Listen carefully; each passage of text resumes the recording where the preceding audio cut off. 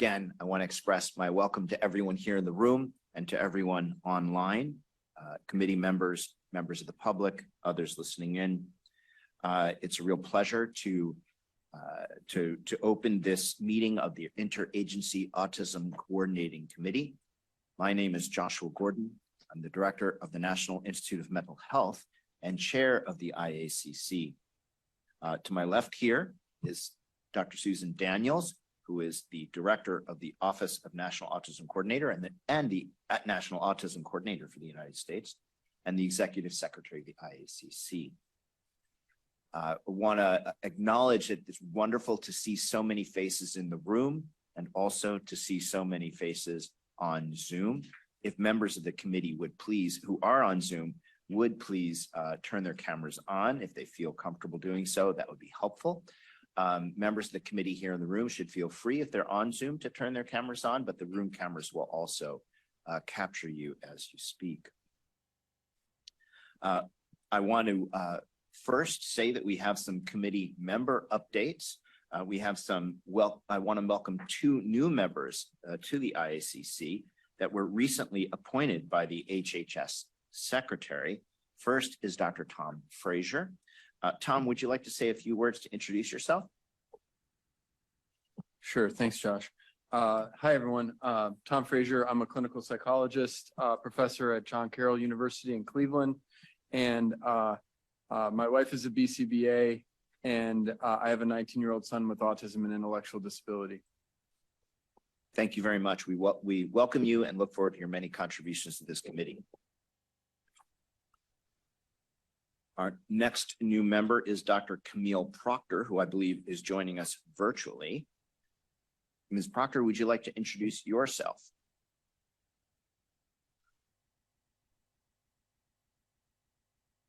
Can't find you. If you are speaking, we can't hear you, so you need to unmute.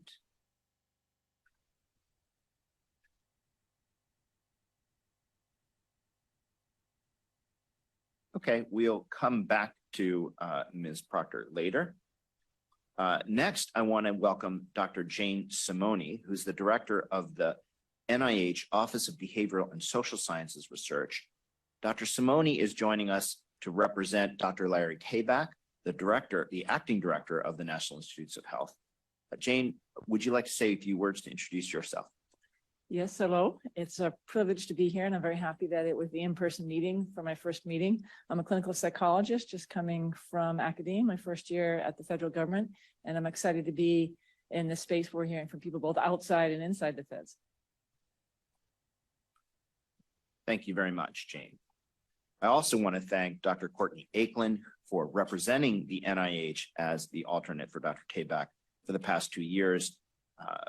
Dr. Aiklin has stepped down as acting associate director, deputy director of NIH. We congratulate her as she's stepping into her new role as deputy director of the National Institute of Nursing Research here at NIH. I also want to acknowledge that Ms. Skye Bass, who represented the Indian Health Service on this committee, has transitioned to a new position. Ms. Barbara Rowland will represent the Indian Health Services until a permanent member is named. Barbara, would you like to say a few words to introduce yourself?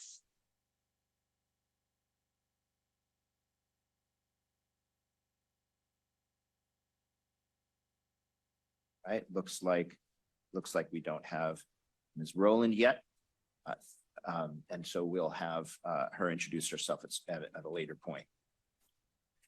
Finally, as we've done in the past, I just want to acknowledge and congratulate committee members on some of the accomplishments that we have to share. Dr. Julie Taylor has been appointed as the co-director of the Vanderbilt Kennedy Center, UCED, or University Center for Excellence in Developmental Disabilities, Education, Research, and Service. Congratulations on this prestigious appointment, Julie. In addition, Mr. Craig Johnson, who's here in the room, recently completed his Master's of Education degree in Special Populations from the University of Houston. Congratulations to you on that achievement. Finally, I want to congratulate, I sort of spilled the beans a bit earlier in my introduction, but I want to congratulate Dr. Susan Daniels, our own executive secretary, who, as you know, was named National Autism Coordinator this past May. This is the first time we're meeting, and so I want to take this moment to congratulate her. She had been serving as the acting National Autism Coordinator since July of 2021. Takes a long time sometimes to get things done in government, but we managed to get it done. Congratulations, Susan, on your appointment to this important new role. Finally, in a moment of self-congratulation, or rather congratulation for many people who work in this building and on the main campus of NIH, I want to share the exciting news that this is the National Institute of Mental Health's 75th anniversary year. We were founded in 1949, aftermath of World War II, with the recognition that mental illnesses were afflicting many, many Americans at that time, especially those who had returned from war. We have a full year of events planned to celebrate the accomplishments, the achievements, and what remains to be done to help those with mental illnesses of all sorts. I want to commend you to visit our webpage for this, nih.nih.gov/75 years. That's the number 75 and the word years, to find out more about the events we have planned. Turning to today's agenda, we have some very informative and hopefully really engaging presentations on the agenda today. We're first going to hear from the Department of Labor to recognize October as National Disability Employment Awareness Month. We'll also hear an update from our newly appointed National Autism Coordinator and have a round robin with committee members this morning, followed by the IACC committee business. This afternoon, we'll hear several presentations on the topic of mental health and autism. We will have presentations about mental health research, as well as mental health services that are available for individuals with autism who all too frequently suffer from comorbidities of a number of different kinds in the mental health space.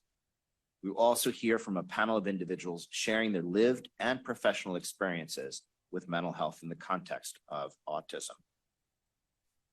Coincidentally, yesterday, October 10th, was World Mental Health Day. It was also my daughter's birthday, by the way. Happy birthday to my daughter yesterday. We share the goal, World Mental Health Day is designated by the World Health Organization, and we share their goal of improving knowledge, raising awareness, and driving actions that promote and protect everyone's mental health. So I think it's suitable that today, in the afternoon, we will focus on the mental health of individuals with autism. So that's my way of introducing the meeting. Again, welcome to everyone. I'm going to turn it over to Susan for opening remarks, roll call, etc. Susan. All right. Well, thank you so much. It is really exciting to welcome you in person to this meeting. It's been a couple of years since the IACC has been able to meet in person, and this is the first time for this particular group to be meeting in person. And we also have people on virtually on Zoom that are participating in the meeting, and welcome to our public audience. We are excited to be here and recognizing the important topic of mental health, and we'll also be talking about National Disability Employment Awareness Month being addressed by the U.S. Department of Labor today. So I am going to make a few housekeeping announcements for people who are on Zoom. We encourage you to participate in the meeting. Please raise your hand in Zoom. We have people from our team watching the Zoom channel, and they will be letting us know when somebody wants to speak. We also welcome you to put in a message to send comments here as the title. And I'll introduce some staff who are at the table with me. I have Dr. Oni Celestin to my left, who will be helping me out with Zoom and also just keeping track of certain things in the meeting. And Stephen Isaacson, who is going to read aloud any comments that are sent in the chat.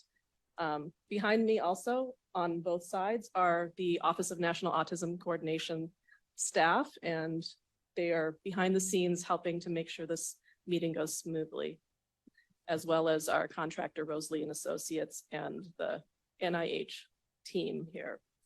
So we welcome you. We will now go ahead and I will take a roll call so that especially people who might be watching us on Zoom know who's, or watching us through NIH videocast will know who's here.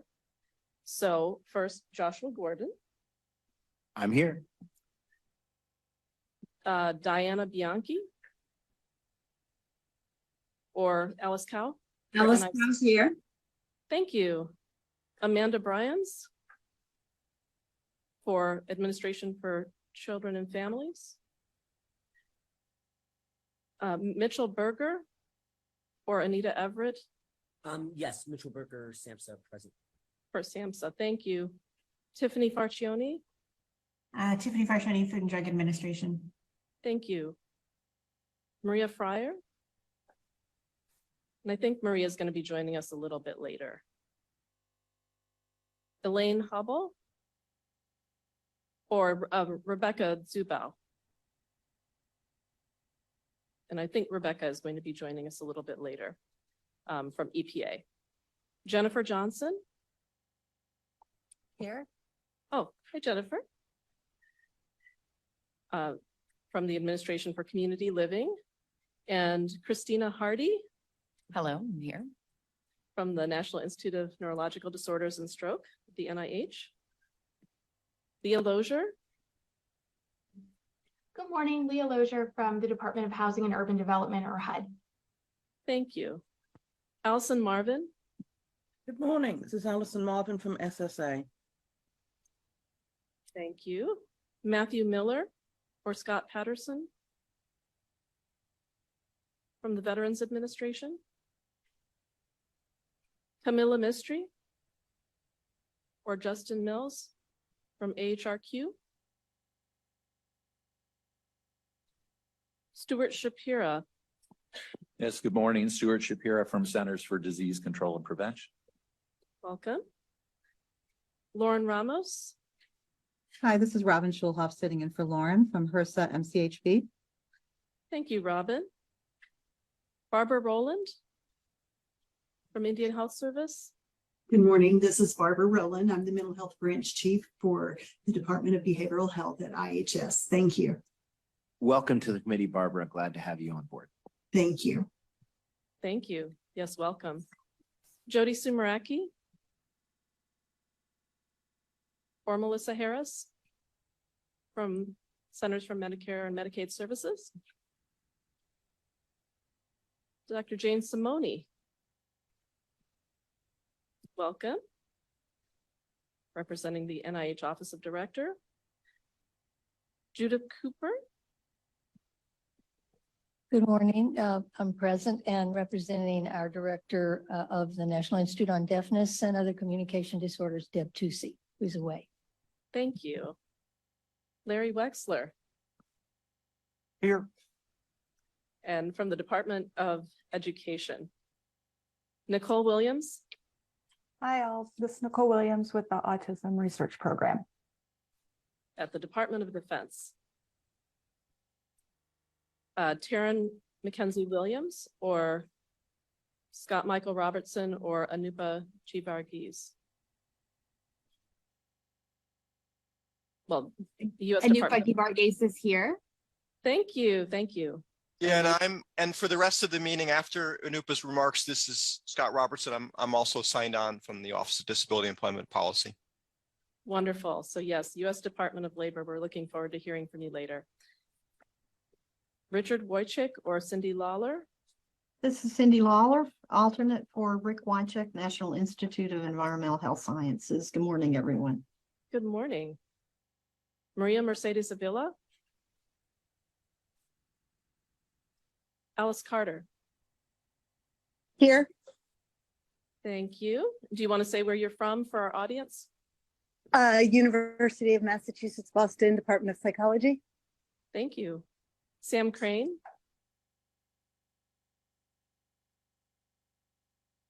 Aisha Dickerson.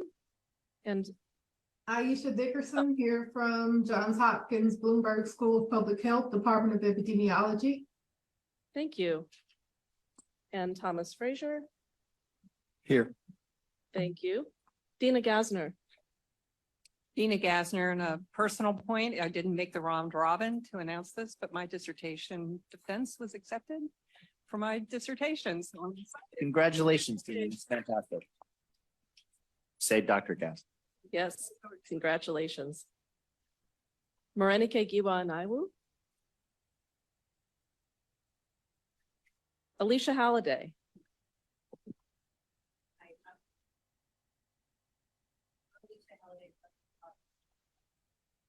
Just a quick note on these, only a certain number of them can be on at once, so be sure to turn yours off when you let go. All right. Craig Johnson. Good morning, Craig Johnson from Champs Foundation for Special Needs Individuals and Families. Thank you. Yetta Myrick. Good morning, everyone. Yetta Myrick here from DC Autism Parents, and I'm also a parent. Thank you. Lindsay Nebecker. Hi, good morning. I'm here. Thank you. Jenny Myfan. Good morning, everyone. I'm here. And do you want to say where you're from?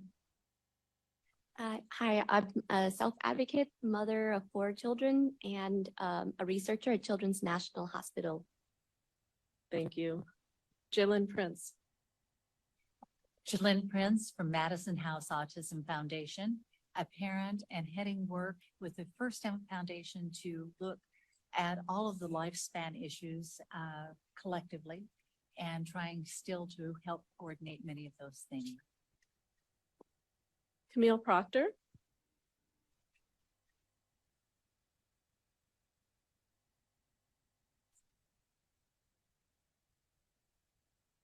Susan Rivera. Good morning, everyone. Present, and I'm from the University of Maryland. Thank you. Matthew Siegel. Good morning, Matthew Siegel, Tufts University and Maine Medical Center. Ivanova Smith. Hello, my name is Ivanova Smith. I live in Washington State and I am a self-advocate public member. Thank you. Hari Srinivasan. Hari is having some power issues at his house and will hopefully be on in about a half hour as soon as he commutes into college. Perfect. Thank you. Helen Tager Flusberg. Hi, good morning, everyone. I'm Helen Tager-Flusberg from Boston University. Thank you. And Julie Lowndes Taylor, I believe, is not here because she has a USAID meeting this morning, I believe. So, but she will be catching up with us later. Paul Wong. Good morning, Paul Wong, public member from the Simons Foundation. Thank you. And did I miss anybody? Good morning, Marinike is online. Oh, Marinike, would you like to say hello?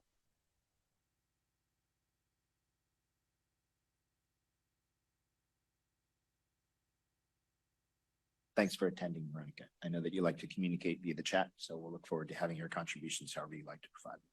Wonderful. So that completes our roll call. We again welcome you all. And as you're seated in the room, if there's anyone that's toward the end of the table and you see open seats that are empty, I'm not sure if all those folks are coming, feel free to swap and move in closer to the side of the table if you wish, or you can stay where you are.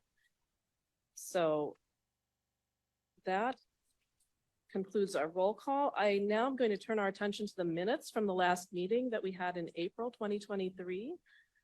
You've all received a copy of the draft minutes. We posted them online in the meeting materials. And I wanted to see at this moment, does anyone have any concerns about the minutes or anything that you thought needed to be corrected in the minutes? Not seeing any. Can I get a motion on the floor to accept the minutes as they're written? This is Yetta. I'll put a motion on the floor. And we got a second. All in favor of accepting the minutes? You can physically raise your hand if you'd like, and on Zoom, you can raise your hand on Zoom. All right, anyone opposed to accepting the minutes? Or anyone abstaining from commenting on the minutes? All right, well, the motion carries to accept the minutes and we will get those posted right after the meeting. And since there are no changes, it's exactly the same as the draft minutes that are currently on the website.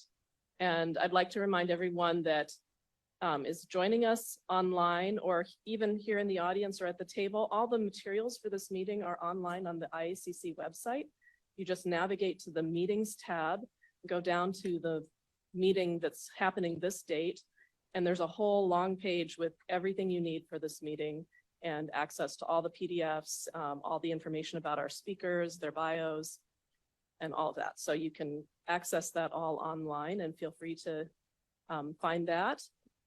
So with that, I'm going to turn it back over to Dr. Gordon. All right, thank you very much, Susan.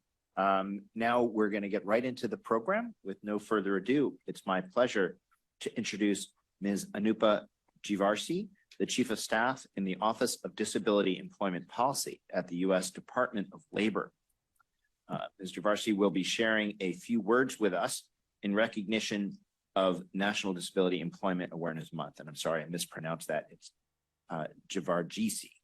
Thank you very much for coming to us today and for giving us an update on employment awareness for disability and individuals with autism. Thank you so much. Good morning, everyone. My name is Anupa Givargis. I am a brown woman with black bangs, wearing a silver necklace and a blue dress.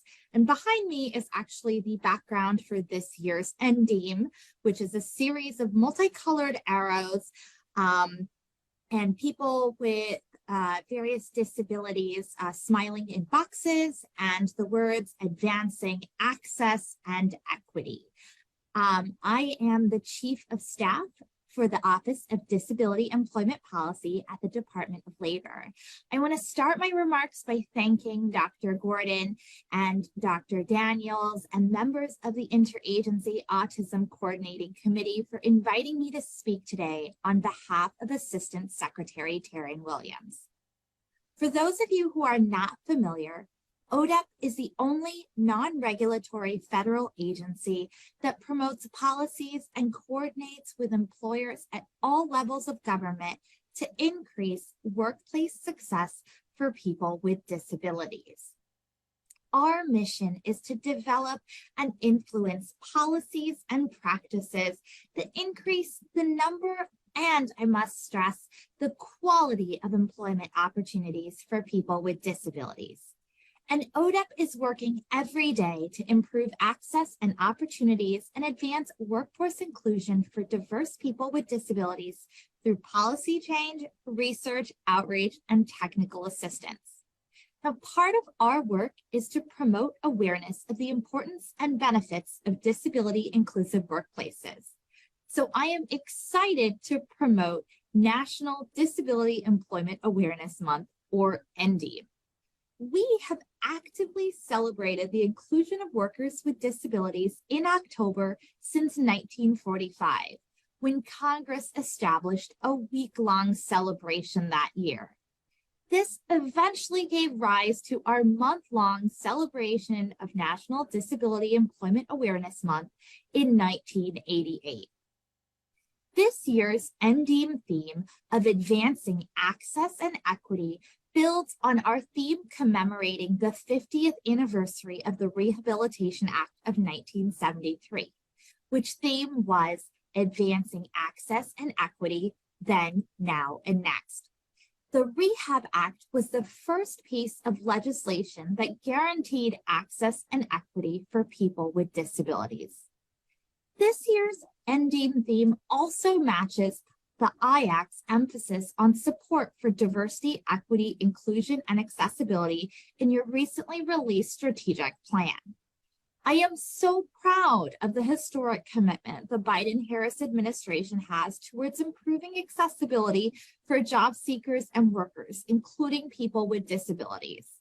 When President Biden issued Executive Order 14035 on diversity, equity, inclusion, and accessibility in the federal workplace, it was the first time that broader DEI efforts for the federal workforce emphasized disabilities by adding the A for accessibility.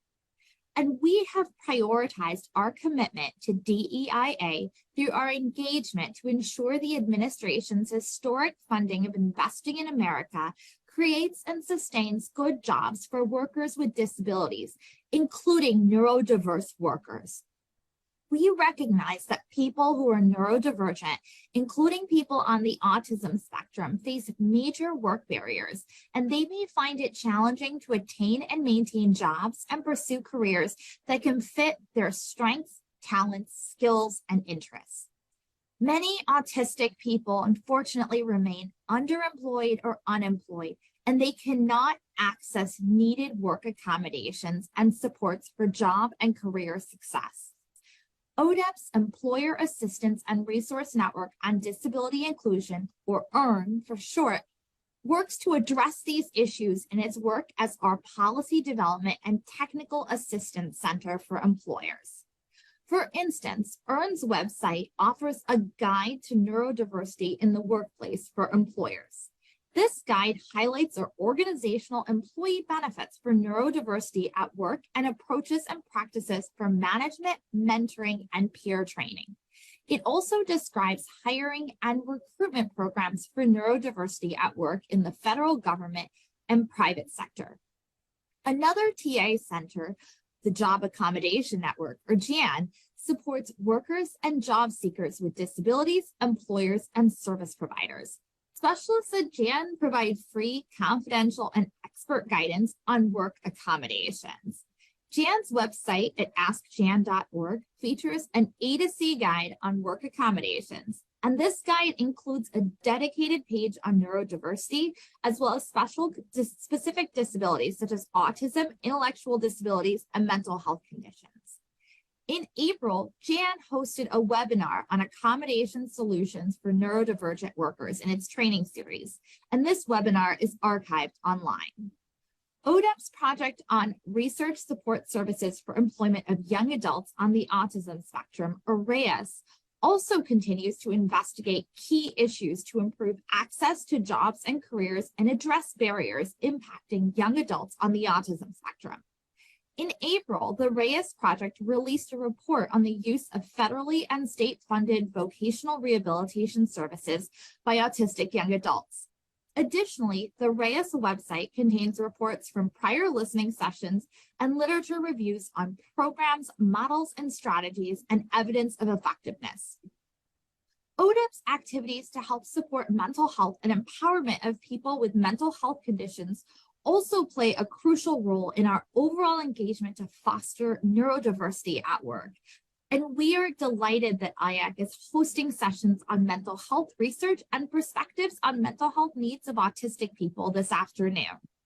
In May, the Department of Labor launched a webpage with resources to help cultivate mental health friendly workplaces at dol.gov/mental health. One of the resources highlighted is EARN's Workplace Mental Health Toolkit for employers, which you can find also at EARN's website, askearn.org. This toolkit shares resources and information to support the mental health and well-being of all workers, including people with disabilities. It describes strategies for creating a mental health friendly workplace and a supportive work culture, such as providing assistance to employees and ensuring access to needed work accommodations and supports. Furthermore, ODEP's project on advancing state policy integration for recovery and employment, or ASPIRE, also advances employment access for people with mental health conditions. This October, I encourage you to help promote inclusive access to employment and career pathways for people with disabilities by hosting NDEAM events. And remember, NDEAM is not just October, it can be every single day. So please visit ODEP's webpage for NDEAM information at dol.gov/agency/ODEP/initiatives or /NDEAM. Or Google ODEP NDEAM to download the NDEAM poster in English and Spanish. You can also watch a great video commemorating NDEAM and find NDEAM resources. Thank you all for supporting inclusive employment and careers for people with disabilities, including autistic people, to help improve economic well-being and quality of life. Thank you so much.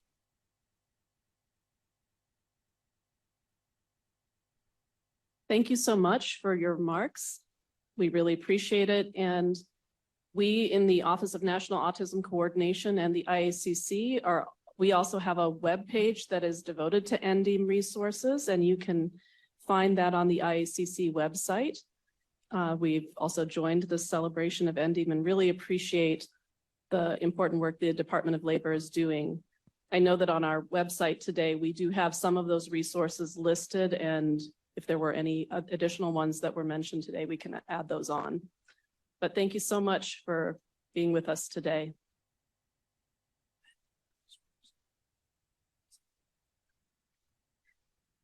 And I heard that Matthew Miller is now on for the Veterans Administration.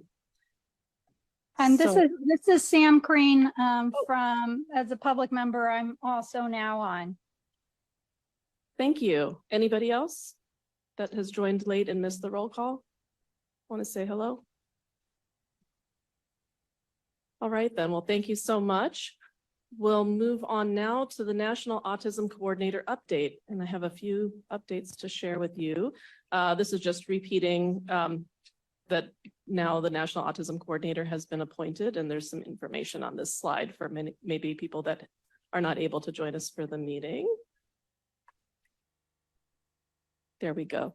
So I'm going to give you an overview of some different updates, including updates from the White House, federal committees, federal departments and agencies, and non-governmental agencies and organizations. So for the White House, President Biden issued several proclamations since our last meeting and statements, and I wanted to point you to those, and we have links in the slide set for those who want to access them. First was the proclamation for National Disability Employment Awareness Month that just came out.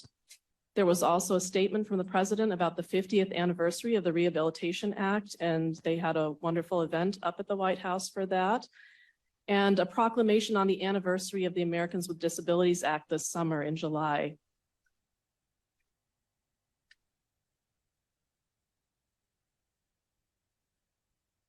President Biden also announced his intent to nominate cancer researcher and surgical oncologist, Dr. Monica Bertagnolli, as the director of the National Institutes of Health.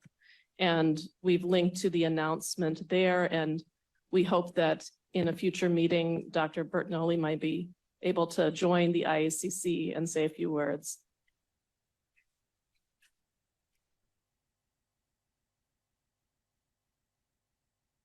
So I'll give you a few federal committee updates. So first, the Interagency Committee on Disability Research, which is managed by the Administration for Community Living, had several different recent activities, including webinars on disability, cultural competence in healthcare. How did COVID-19 recession impact people with disabilities across America or in rural America? Emergency preparedness and the impact of climate change on people with disabilities, disparities in healthcare in Medicare Advantage associated with dual eligibility, participatory action research with people with disabilities. And there was also a stakeholder meeting in June, and there's more information on the website, and there's a summary now available for the February 2023 State of the Science Conference on Disability Statistics.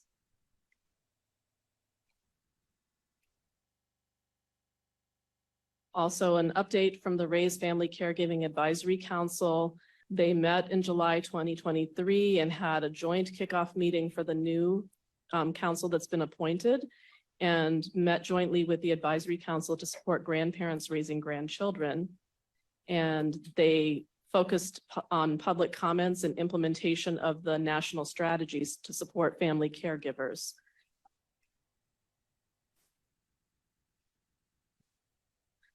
The National Council on Disability, which is a federal agency devoted to disability issues, had a recent NCD Council meeting in November 2020, or they have an upcoming one in November 2023 that's going to be focused on housing and transportation.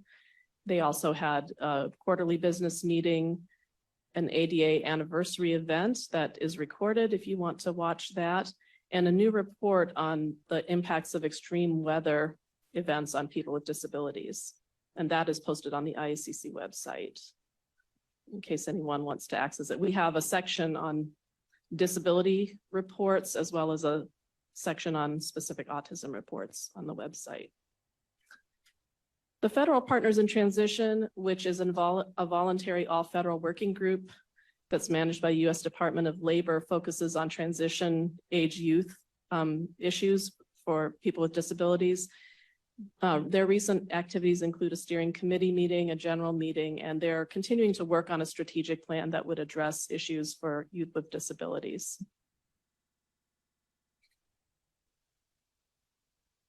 The Interdepartmental Serious Mental Illness Coordinating Committee, managed by the Substance Abuse and Mental Health Services Administration, they have a meeting upcoming on October 18th, and we've provided the information here if anyone wants to access that meeting. The Disability Advisory Committee of the Federal Communications Commission had a September 2023 committee meeting, and we provided a link to the video and agenda, and the topics that they covered were disability rights, AI accessibility, artificial intelligence accessibility, and audio descriptions.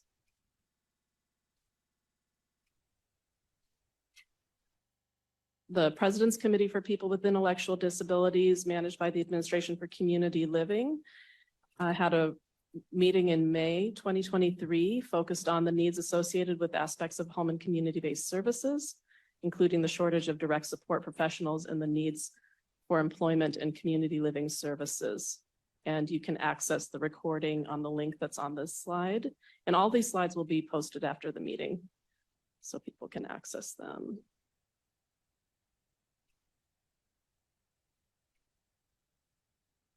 The National Advisory Committee on Individuals with Disabilities and Disasters, that's managed by the Department of Health and Human Services Administration for Strategic Preparedness and Response, had a meeting in September 2023. It was a joint public meeting with the National Advisory Committee on Seniors and Disaster to discuss respective reports. And the recommendations from both those committees are available on the links provided there.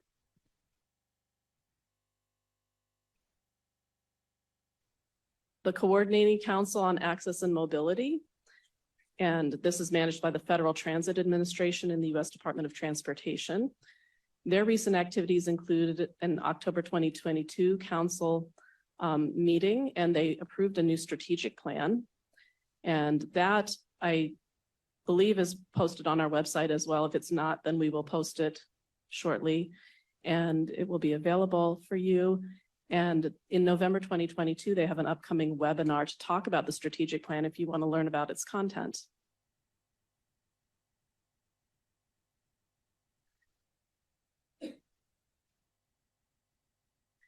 The Interagency Task Force on Trauma-Informed Care, that's managed by SAMHSA, Substance Abuse and Mental Health Services Administration, and that talks about families impacted by substance use disorders and other forms of trauma.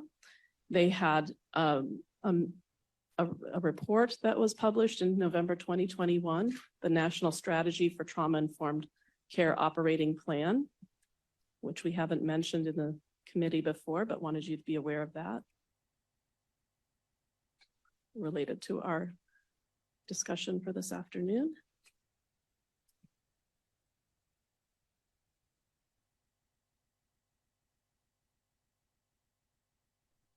And then I will move into some federal agency updates. And so with the committees, the purpose of sharing all of that with you is, as a federal advisory committee, we don't want to be duplicative with any other federal committee. And as you can tell, there are lots and lots of federal committees, and many that do work related to disabilities. And so it's important for you to be aware of that. And we want to be coordinating and complementing the efforts of other agencies, federal advisory committees.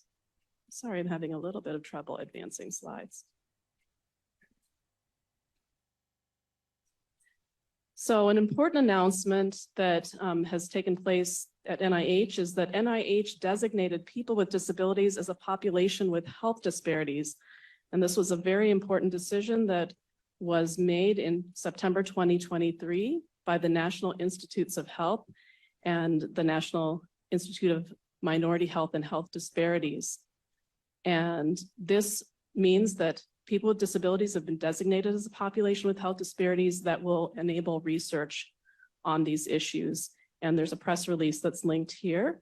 And also, the NIH issued a notice of funding opportunity calling for research applications that are focused on the intersecting impact of disability, race and ethnicity, and socioeconomic status on healthcare access and health outcomes.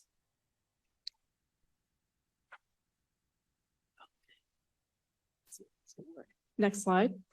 So in addition, the NIH issued a request for information, or this is like a request for public comments on a proposed update to the NIH mission statement. And the deadline for those comments is November 24th. I'd encourage the committee to look at that and anyone who's in this listening audience who is interested in the NIH mission statement. And the following change is proposed. They want to change it to seek fundamental, the old one is to seek fundamental knowledge about the nature and behavior of living systems and the application of that knowledge to enhance life, enhance health, lengthen life, and reduce illness and disability. And they're suggesting a change to seek fundamental knowledge about the nature and behavior of living systems and to apply that knowledge to optimize health and prevent or reduce illness for all people.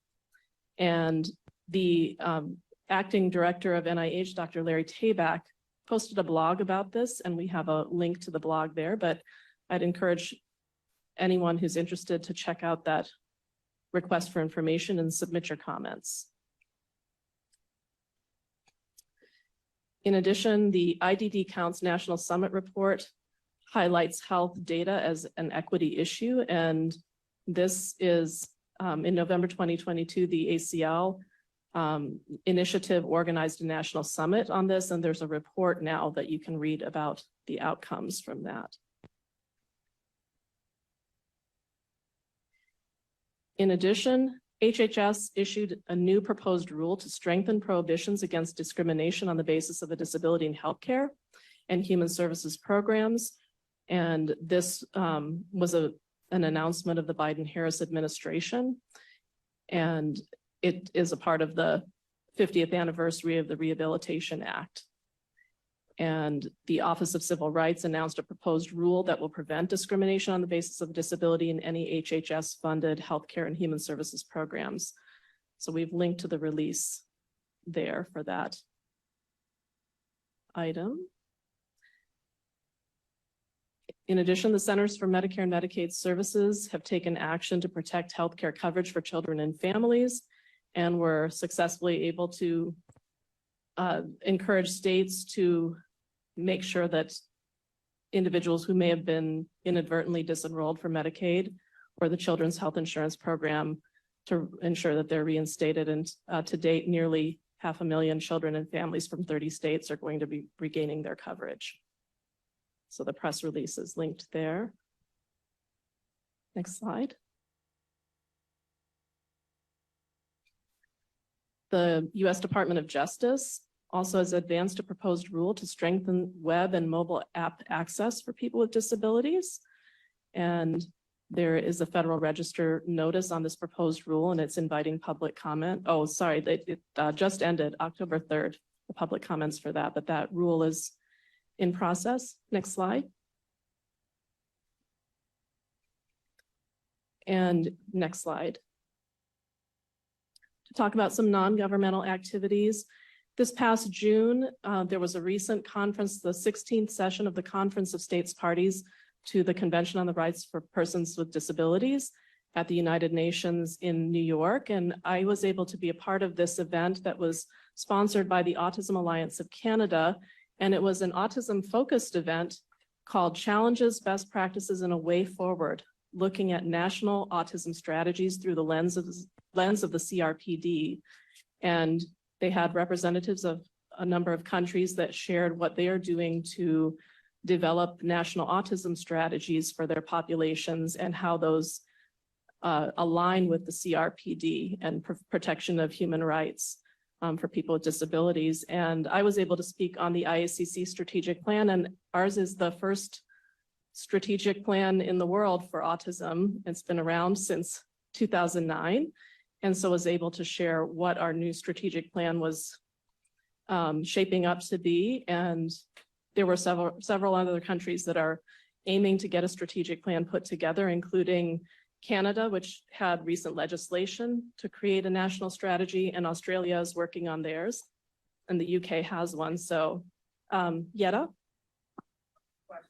Real quick question, Susan. Did they provide any feedback when you presented on our strategic plan? Like what any thoughts shared? It was a panel. I only had a few minutes to present, so it wasn't very long. And unfortunately, the recording didn't turn out, so it's not something that can be watched again, but it was a great presentation. And perhaps we would be able to put something together to do another form of this type of presentation, because it was really informative, hearing from a number of countries and really looking at how our plan actually does hit most of the main points of the CRPD, even though we didn't exactly design it on purpose that way. But in our country, we have a whole network of disability rights legislation that are also our foundation in the US. But it was interesting to see how this compared with the strategies of other countries.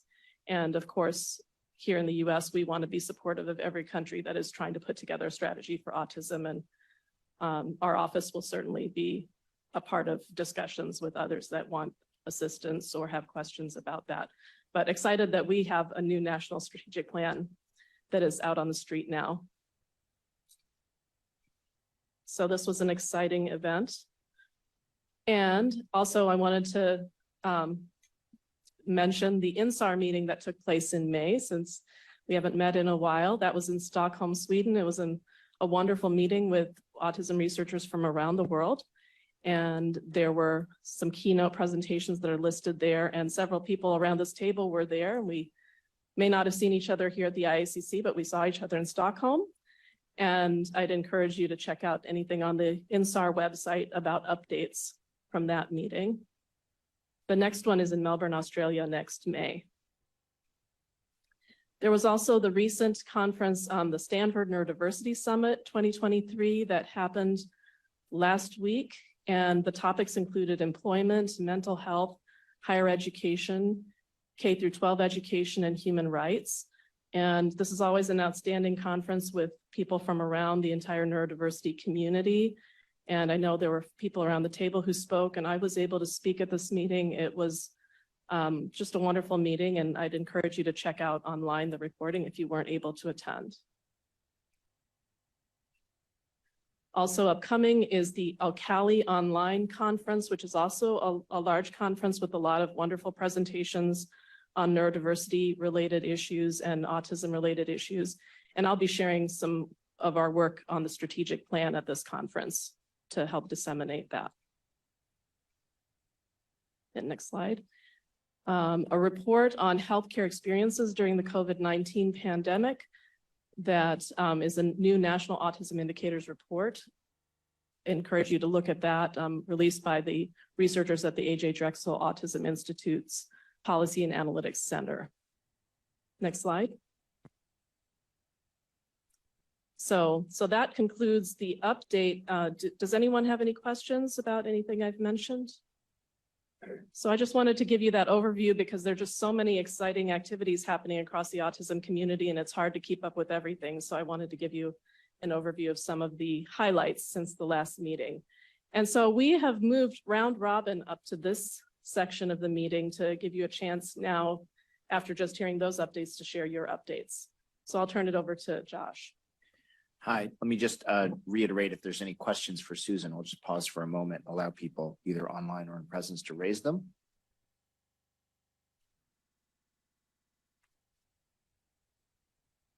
Thank you, Susan, for the thorough update. I mentioned earlier, we have one item that we wanted to share from the National Institute of Mental Health. I'll take the chair's prerogative to present that first. And then I believe we have some others as well, to people who want to make sure they have the chance. Sam, you raised your hand. Is that to provide an update or to ask a question of Susan? Just an update. Okay, we'll get you right next, okay? Okay. So if I could have the slides that have been prepared. I mentioned earlier that this is the 75th anniversary of the National Institute of Mental Health. Just want to provide a little bit more detail for those following along regarding some of the events that you can attend and other items that you can look forward to. Next slide. Starting last month, we began a year-long celebration of 75 years of transforming the understanding and treatment of mental illnesses.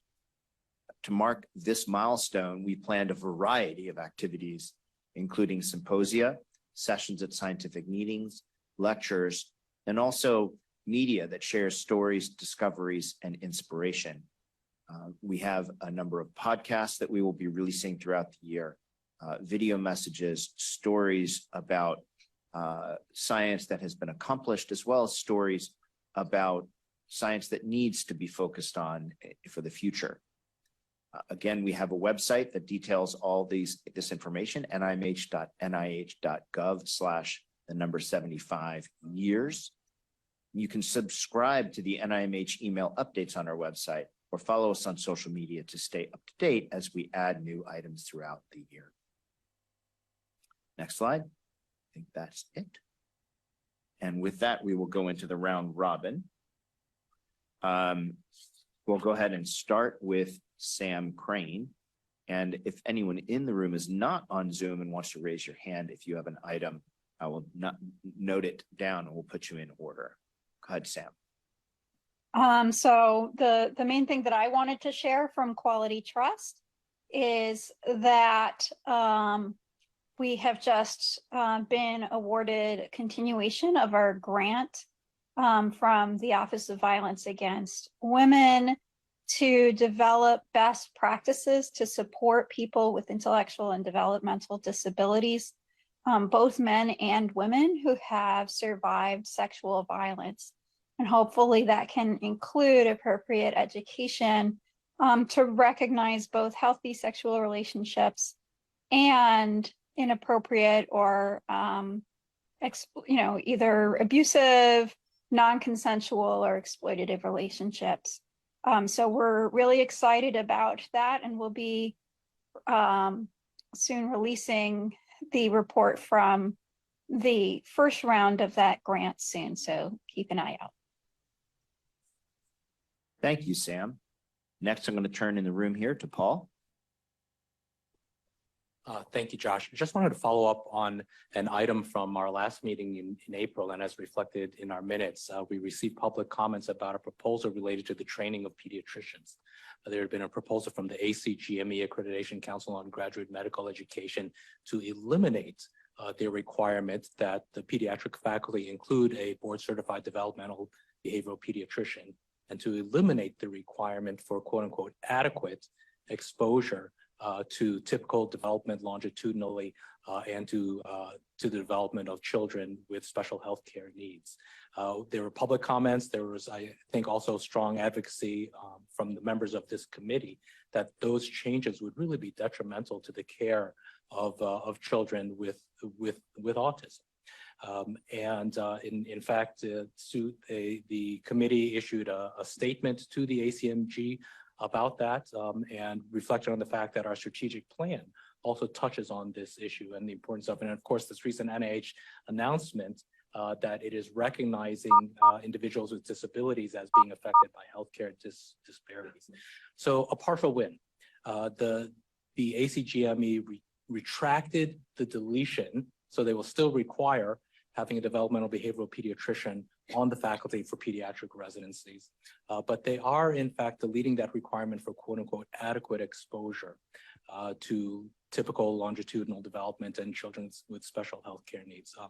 Honestly, I think pediatricians in training have never quite gotten fully adequate exposure. Pediatricians continue to learn a lot in the early years after their residencies have concluded, and they will continue to do so, I hope. But the advocacy of this committee was certainly an important part of the change of the ACGME plans. Thank you, Paul, and thanks to the entire committee for pushing on this. I think it was at the last meeting, and thanks to Susan and her staff for following through over the next several days to put out a statement on our behalf. Yetta, I'm going to move to you. Thank you, Larry. I see you. Thank you. And I agree with what you're saying, Paul, about pediatricians. I know that from my own experience that I've had to basically support my son's pediatrician through the years in helping him to support other families because they don't have that that knowledge. And I'm just really excited that we were able to push that through. So I just wanted to say that. On another note, I'm really excited to share that through work with Dr. Elisa Ware at Family Voices, we recently published a white paper and an executive summary about the work that we have done that was funded through Patient-Centered Outcome Research Institute Eugene Washington Award. And the title of this work is A Patient-Centered Autism Research Agenda to Engage the African-American Community.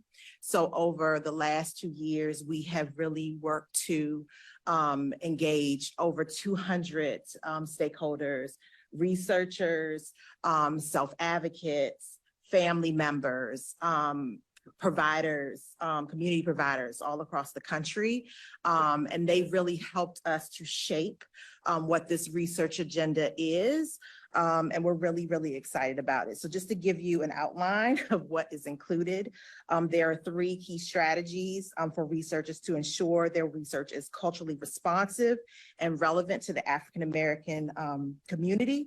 It provides equal opportunities for African-Americans to participate and considers how research results will be shared back with the community in ways that are accessible and actionable. So again, want to share my appreciation to be a part of that work and co-working that work for the last 2 years, and hope that you all will take the time to review it and read it and adopt some of these things if in your work if you're not already doing so. So thank you for giving me the table.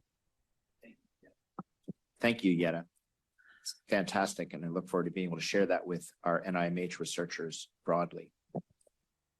Scott Robertson, we're going to move next to you. Yeah, thanks, Dr. Gordon.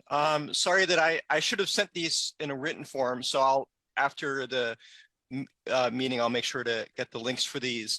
I just have a few brief updates for National Disability Employment Awareness Month. I just want to reiterate that we have a website for that at ODEP. And we have a blog post from Anupa, who spoke earlier, delivered the remarks on NDEAM. For National Hispanic Heritage Month, we have a blog post from my colleagues at ODEP on Data Spotlight, Employment of Hispanics with Disabilities in Skilled Trades Professions. So National Hispanic Heritage Month is going on right now. It ends, I believe, on the 15th. Our research support services for employment of young adults in the autism spectrum project, as was mentioned, has a report that was released on vocational rehabilitation services. I'll make sure the links for that is in the brief updates. And also National Apprenticeship Week is happening next month. So our partnership on inclusive apprenticeship, whose website is inclusiveapprenticeship.org, is going to be emphasizing that month and how apprenticeships support inclusive career pathways for people with disabilities, including neurodivergent people such as autistic people. Thanks. Thank you, Scott. Allison. Good morning.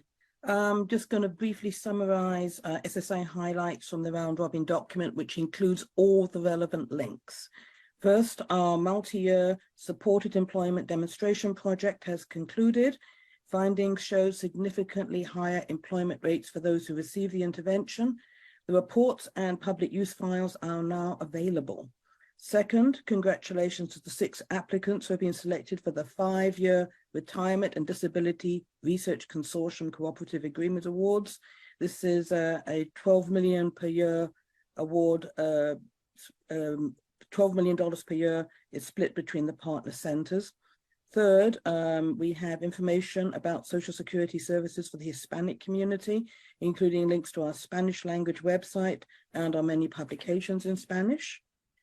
Fourth, we're looking for your comments regarding our proposal to revise the time period that we consider when determining whether an individual's past work is relevant for purposes of making disability determinations and decisions from 15 years to 5 years. To ensure your comments are considered, we must receive them by no later than November 28th. And lastly, Social Security's National Disability Forum on Youth Transitioning to Adulthood and Preparing for an Age 18 Redetermination will be held next Wednesday, October 18th from 1 to 3 Eastern via Microsoft Teams. Please register by next Monday, October 16th. Thank you so much. Thank you, Allison. Mitch, I saw your hand up. I don't know if it's still up. Yeah, I put the comment, I sent it to just the send comments now. The in addition to you mentioned the Interdepartmental Mental Health Committee upcoming. Sorry, Mitch, it's a little hard to hear you. Can you get a little closer to your microphone? Yes, we had mentioned in the round robin, the interdepartmental mental health committee upcoming meeting. There's also now an upcoming, the date for the next interdepartmental substance use disorders coordinating committee will be December 6th. So I sent the link to the send comments now, and we can put that in the minutes for those that are interested in that topic. Thank you. Larry.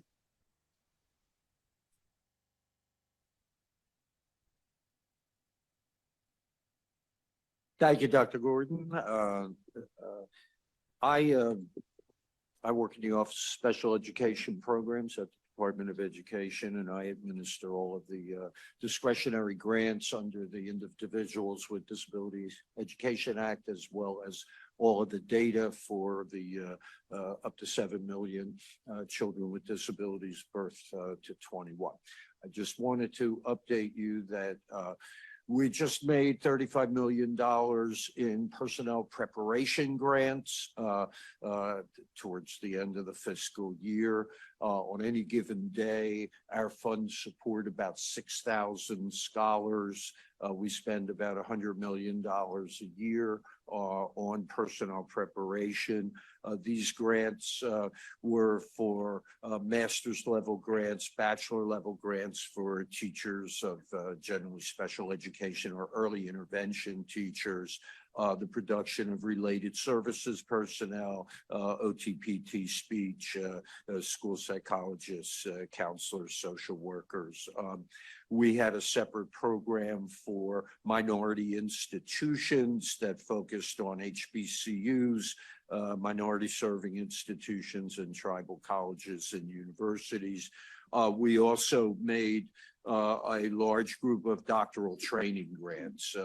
Our funds support about 40 to 50% of the doctorates that are awarded every year. So my message is there's a lot of free money out there right now for scholars, and that if you have family, friends, or colleagues who are looking towards degrees in the disability field, it's usually very highly supported with federal funds, and I can tell you they're the finest programs in the country. So thank you, and you can contact me at larry.wexler@ed.gov, and I'd be happy to hook you up to whomever you're interested in. Thanks. Thanks, Larry. Exciting programs. Stuart. Yes, good morning again. Stuart Shapira from the CDC, and I have a very brief public service announcement from the CDC. Everyone is likely aware that we are coming up on respiratory virus season, which will include flu and COVID and RSV, without a doubt. And all of these can cause rather serious infections, particularly in the very young, in elderly, in people with chronic health conditions, and in people with disabilities. So vaccination is the best protection from these illnesses. So all are encouraged by the CDC to get vaccinated in order to protect oneself and one's family from vaccine preventable serious infection by these viruses. Thank you. Thank you, Stuart. Any other requests? Alicia. Hi, I just wanted to make a couple updates from the Autism Science Foundation. So one is kind of a continuation of an initiative started at INSAR, which Susan mentioned. We are continuing a special interest group or a group of scientists and stakeholders and advocates around severe, intense, and dangerous behaviors. So these are behaviors that can range from things like aggression to self-injury, are different, are kind of under the rubric of repetitive and restricted behaviors, but are qualitatively different. So if anyone is interested in joining that, they can email me. My email is somewhere on the IACC webpage, I think. And the other thing is, I don't know how many people know that we are partnering with the Els for Autism Foundation on an initiative specifically for siblings. So I know that siblings sometimes are kind of the unsung heroes of the autism community, and they all feel, or most of them I've found feel, that they are kind of isolated and alone. So we've created something a little bit different than, say, SIB shops, but it's more of an online networking. And then also we have scientific speakers that talk about research and are informed by what siblings think should be researched. So. Oh, and before I forget, we have pre and postdoctoral fellowships. They are due in early December. So please look on our website and apply. Thank you very much. We are right on time. Go ahead, Jennifer. And Jalen, and I'm going to ask you to be very brief so that we don't run late. Jennifer and Jalen, sorry, both of you. Jalynn Prince with Madison House Autism Foundation. And Susan, your comments at the summit were absolutely remarkable, and you shed a lot of light on IAC. Thank you. And I do want to mention to Stuart, I've lived with the developer of vaccines for children and the treatment for RSV for over 40 years. Yes, it's serious, and I'm glad you're putting that warning out there. It is very, very important. We are currently working on a pilot program in the state of Utah, which is yielding some very, very interesting results. We have publications on our first findings, knowing where we need to go broader and deeper. We have housing report out of Salt Lake, which should translate to many of the other municipalities of several or of similar populations. But the research that we're doing, collecting data because there's so little on adulthood, we're trying to get information that we can empower legislators, lawmakers on all levels about the facts in the lives of adults with autism, the experience that their families are having, and where the needs actually are, rather than some of us sitting around a table guessing at what some of those needs may be. It's been a very interesting thing, and we're going to be making all of these things available to the nation. And if there are municipalities or states who want to do things, we're finding a great empowerment. The governor of the state has endorsed everything that we are doing. And we are finding great power in educating thought leaders, including legislators on the state level, national level, and also locally. We're dealing with mayors and county council individuals and informing parents about some of the things that they could facilitate within their communities and making certain that they're talking to one another. So it's a rather unique situation to do that, along with some very heavy information along the way. But it is looking at the issues of adults with autism and other neurodiversities. We are working very hard with our specialty and housing because the rate of homelessness is estimated to be upwards of 20% and more if you include neurodiversities of the homeless population. We're working on not only addressing the current situation, but trying to prevent homelessness in the future. And it's going to take into consideration many things and the expertise of many of you around the table. And I would like to talk to anyone who is interested in this. And we're working with urban, suburban, rural, and Native American communities to gather data. Thank you. Jennifer? Just wanted to provide a few updates from the Administration for Community Living.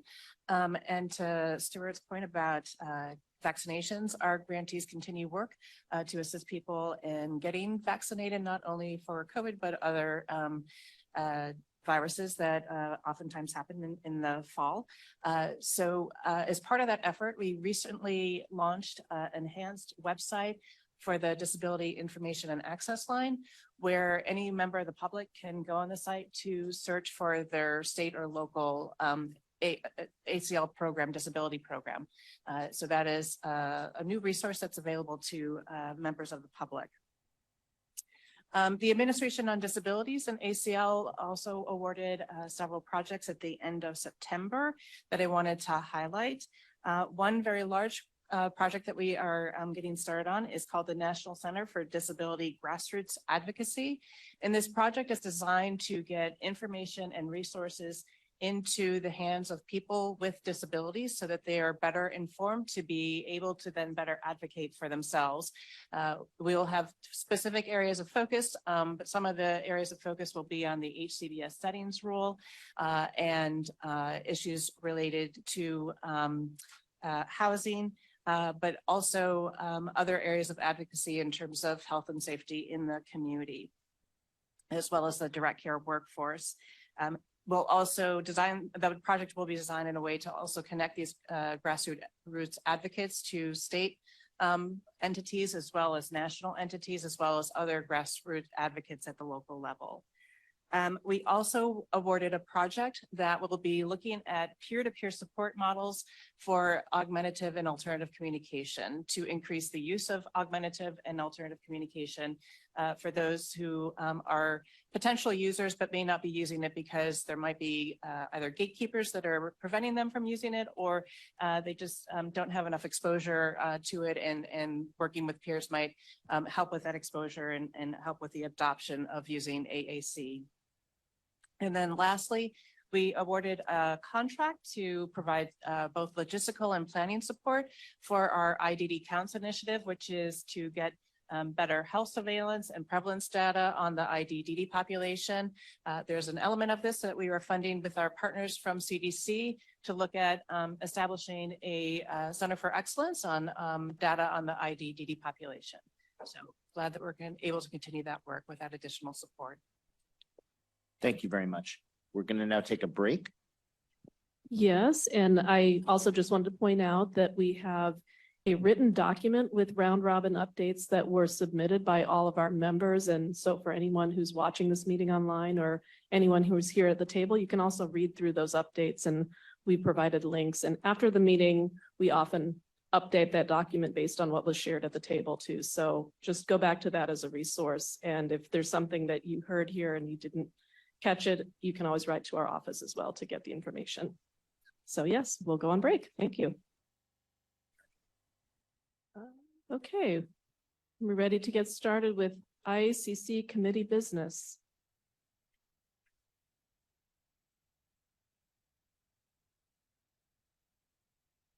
Next slide. So an overview of what we're going to be talking about today are the IACC strategic plan, the summary of advances, and planning for future projects. Next slide. So first, I'm very happy to announce that the new 2021 to 2023 IACC strategic plan has been released, and you may have received the email or seen announcements on social media, but this was just released recently. And as a reminder just of the past activities, the IACC have voted to approve the IACC strategic plan in January at the full committee meeting that took place at that time. And now this IACC strategic plan is posted on our website along with an easy read version. The regular strategic plan is over 200 pages and the easy read is 16 pages. So it's condensed substantially. And these are on our website. You can access them there in PDF. And the plan contains 24 recommendations for activities to improve the health, well-being, and outcomes for autistic people with diverse needs across all communities. And it is the most comprehensive strategic plan to date. So congratulations to the committee for ensuring that we covered new areas that had not been covered in previous strategic plans. And we, of course, appreciate the new departments that have joined our committee since we started up in 2021, who also added additional details about areas that we need to cover. And we're just very excited to have this plan released to the public.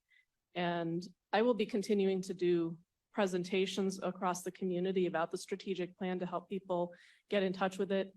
And we welcome you to share this information as well. And I know I've provided social media graphics to the committee if you'd like to share it, or if you are going to be speaking somewhere and you want to mention the strategic plan and you need some support from our office, just let us know. But thank you so much to members of the committee, to members of the public who shared your input to make this strategic plan cover the many diverse needs of the community. So we are excited to announce that it's out. So next slide. And this is just for anybody who might be reading the slide set later, just mentioning that the new strategic plan still covers the 7 original areas that the old strategic plan covered, including screening and diagnosis, biology, genetic and environmental factors, interventions, services and supports, lifespan issues, and infrastructure and prevalence, but also adds a new section on equity and disparities, an expanded section on sex and gender, and a new section on the impacts of COVID-19 on the community. Next slide.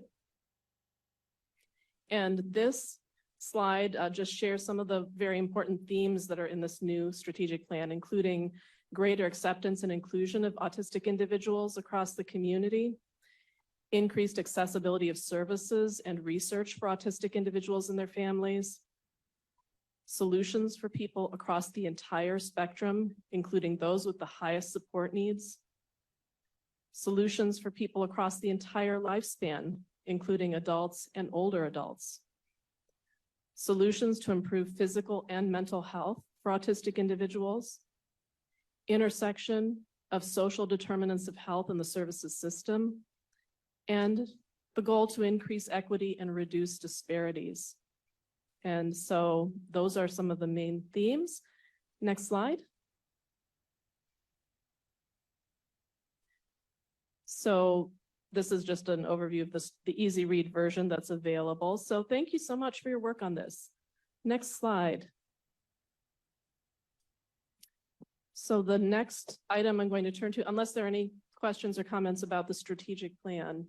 I would just like to make one comment that, I really appreciate the input from members of this committee who insisted on us developing that easy read version of the strategic plan. I think that's a major contribution that you all have made so that members really, as far across the spectrum of autism as possible of the community, can understand and see what we are recommending, what all the various organizations that contributed to it are doing.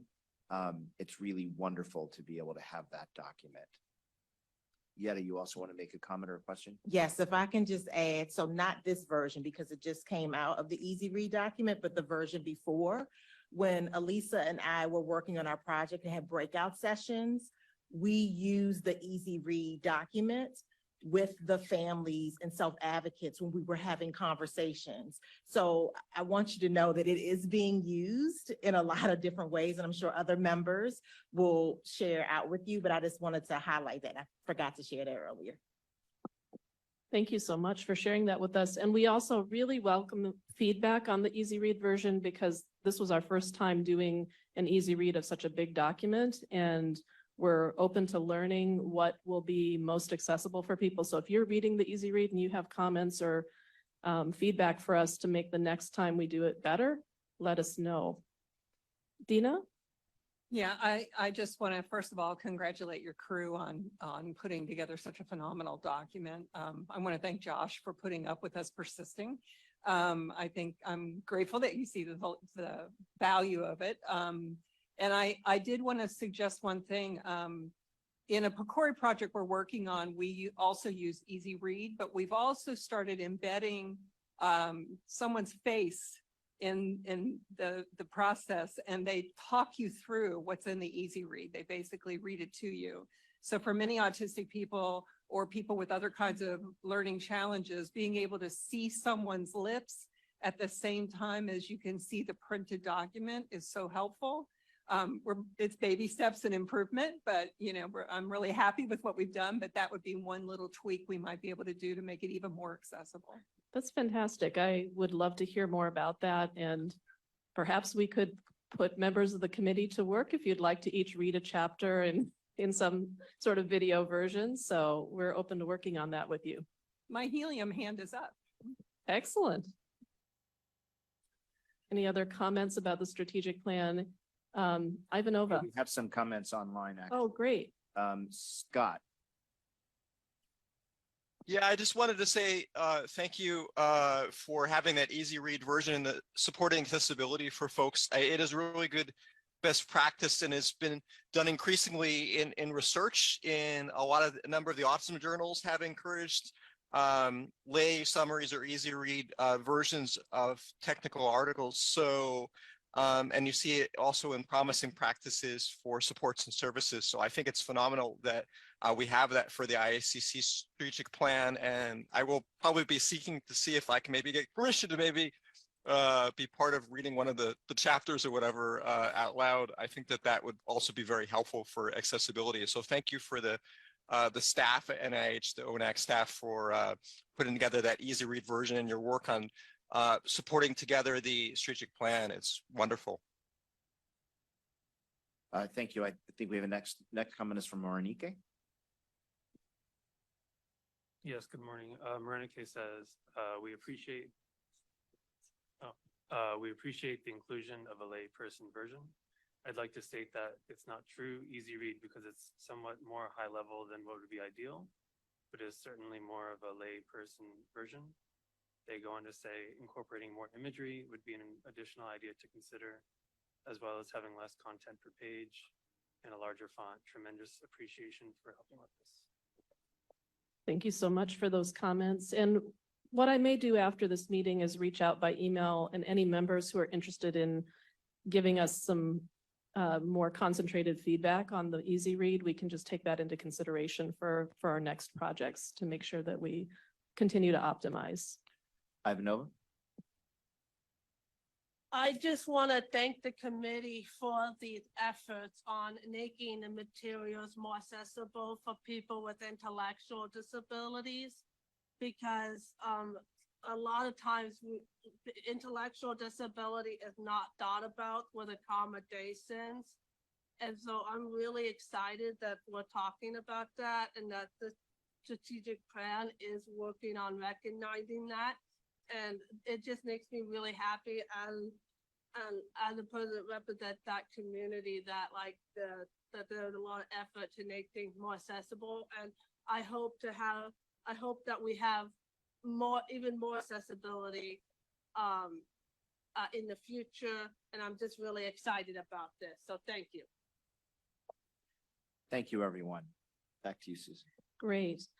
I wanted to mention something that I neglected to say earlier in my remarks about the Stanford Neurodiversity Summit, that I wanted to thank members of the committee who joined me for a really nice breakout session we had after my talk. We had an hour to share with the community the perspectives of IACC members. So we had some neurodivergent members from our committee, including Dina Gassner, Morenike Giwa-Onaiwu, Lindsay Nebecker, Jenny Maifan, and Ivanova Smith, who shared their perspectives of what it's like to be on the committee and what kind of impact this committee has on the community. So that was really nice. And we look forward to perhaps other opportunities where we'll be sharing about the work of the committee and giving opportunities to the committee members to be involved in presentations. So thank you to you all for participating in that.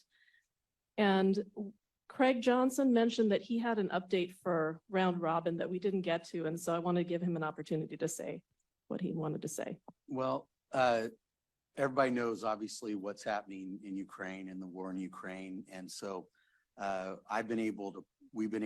foundation has been able to partner with Mykola Kuleba, who is, he served on 2 cabinets, presidential cabinets. And there are a lot of families with special needs in war-torn areas that they are having to rescue and bring them out of combat zones. And they've created help centers, and these help centers allow them to be able to have a place to live for at least a year, food to eat, but also the big need they have obviously is services. They need services. It's a huge crisis situation. So Champions Foundation has been able to, we just dedicated the first Special Needs Developmental Center in Bucha. And there are 13 more that we're going to put special needs developmental centers in, where these families, these kids that are being rescued can get services and help. So really cool that we're able to go and do that and be a part. Thank you so much for sharing that wonderful work in the Ukraine. So next, I'm going to move to the next order of business, which is our projects that we have ongoing. So I wanted to give you a status update on the 2022 IACC Summary of Advances. You all voted on this, so I have a slide here checking off the different actions that have happened on the 2022 advances, including that you've all nominated articles. We discussed them in committee. We voted on the top 20 articles back in February to March. And now the article summaries and draft publication are in the works. And we are expecting publication pretty soon, but it didn't quite make it for this committee meeting. So be expecting that you'll hear about the publication shortly. So we are going to give the IACC members a brief preview of the draft before it is released to the public, but we expect it to be happening soon. So I wanted you just to have an update on that.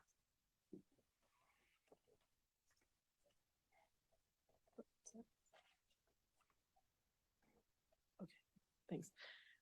So next we will, there we go. So I also wanted to talk about what we're going to be doing in the final year of the current IACC. It's gone by pretty fast, but the authorization for this committee ends on September 30th, 2024. And we wanted to talk with you about what remaining business we want to complete before that time. And so there are a few things. One is the 2023 IACC Summary of Advances. And we continue to invite you all to share your nominations for the 2023 advances. And thank you to those of you who provided some nominations this round. And we'll be talking about that shortly. But that is a project we'll want to complete. So we'll be having you vote on that probably in January 2024 so that we can get the publication out, hopefully around spring of 2024, and that would likely be the last one we would publish before the committee goes out of session, unless we briefly extend some committee service to finish the 2024 version. Also, we will begin collecting nominations for the 2024 Summary of Advances as we get into January. So you can expect basically throughout your entire term, you're going to be submitting items for the Summary of Advances.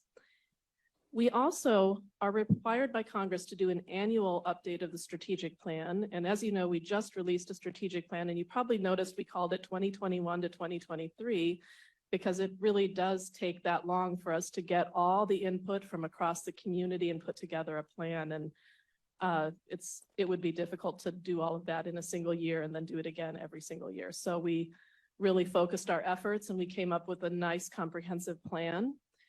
And what was done with the last committee is they did something similar. They put out a comprehensive strategic plan. And then the following year, they had a briefer update that was provided. Now I'll share a little bit with you about that possibility. But we are required to put out some type of an IACC strategic plan update in 2024. So keep that in mind. And in addition, we talked with you earlier in January 2023 about the fact that we had a report on co-occurring physical and mental health conditions and their impacts on health outcomes for individuals on the autism spectrum. And this report is partially completed and was started by the previous committee. And you agreed to work on completion of this report during your term. And so our office has been behind the scenes trying to get that project teed up as we're finishing out other reports. And of course, the strategic plan is now done. And ONAC is going to be working with the working group chair, Dr. Julie Taylor, on updating the draft, and we'll share it with the IACC for your review. Next slide. So we wanted to talk to you about what are some of our options for completing the 2024 IACC strategic plan update. So we came up with a couple of different options and want to share those with you and then get your feedback. So option one would be to finish our 2024 IACC strategic plan update. We could do an update sort of like what the last committee did, and in this briefer update, just focus on summarizing IACC activities that are related to the themes of the recently released strategic plan. And the 2018 to 2019 IACC strategic plan is like that. It has sections that talk about discussions we've had in committee on various topics that are in the strategic plan and agency activities that relate to or organizational activities that relate to what's in the strategic plan. So it's sort of a briefer summary document, but it doesn't introduce any new recommendations. Option 2, which is another possibility, is that we could take the 2024 IACC strategic plan update and focus it on co-occurring conditions and merge the content from that existing partially written co-occurring conditions report with that new update and sort of do a highlight on co-occurring conditions and make that our strategic plan update. So those are 2 of our options. Next slide. And I don't know if everyone here is logged into Zoom. Do we have everyone who's in the room logged into Zoom?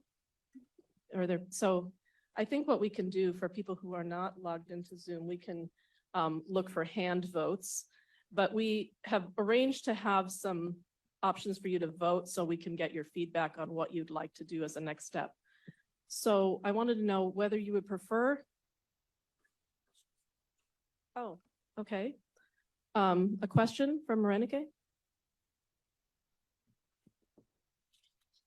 Yes, there's a comment and a question. Marenike says, I remain concerned that we essentially lost a year due to political issues we did not meet or convene tasks, and as such have not had a true 3-year term. This, in my opinion, they say, is especially problematic given that a number of public members hail from underrepresented groups. The question is there any recourse that would enable us to be extended to address this situation? So to answer that question about the term for people that are on the committee. So as you know, the committee is authorized by legislation and that legislation has a sunset date.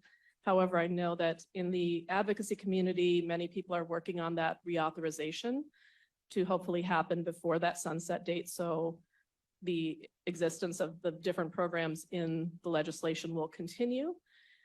But with the terms of the members of the committee, they will end on September 30th, 2024. However, the majority of the committee members that we have now have only served 1 term, and the current legislation allows for 2 terms per public member. Federal members, just continue to serve whoever is nominated to serve for their agency. But for most of the public members on our committee, you've only been serving for your 1st term, and so you would be eligible for renomination. And so that would enable you to continue if you'd like to potentially be on the committee for longer, but it will be an open call for nominations to the entire public, and the secretary will select from among all the many nominees. Dina? I don't have a dog in the fight regarding which one of these plans we choose, but one thing I would really like us to focus on, especially in light of our speakers today, I think it'll be informing this, is I'd love for us to add an element related to lifelong trauma. Whether it's the big T trauma of, forgive me, but sexual trauma or abuse, or those small, more persistent traumas of microaggression and a lack of services. I think when I look at the mental health issues of the autism population and their family members, a lot of the mental health issues that we've experienced are specifically related to systemic trauma or personal trauma or, misinformation. To illustrate, my son was pulled into a room with 2 teachers and told not to go home and tell mom what was happening at school. And if we go to that part of the country, as soon as the plan lands on the ground, he's convinced that teacher is going to be waiting for him somewhere.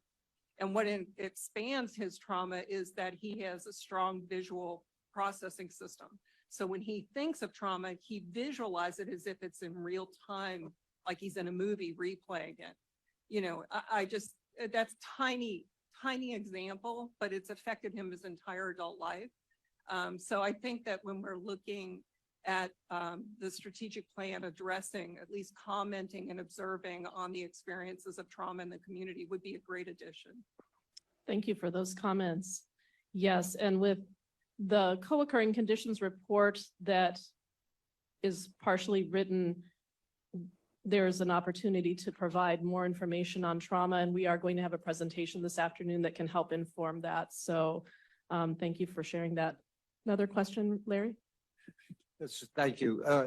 In the previous sort of ramp up to the previous strategic plan, I think we had extensive discussions about lifespan and getting beyond kids and much more into adults, which I think we have successfully done. I would, and I don't know if this is under option 2 or under other, but I would advocate for an increased emphasis on people with severe autism. That we've heard from the community that that's a group that tends to be ignored by this committee, not ignored, but certainly not highlighted by this committee. And that's what I would advocate for, at least as an element of this. Thank you. And that certainly can be a part of either one of these options. And with co-occurring conditions, whether that's a standalone report or made into part of the strategic plan update, it already does include some high support needs issues, but we can certainly expand that. And my expectation is that when we share this back with the committee, our team has already identified themes that come from our strategic plan that we may think that you might be interested in highlighting in the co-occurring conditions report, but we have a process that you'll see upcoming here for us to get your input so that we can expand that report. Any other comments or questions? So I'd like to get your feedback on between these two options, which one you'd like, or if you have something else to propose. So the first one is that we would do a strategic plan update that is its own document that's focused on committee activities across the board that relate to the strategic plan. And we would be preparing summaries of these activities in this report. And I can't see the rest of the slide because of the poll. We can move the poll over. Does that move? Oh, no. Oh, okay, great.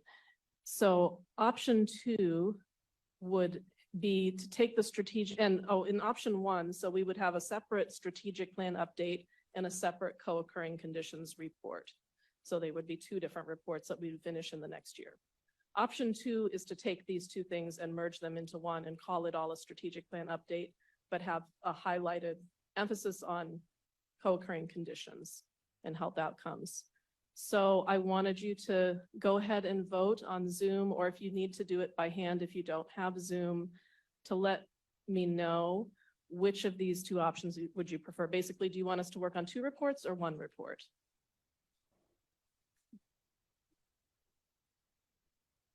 I think that either one is feasible. Slow down. No. Just given us 2 choices, but we don't know which one to raise our hand. Right. So just put one out there at a time. Why don't I let Dr. Celestin do this? Sure. So option 1 would be a strategic plan update focused solely on committee activities and a separate report focused on co-occurring conditions. All right, so if you voted already online, don't vote here. Correct. Right? But if you have not voted online because you're not online, go ahead and raise your hand for 1, 2, or 3. Okay, so votes for option 1. For now, just vote online. We'll figure that out for you later. You can't get online. Yeah. I'm sorry, just vote in person. Sorry. So for option 1, Dr. Cooper, Dr. Wexler, anybody else? Okay, so option 2 is a strategic plan update focused on co-occurring conditions. So merging the 2 documents together. So we've got Dr. Tager-Flesberg, Dr. Shapira, Jillian Prince, Dina Gassner, Dr. Simoni, Jenny Maifan, and Matt Siegel. Did I miss somebody? Sam Crane and Marenica. Online. Unless they're making comments.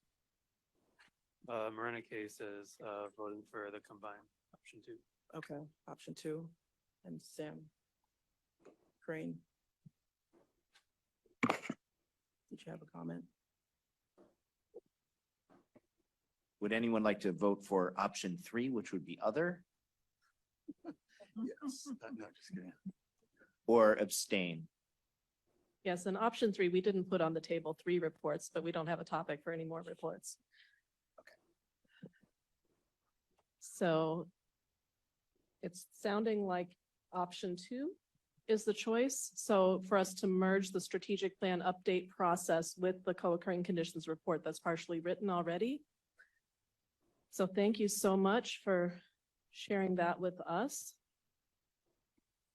So that's what we'll be working on. We're going to be looking at the draft we have with Julie Taylor and starting to fill in where we think some possible gaps are based on the work we've already done with the strategic plan. And we will be gathering input from the committee by one of these SurveyMonkey surveys to get you to provide us with some written feedback, or if you prefer to talk with us, you can always, we can arrange a call and hear your feedback. Can we go to the next slide? So thank you for making that decision. We will move forward to that. And anticipating either one of the options, we also would like you to let us know if you would like us to do a request for information or basically a call for public comments on the topic of co-occurring conditions so we can get some fresh input from the community about this issue. And if you'd like us to do that, our office will put that out on the street and collect information from members of the community to share what they think are the most important issues related to co-occurring mental and physical health conditions. Jalen?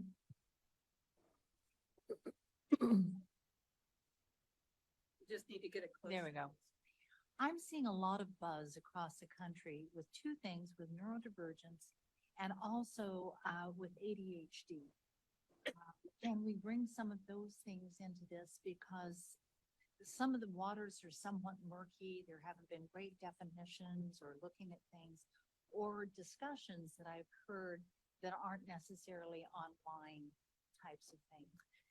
Can we incorporate some of these? Yes, so ADHD is already a topic within this draft report we have, but I know there's been a lot of research that's happened since 2019 that's new. So we would want to update everything to the latest in research. So, but that is an area that we have in the current draft. Can we also talk about perhaps diagnosis in adults? Because I'm seeing a lot of that happening as well. And how is that being handled? Is there a uniformity? Jillian, I think that's a really important issue, which this group dealt with in the last iteration. I don't think that conforms to the issues around comorbidities or co-occurring conditions, which would be the point of the report, unless you're talking about diagnosis of comorbid or co-occurring conditions in adults in particular. And they could be, because it seems like some people have had a diagnosis for one thing and find something else along with it. I think it goes along with it. Thank you. Yes, thanks for sharing that. And you might want to reiterate any kinds of comments in the survey that we'll put out to the committee. So can I see hands and on Zoom? Oh, Scott? Yeah, thank you, Dr. Daniels. I just also wanted to make a suggestion. I don't know if you have space potentially for this too, but could it also potentially consider merging in maybe a brief report from that other work group that was on housing issues and homelessness? That also was something left over from the prior iteration of the committee that hadn't been addressed yet, that we had that work group and there was no final report out there on the housing issues and homelessness. And I think that's a really major key focus, and it would be helpful at least for that to maybe briefly integrate it into the update. I would say that housing is a really different issue than co-occurring health conditions. Okay. And so we didn't vote to do 2 separate updates. If we had a separate strategic plan update that was general, we probably could cover that. But I would say that we would want to stay focused on physical and mental health, and there's a lot of ground to cover there. But we did put out a summary from the housing working group, and in the future, the committee could always come back to that in more depth if needed. And I think even under co-occurring conditions, when we talk about the implications of the trauma of poverty and being unhoused, there are ways to get elements of it in there without it being its own thing. And maybe in the next strategic plan, we can look at that. So yes, so it include your feedback.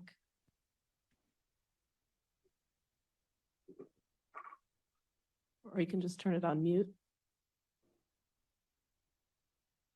It's okay. I was having problems earlier too. This is our first hybrid meeting, so we're testing out things. So just include all of that on your forms, and while we're working with Dr. Taylor to make the initial updates, we will see what seems to fit in the flow of the theme of this report. So I wanted to get your feedback on whether you'd like us to issue an RFI to get community input on this topic. So can I see hands for how many would be in favor of us doing an RFI to get input from the public? Susan, could I just ask, before we vote on that, or you take hands for that, can you remind us what, I believe we ran a process prior and did receive some form of input prior to the We did. report that was created. Could you just remind us, if you're able of that process, because it might then inform whether we want to get more input now or not? Yes, so the input from the previous RFI is already in the draft that we've got. So the purpose of doing a second RFI would just to get anything that might be updated. Has anything changed since 2019 in terms of people's experiences in the community, or more awareness about any of these topics related to physical and mental health, and especially in light of the pandemic, which was not something that had happened by 2019. So if we think there's anything new from the community that could be shared, we would collect it, analyze it, and make sure that it makes it into the strategic plan. But the previous input that we collected already is, not the strategic plan, this report, but we did incorporate feedback from the previous RFI in the report already. Quick question, what would be the timeline on that? So you issue an RFI, and then how long, and then how, just the general timeline? So we usually would probably keep it open, I would say around 8 weeks, 6 to 8 weeks. So I would say I would veer toward 8 weeks to give plenty of time for us to publicize it, make sure people have heard about it, and to collect that. And so our goal would be to get that input back to you hopefully in January, so that you can see what we would give you an analysis of what came back and share the raw comments with you as well. And we usually do post those up on the website. And Yetta? similarly, for what you did for the strategic plan and drafting some language, would your team be willing to do that for this? That way we know it's open and we can share out through our networks. I think that would be helpful. Yes, we can even create the social media graphics and stuff, so you can put it out on your LinkedIn or whatever you would want to try to get more input. That would be amazing. Thank you. So we can work on that if you're interested in doing an RFI. More questions? Morenike?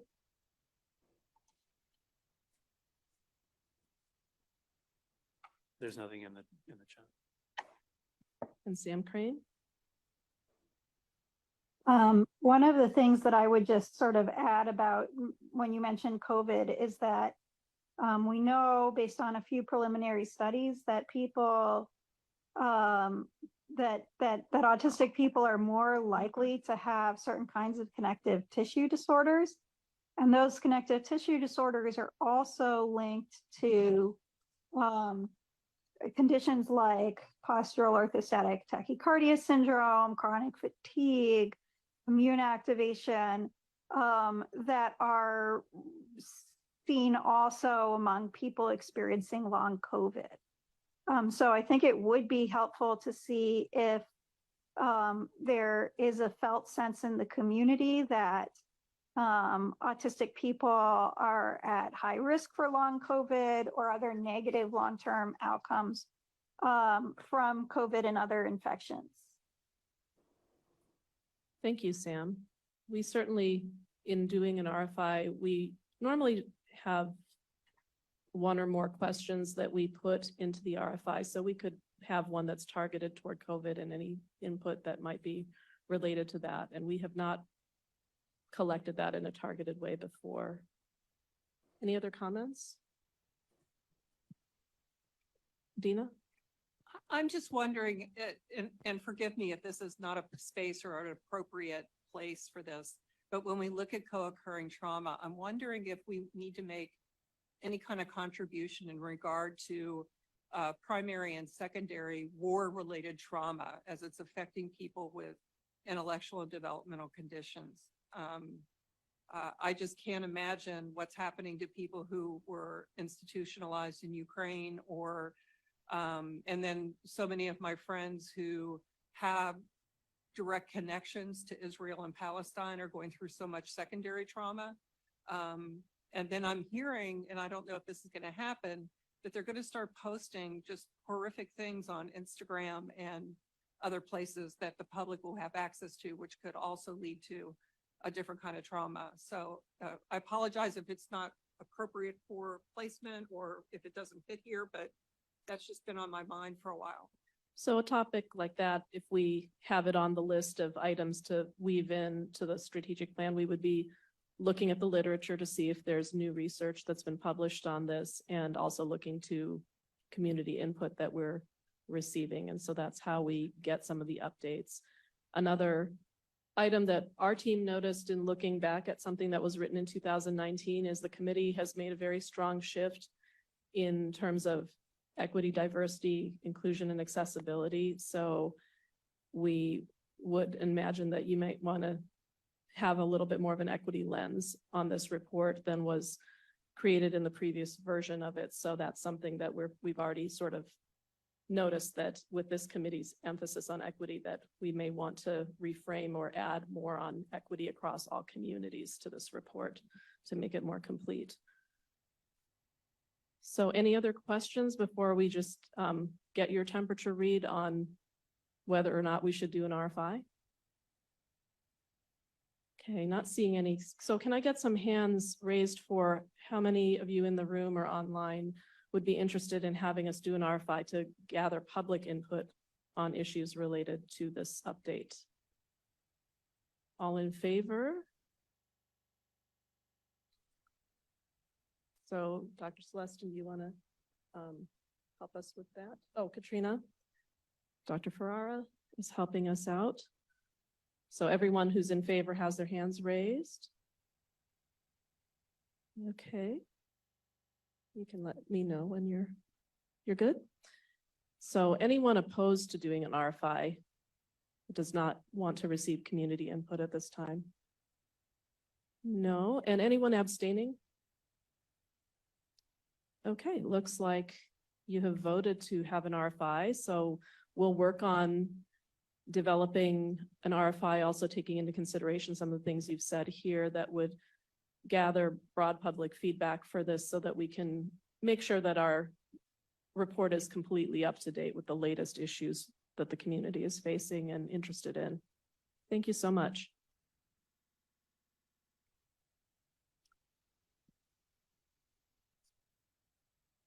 Oh, okay. And I had mentioned that we would like to do a survey with the committee, but again, just to get your consent to do this, are you willing to fill out a survey, members of the committee, in order to share your feedback with us about what you want to see in this report? So hands up for anyone who's in favor of receiving and responding to a survey. All right. Next. Anyone opposed to receiving a survey and responding to it? Or anyone abstaining? Okay, so it looks like you're all in favor of doing that. We really appreciate it, as it was a highly, okay, perfect. So it sounds like you're in favor of that. And it was a really effective way of us working on the strategic plan to get your input and even some of your specific references or words that you had shared with us that helped us to update the plan. So, all right, so we have a decision on that. Next.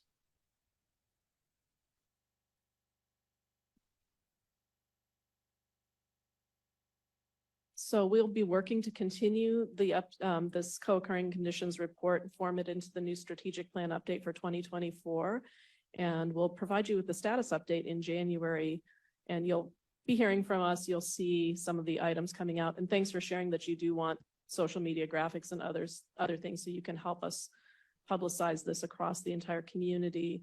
And we will be working to complete all reports by September 30th, 2024, with the opportunity. We are allowed to do a brief committee extension that is just to complete prior business.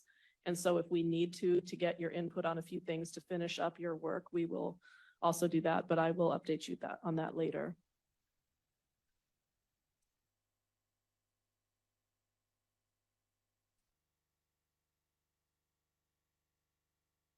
Good. And 15 minutes before. So we're at what time? We're at noon.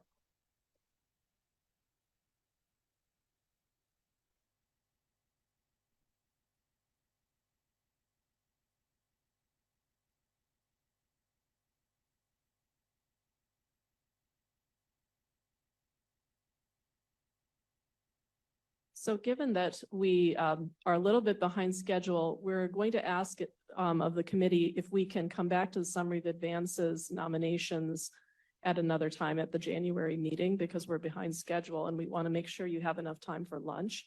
You have received those nominations in your packets, and if you have any feedback, we'd also welcome you to share written feedback if there's something that you really support that's on that list, or something that you think you feel that maybe is not meeting the standard that we would want for a nomination for the summary of advances. But we can do a more extensive discussion of this in January to catch up.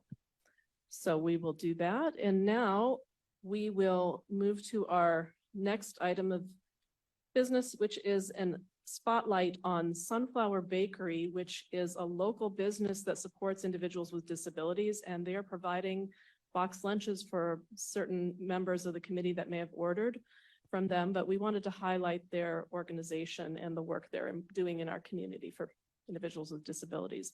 So I'd like to introduce John Katz.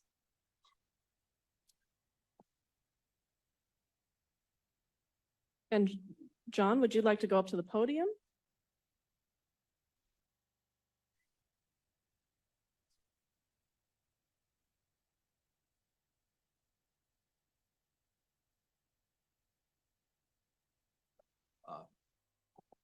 Thank you, Dr. Daniels. It's really an honor and privilege to be able to showcase what some of our students are able to do, and really reimagining what people with learning differences, specifically autism, can do in the workplace. Sunflower Bakery was created or founded 11 years ago. And it has taken every bit of 11 years to work through kind of where we are now. But we are on the verge of being one of the largest workforce development programs for specifically learning disabilities in Maryland. We have a 70% employment rate after completion of our program, which is pretty unheard of. And the way we do this is showcasing what our students can do, not what they can't do.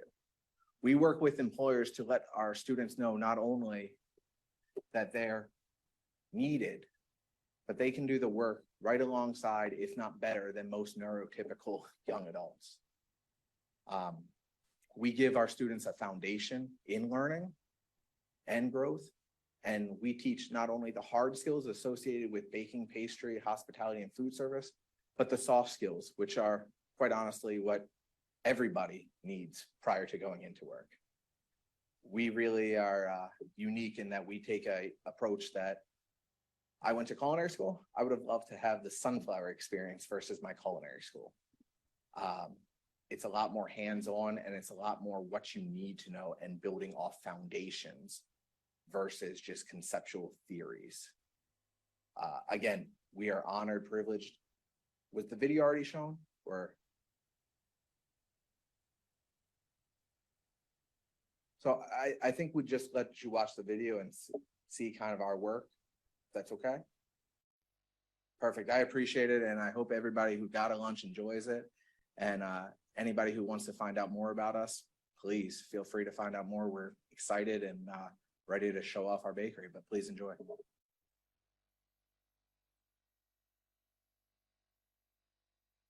The main purpose of our program is to get people ready to work. So they're learning how to show up on time, how to be accountable, how to take responsibility for their production lists, also how to communicate with their coworkers and their peers. Our graduates have worked tremendously hard to acquire the hard skills of pastry arts and hospitality and the soft skills of employment readiness. These coupled together ensure our students' long-term sustained employment. It has been an incredible experience working with not only Sunflower, their administrators and directors, but also the students themselves. People like me with disabilities, we feel important because like there's a lot of people like me who can't work with the disability that I have. So being able to like work in the kitchen and work with other staffs, we feel important because we feel like they care about us and our career and stuff. As a parent, I was involved in the beginning. I was able to go to meetings. I was able to understand what they're trying to build with Julia, and went through the process of basically making Julia a member of society, being able to hold a job and have those skills. And as a parent, there's nothing like seeing your child succeed in things that I never thought were possible for her.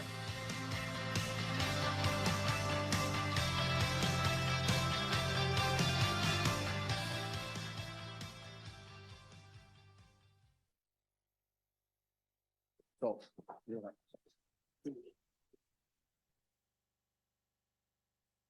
Thank you. And it looks like we have a question.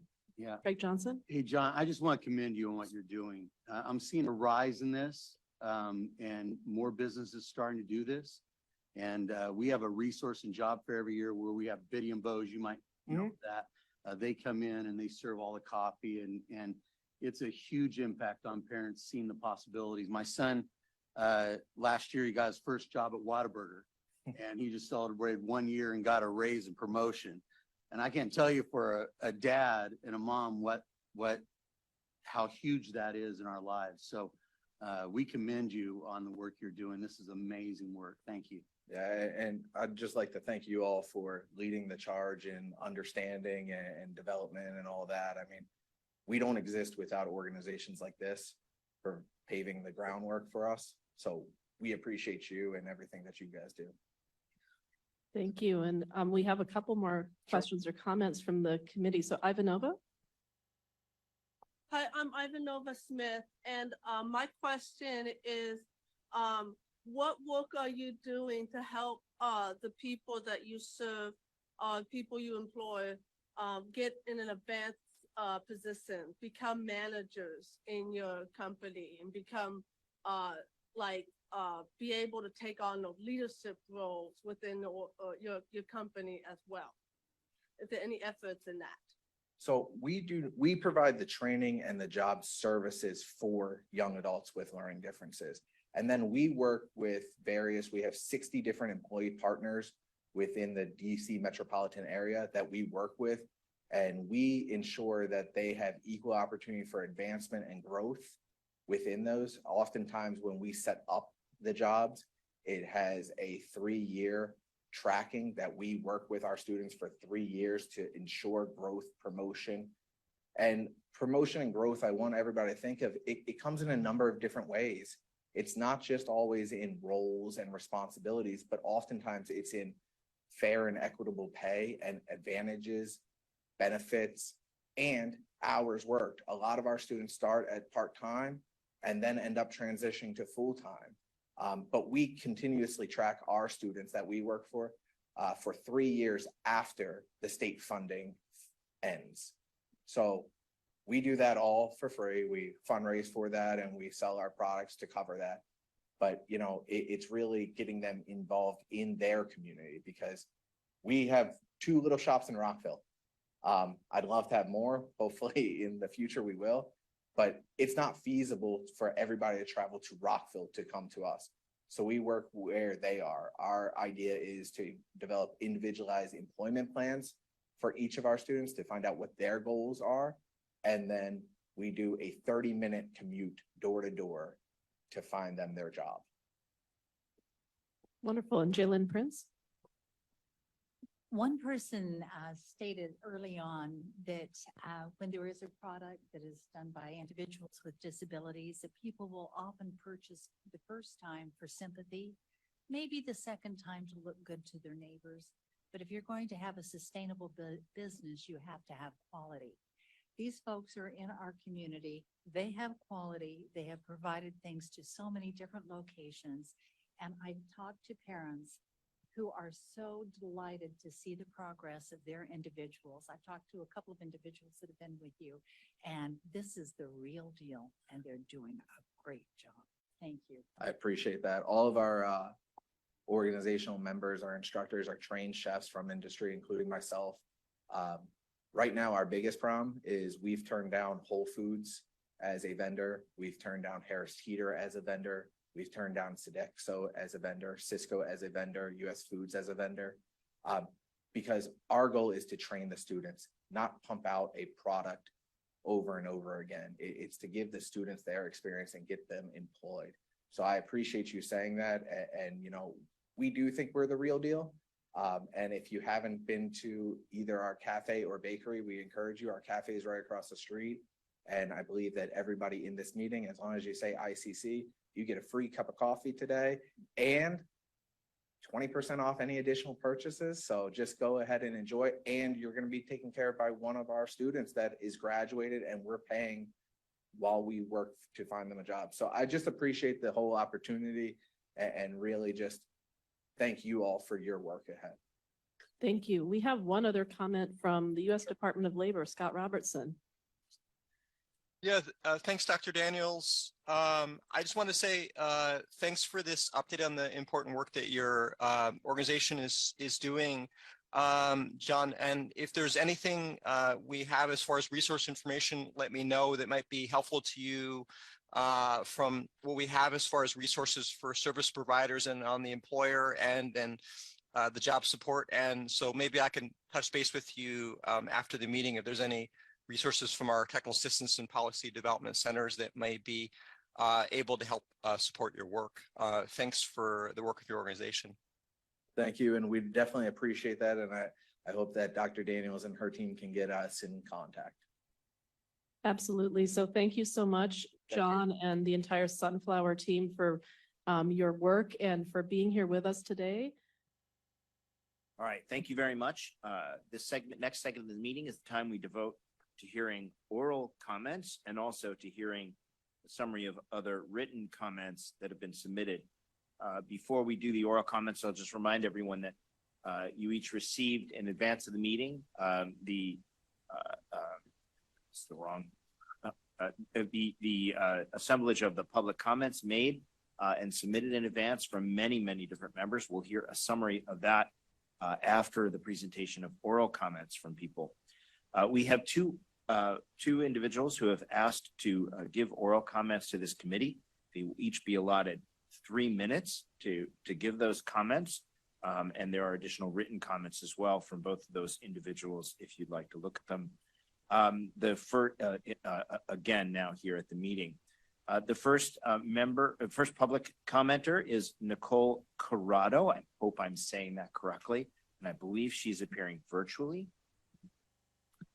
And Nicole, can you let us know if you're there? I know that she had technical difficulties and maybe relocating or trying to call in on the phone line.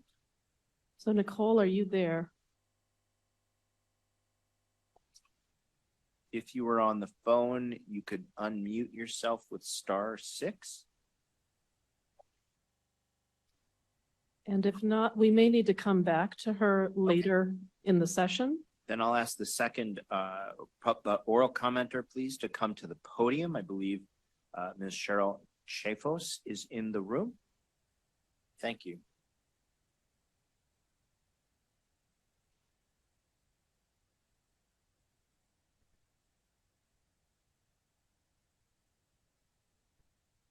Hi, thank you for listening to me today.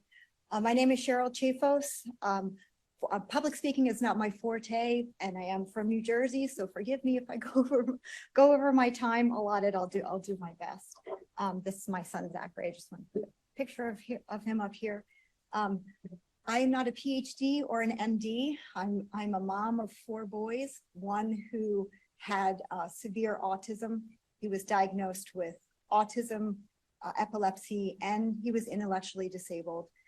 My story is a sad and tragic story. He passed away in 2021 in August, on August 24th, under the care at Shepherd Pratt while seeking mental health help.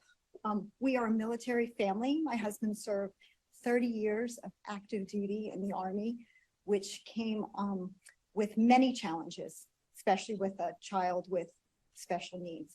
Zachary was born in Tuscany, in Italy, beautiful Italy. He was a healthy baby. He you want me to? Yep, sorry. He was a healthy baby. I had a healthy pregnancy. He was a happy baby. And when we moved back to the States, I started to notice he was not developing like his older brother. Upon taking him to his pediatrician in 2004, I was told I'm a nervous mother. I didn't need to worry. He's just the second boy. He will be fine. And I knew my son was not where he should be. So I used my mother instinct, and I went and got him diagnosed right down the street at the Naval Hospital. And he was diagnosed on the autism spectrum. And my husband deployed to Iraq about 4 weeks later. And he left for over a year, and I had to manage and try to understand this new journey of autism. As back then in 2004, we still were trying to understand autism. Jenny McCarthy was very vocal about autism back then. That's when the controversy started with vaccines. I am pro-science. I am pro-vaccine. I have like I said, I have 4 boys, 3 of them typical and healthy boys. And our journey was a very difficult one. As Zachary developed, we faced many challenges of therapy, schooling, healthcare. I was very lucky to go and meet down with a congressional panel twice about TRICARE, fighting for therapy for Zachary and what military families have to go through. We have very significant challenges with military life, moving, deployments, education, therapy. And it was a journey I was very passionate about. When Zachary started continuing to grow and his challenges became very intense, aggression, I realized we were failing him in giving him what he needed. And so I continued to fight the schools and get him what I thought was what he needed to give him the best life. In 2019, my husband retired after 30 years, and we moved from Fort Meade, from our military community, not too far away in Maryland, and COVID hit a couple months later. And I was fighting for Zachary to stay at Kennedy Krieger High School. It was difficult, and his world fell apart. So COVID was challenging for many families, not just mine, and we were lost. I reached out to every agency that would listen, and Zachary's behaviors became increasingly worse. So in November of 2020, I was told by his psychiatrist he needs to go to Shepherd Pratt. In order to get there, he had to go to the ER first. So we admitted him to the ER in the middle of COVID with doctors that are trained for emergencies, not trained to handle mental health patients, not trained to handle autistic adults, not trained to handle violent autistic adults. And that's when our journey began. He was there for 4 weeks in the ER, in a windowless room, without therapy, education, speech, OT, basic human needs that he should have been getting. Sunlight, exercise, he was not getting.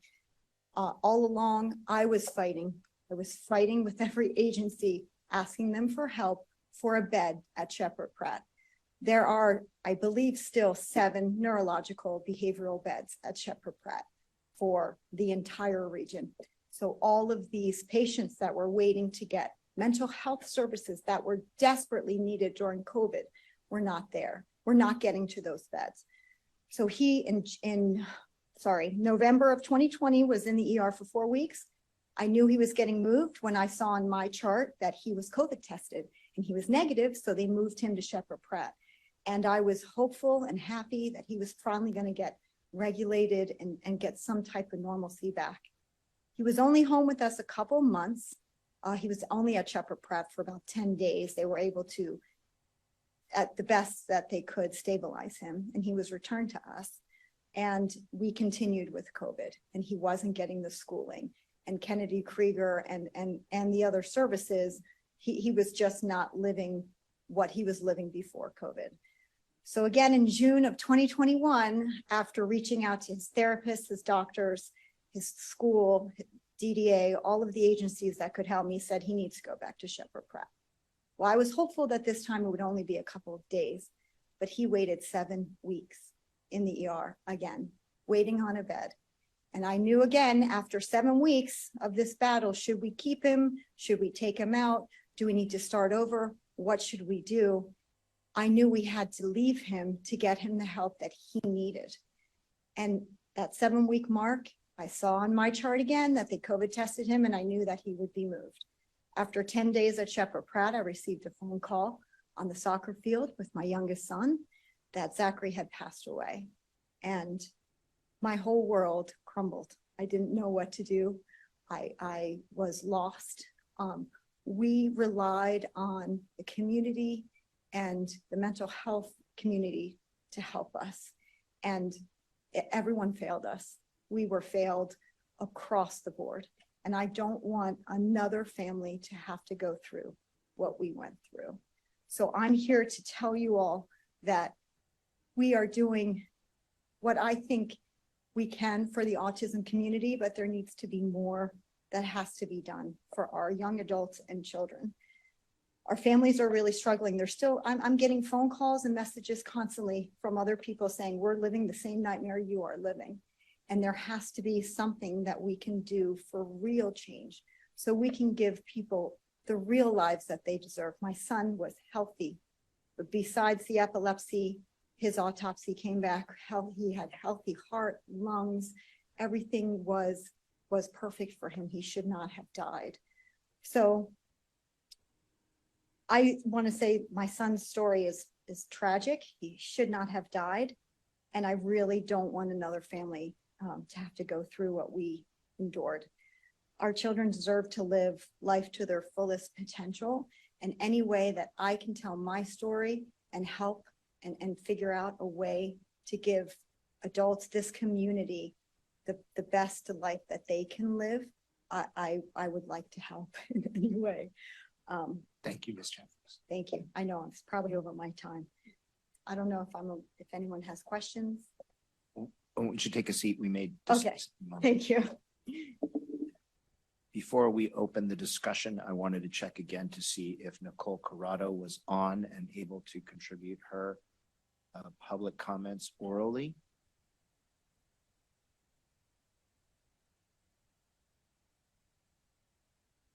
I'm so sorry. We seem to be having technical difficulties in ensuring her ability to testify here. Yeah, I would like to recommend that everyone look at her comments if they haven't read them already in the written form. We'll next have the summary of written comments and then we'll engage in discussion. Thank you. Thank you. So can we get the next slide? And then put the slides back up. So for the summary of written comments, we received a number of comments, 100 comments submitted on the topics that are listed on these slides. So we had 37 comments that were regarding addressing the needs of autistic individuals with high support needs. And the names of all the commenters are listed below. And by the way, everyone has this in your packets. They're online. Anyone in our listening audience who wants to read the text of those comments, you can go to the public comments packet and read them. We also had 14 comments on research and services needs, resources and policy implications. We had 8 comments on research services and supports for autistic adults. 6 comments on the inclusion of autistic perspectives in research. Next slide. We had 3 comments regarding employment, 4 comments on mental health research, services, and treatment, 5 comments on the role of the IACC and the federal government, 4 comments on potential causes of autism. Next slide.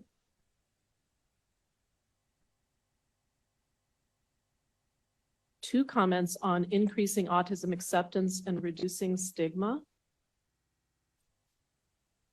5 comments on inclusion of underrepresented groups within the autism community. one comment on the educational needs and workforce training, one comment on communication and alternative and augmentative communication techniques, and one comment on parent and caregiver support needs. And I believe that's the end of the written comments. Is there one more slide?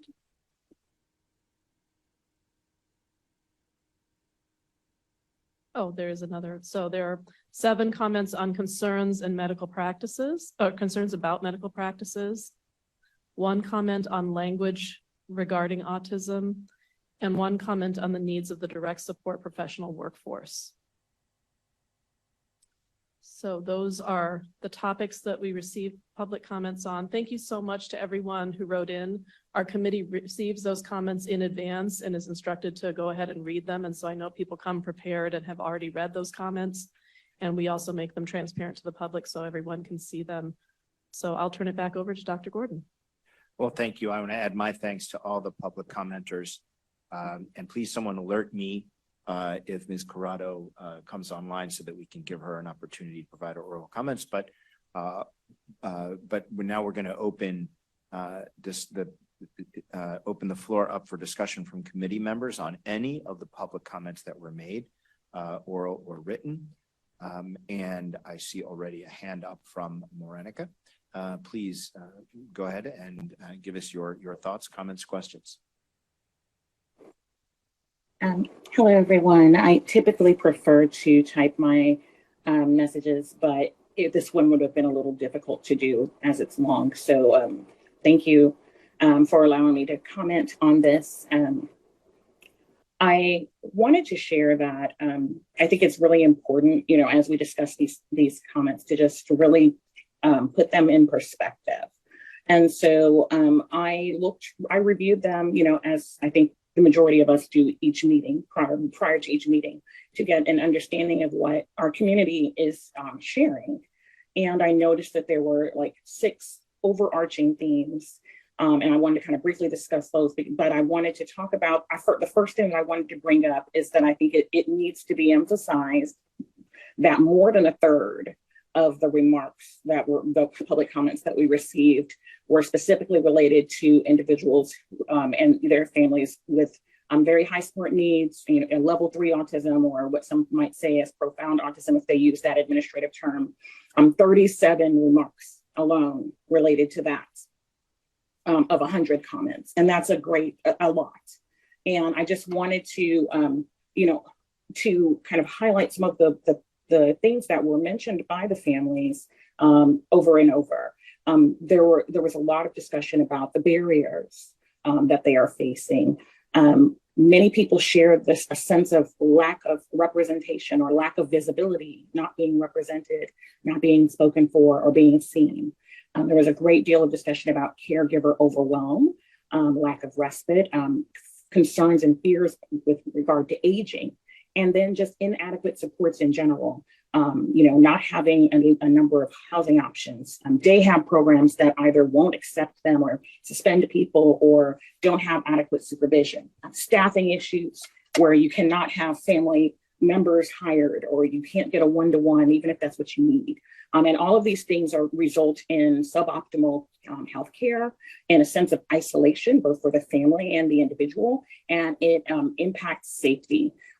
Many people mentioned things such as self-injurious behaviors and aggressions being exacerbated as a result of this. There are concerns about abuse risks and communication challenges. You know, some of the things that some people mentioned, there's no consistency. I just want dignity for my child. We are sleep deprived. My son gets black eyes. You know, people talked about polypharmacy and wandering and all of the things that they've had to try to do. And so I think that the reason I'm emphasizing this, I know, again, everyone has read this, and I'll be more brief when I go through the other sections quickly. I wanted to mention this because I know sometimes perception is not always reality. Like, for example, there has not been a single meeting, IACC meeting, either since I've been a member or prior, where anyone has said, we're trying to improve the supports for Cabo Verdeano, Yoruba, Beni people. You've never said that. But that's who my children are, is my family. but I can read between the lines and I can determine from the context that you are addressing our needs. You are talking about us, even if you don't specifically mention us. So I do want to encourage, I know families are busy and overwhelmed. Just because you're not hearing the terms that you're accustomed to hearing, please do not feel that your needs are not, important or considered, but also know that we're hearing you. We're hearing what you shared. What you shared is important.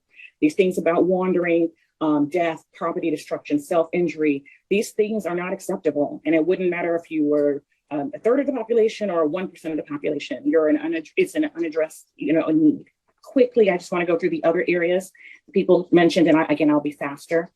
People talked about the unique and unaddressed challenges of various underrepresented groups. So people with intellectual disability, non-speaking, refugee, people of color, foster children, the preschool to prison pipeline, and so forth. And people talked about a lot about services, about the difficulty with systems navigation and how people are having to manage these things. There isn't enough case management or adequate shared decision-making, services, service cutoffs where people can't get what they need. Not enough support for community living, segregation in schools, not adequate workforce and rehabilitation programs. People also shared a lot about research needs, about wanting to include groups that have been excluded because of intellectual disability or non-speaking, prioritizing autistic voices, practical benefit, whether parents or autistic people. That was something we saw over and over. People said things that help us now, not things that are, ethereal, ideological things for the future. What can help us right now? What are alternatives to, and then people also shared about medical trauma, and wanting healthcare providers to be better equipped to address their needs, early identification and services across the lifespan. So you all shared, there's a lot here for us. And I just want to challenge myself and my colleagues. We've talked and a lot about the research angle of things in IACC meetings. I think we really do need to hone in deeply on these issues with services, because a lot of the things that the families are sharing, I can relate to, being a mom myself. I can understand that some of these things are just not there. These services are just not there for us. And you do fear what's going to happen when you die, what's going to happen to your child. And so I encourage, I know we've talked about work groups and tasks that we can do. And so I hope that this might be something that we might consider trying to, address in a more, direct and impactful way. Thank you. Thank you very much. Are there other comments or questions? Yes, Dina. Thank you very much, Marina Kay. I'm going to try not to replicate anything she's already spoken to, but I did want to highlight Brittany Daniels on page 10 as she discussed the fact that we do not get access to therapeutic supports after we leave childhood. As someone with a hypermobility condition, I can tell you every time I leave physical therapy, I'm going to have a 6-month decline, and then I'm going to go back to physical therapy. The reality of it is, if you have these kinds of co-occurring conditions or you have low muscle tone, you need ongoing, committed, regular therapy. And so I do hope we can talk at some point about policies to shift that. I did appreciate Amanda Kemper's comment regarding systems navigation, and Marina Kay brought that up. I do systems navigation. That's my work. My question is, why do we need systems navigators? Why are the programs not accessible so that people can access them without having to hire professionals to tease these things out? I find it incredibly frustrating, delaying. There are severe consequences, as you brought up today, when we have those systemic delays. So I think as a body, we could really start to discuss what kinds of delays people are enduring. Angie Vigalotti talked about restraint in public schools. I think that needs to end. But more importantly, what jumped out to me is how she had stated that at some point she looked at her boss and says, maybe I just need to quit my job to take care of my kid. I think we need to be investigating that. How many people are not in the workforce because we have inadequate supports for these families? And then I appreciated all the comments around the underrepresentation of people assigned female at birth in the autism research. We continue to be the least progressing in terms of prevalence identification of any of the minority populations. And of course, we experience all the intersectionalities which magnify that marginalization even more. And then lastly, in light of our last meeting or 2 meetings ago, I think, AJ Link from ASAN, their comprehensive comments on the needs for early and ongoing access to AAC for minimally speaking, non-speaking people. But I would also say I know many people who are very, very verbally competent in very relaxed, familiar settings. But when they're confronted with pressure to perform, it's a healthcare situation, their language evaporates. And so when we think about AAC, I think we need to talk about early access, but ongoing access for this community. Thank you for taking my comments. Thank you, Dina. We will get you down on the list. There's Jenny, I got your hand up. I just want to make, first of all, I want to thank you and Marenica for summarizing many important comments that were made. It's wonderful to hear the details out. I do want to make one thing which the CDC data has shown over the last several years. We've made tremendous strides in narrowing the gap in diagnosis for members of underrepresented minority groups of all kinds, actually. And so I think that's one thing we can, and that's something that this committee talked about years and years ago, and that has really begun to turn around. There's still many other disparities remaining, but I appreciate you highlighting that, Dina, for us. I'm really ecstatic that we are finding people of color more frequently with better reporting and better outcomes. But when you look at how the numbers have increased with these 8-year-olds, what we're really seeing is evidence that 8-year-old girls are probably not going to be identified unless they are very expressive in their autism features. Still a lot of research that we need on, as you point out, differences in the presentation and other aspects of autism in individuals assigned female at birth. I just wanted, we have Scott, Ivanova, and Jenny, and Paul. Okay. Go ahead, Scott. Yeah, thanks, Dr. Gordon. I first wanted to share my solidarity with Cheryl and thanks, Cheryl, for sharing that personal narrative of the lived experience of herself, her family, and what had happened to her son as far as inadequate supports on that, as far as on mental health and in the service system. And I hope that comes up into informing some of our discussions and later on this afternoon. And on the employment, and I just wanted to emphasize that I appreciate the comments that were shared in there about workplace-related barriers and challenges and access to inclusive supports and services to attain and maintain employment and advance in careers and career pathways for autistic people, and especially the impact of focuses like burnout that I think are really understudied in the research and need to be highlighted a lot more, because this often hinders autistic people from being able to have full access to gainful employment that supports economic prosperity and a high quality of life. So I'm glad this was highlighted by public commenters, and obviously we take this to strong heart here at the U.S. Department of Labor. Thank you. Thank you, Scott. Ivanova? This is Ivanova, and I also want to say in solidarity to Cheryl and her son. And I think that it's important in looking at what happened in that situation is not one size fits all with public health policy or any policy that affects services for people with autism, intellectual disability, or any other co-occurring conditions. We really need to make sure that when we're making public health policy, that we're honoring that not everyone can do the same thing, and that providers still need to be there for the people they serve, and isolating people hurts people.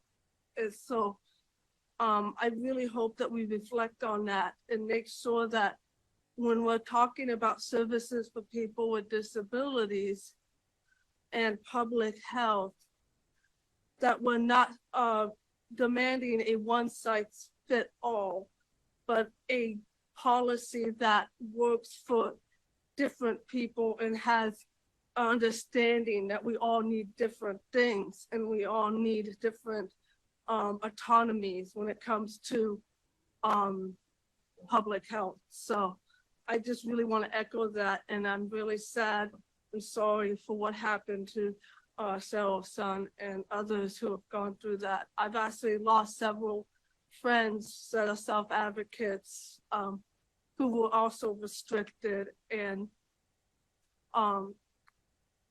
passed away during this time, and it's been very hard. So hearing your story, it really encouraged me, so thank you. Thank you, Ivanova. Jenny. Hi, this is Jenny, my fan. I echo what my colleagues have already stated about the public comments. I want to thank Cheryl for sharing her story. And it resonates in the sense where we're a military family too, and have had to experience gaps in supports and services. Being a military family, among many other hats that we wear. So thank you for sharing. And I want to actually bring up Angie Bigliotti's comment that she wrote in. Thank you so much for writing in, and please keep writing in if it's not getting enough attention. So Angie brought up about autism waivers that many states have, which is under Medicaid. And as we all know, many of our kids who are autistic are trying, at least their families are trying to get them on the autism waiver and are sitting on waiting lists. My family included, we were told that we will be on a 9-year waiting list, and my son is 13 years old. So by the time he is able to get onto the waiver, he aged out. And I think we're not alone. There are many families that are like this. And I live in Maryland right now. I'm in Frederick County, and my kids are in Frederick County Public Schools. So Angie, please reach out. But we moved a lot. We moved from Louisiana to Iowa to Wisconsin and then to Maryland. And every state had an autism waiver that we had to sign up for and get my kids on Medicaid. And every state had a different time on waiting lists. Wisconsin was the fastest. We got in within 3 months into Medicaid. That was the quickest we've ever gotten onto Medicaid. But moving from Wisconsin to Maryland, now we're back on the waiting list and we're not able to access supports and services.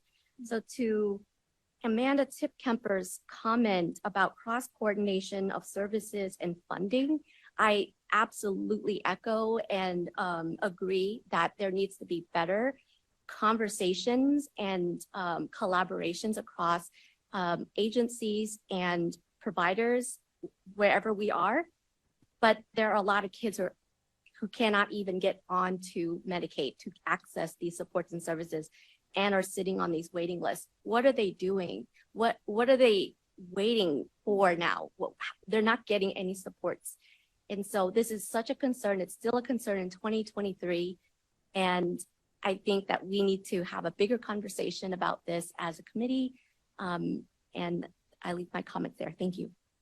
Thank you, Jen. I think time will permit us just 2 more comments. Paul and then Lindsay. Paul.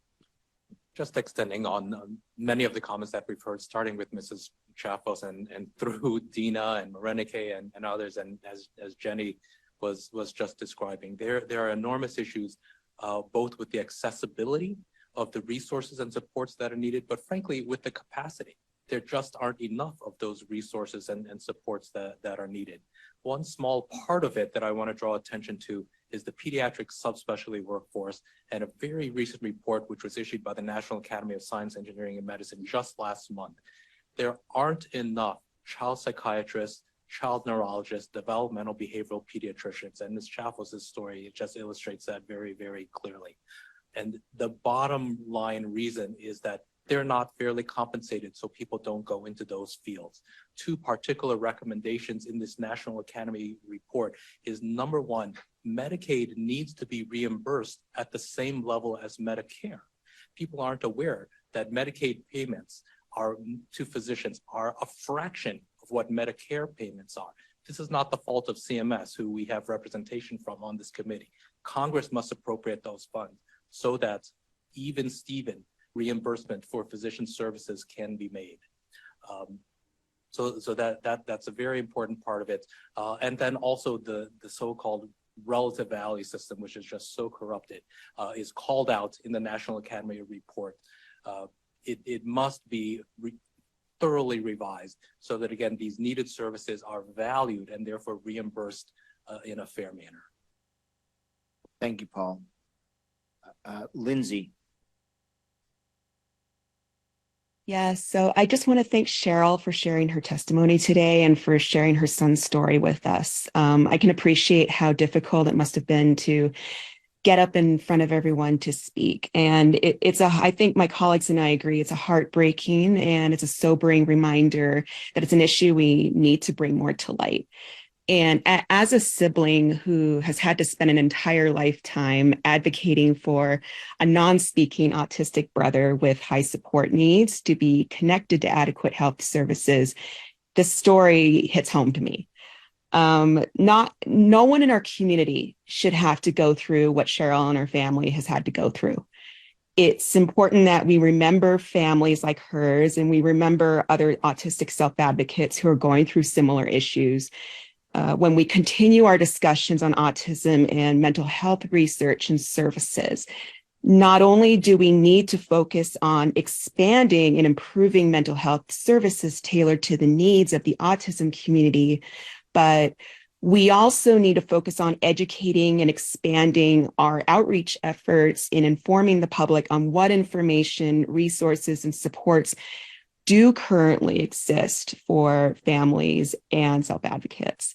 So to reiterate her written remarks, we need to urge our medical communities to help address and fix this process so no other family or individual has to suffer such this. And that's all I have to say. Thank you. Thank you, Lindsay. To close out the public comments, we're actually going to have read the oral comments from Nicole Corrado, who unfortunately continues to have challenges connecting with us. Susan? Yes, so Dr. Oni Celestin from my office is going to share a summary of Nicole Corrado's comments. Good afternoon, everyone. These comments are from Nicole Corrado, and they're on the subject of moving out as an autistic adult. She says, I, like many adults, have wanted to move out independently to my own home. As an autistic person, this was harder to do than the average person. I was on ODSP, which is a disability support program, unemployed, and living with my parents and siblings. I had lived in Toronto all my life, but found Toronto to be rather busy. I wanted to move somewhere else where I did not have any baggage from my past. Moving out to another city felt like the only way to move forward. It was very difficult to find anything affordable in Ontario, but I found affordable apartments in Beaconsfield, Quebec. It feels very different from where I used to live, which further distances myself from negative associations with my hometown. The first apartment I moved into in Beaconsfield did not work out due to some personal stresses. My parents later found a basement apartment in Beaconsfield on Facebook Marketplace in a residential neighborhood that was owned by a laid-back person who lives upstairs. Having less people involved in the rental process was key to success. Connecting with the right people allows me to access support when I need it.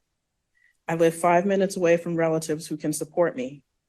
Being independent from my parents involves being interdependent with caring neighbors, some of whom are neurodivergent themselves. I walk everywhere, so having everything close by is really convenient. For the most part, I find living on my own both exciting and rewarding. I enjoy getting to know my neighbors, and I've found an accepting church to attend. Meal planning is a bit of a challenge as I have trouble with money and often overspend at the farmer's market. But I find the outdoor farmer's market less overwhelming than conventional grocery stores. My parents still drive in from Toronto and bring me groceries and other essentials, though I would like to get executive functioning support in shopping with one of my friends and neighbors from church. I still need to find a source of income as I am no longer on ODSP and I am relying on my parents to pay the rent, groceries, toiletries, and other essentials. Finding a job and supplementing it with disability pay would take some of the burden off of my parents. I still have issues with keeping a good schedule since I don't have another person keeping me on task. Transitioning from wake to sleeping at night and from sleeping to waking in the morning is hard. I've been walking to a daily church service. It keeps a routine, it is social, and reduces my anxiety.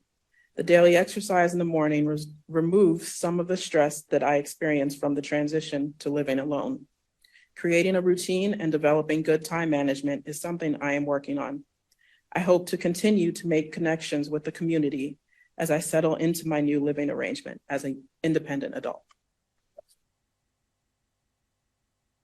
Thank you very much, Ms. Corrado. Hopefully you're able to hear this, at least through the video cast. Thank you, Oni, for reading those comments. We're going to now transition to our next agenda item. We were to take a 5-minute break. Perhaps we ought to, in the interests of trying to stay a little bit closer to time, dispense with that break. We will take a break in the midst of the afternoon, though. So I want to thank everyone for their really wonderful discussion, and just remark in my own remark on behalf of the committee that clearly committee members' remarks during that discussion make it very clear that the written comments, although they are not all read aloud, as was Ms. Corrado's, are clearly poured over by members of this committee and taken quite seriously.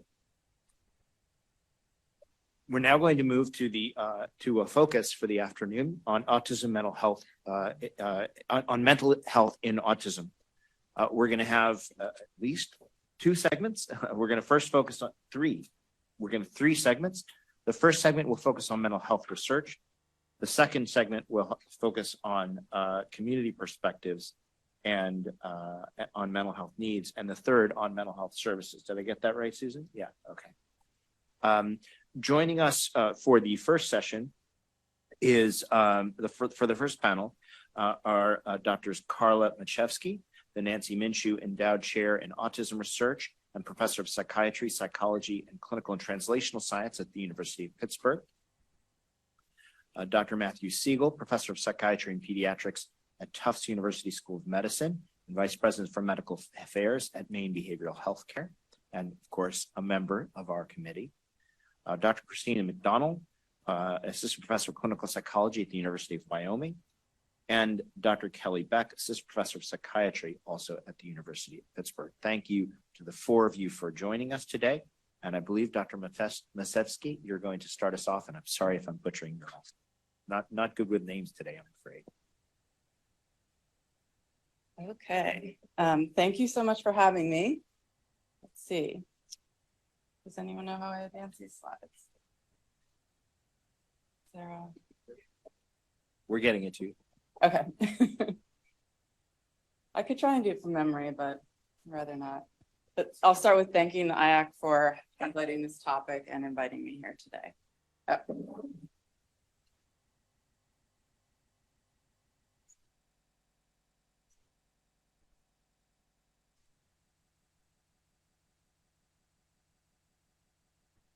Do I need to change to the slideshow?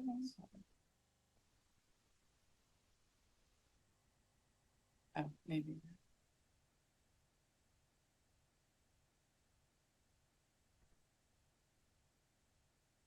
Okay. All right. I think we've got it. Oops. Oh, no. Okay. So I thought I would start by getting us all on the same page about what we're talking about when we say mental health. So I think, of course, we think of co-occurring psychiatric conditions, so diagnosed disorders. But also, I think we want to think more broadly about mental health and include aspects of emotional and behavioral well-being. Some that you'll hear about today will be emotion dysregulation, self-injury, aggression, suicidality, and trauma. Okay, so how common are psychiatric conditions in autism? And I really debated what I was going to say about this and just decided to go with more common than not, because the ranges out there are so wide and Unfortunately, we're still at a place where the research really reports very different rates based on using different measures. There's challenges in the differential diagnosis of psychiatric conditions in autism. And quite likely, the rates would vary if we looked closely within subgroups based on IQ or age range. So I think instead, I'm going to highlight some general conclusions. We do know that anxiety, ADHD, depression, and OCD are incredibly common in autism. And also, there's a lot of research suggesting that psychosis and bipolar disorder are much more common in autism than non-autistic populations. And then there are several areas, this is just some examples where we have such little research, it's almost impossible to say, and some of those would be substance abuse and eating disorders.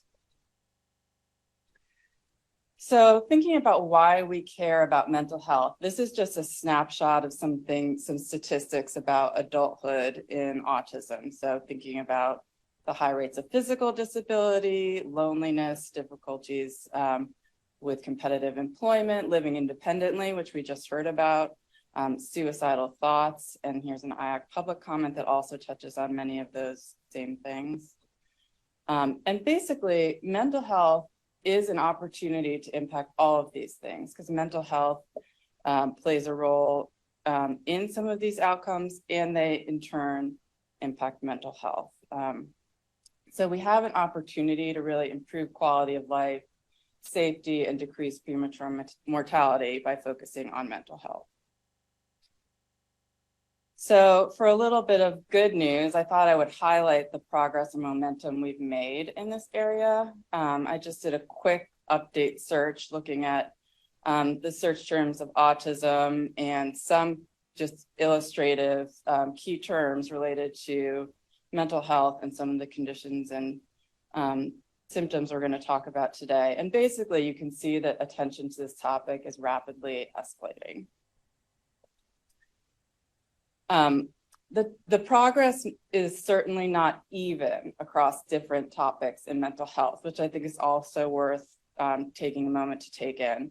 So again, these are just illustrative. I just picked some to give some examples. And I wanted to make a few points. So here on the graph, what you see is these bars are total number of publications. Those in blue were published before 2018, so 2017 and earlier, and in black are publications just in the last 5 years. So you can see clearly that, especially in terms of emotion dysregulation, trauma, and suicide, the research has almost exclusively been in the past 5 years. And then also want to point out two other areas with very low publication rates, aggression, self-injury. You don't see the same sort of upward trajectory. It's pretty evenly split between those in the past 5 years and prior. So clearly we are not there yet, and there's much to do, so we'll be hearing about that today.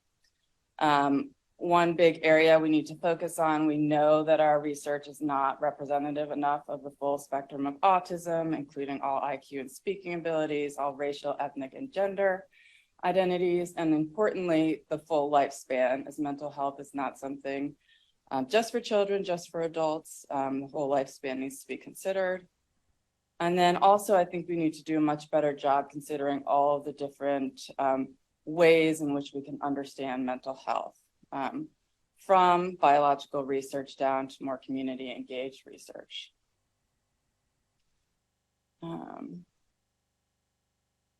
And then I just want to end the intro with the sentiment that we urgently need to think about how we're translating our research advances into practice much more rapidly than we're doing. And I think that follows nicely with a lot of the public comments today. I just thought I would use this quote as an example of an email I got from a parent. My 27-year-old daughter suffers acutely from emotional dysregulation, manifesting through meltdowns, self-injurious behavior, and suicidality that no one seems to know how to treat. My daughter's been hospitalized many times and medicated heavily. We've looked extensively with both the hospital-based and community-based DBT and CBT programs, which are standard traditional therapy programs that have a wide evidence base outside of autism, have uniformly told us either that they don't accept patients with an ASD diagnosis or that CBT or DBT cannot be used with autistic patients. And I have heard this similar sentiment so many times, and it is just heartbreaking and a really good example of what families are facing and autistic individuals who are seeking mental health care. So clearly, we really need to do a much better job and translating to practice and doing it rapidly. So with that, I'm not good at advancing the slides with this thing.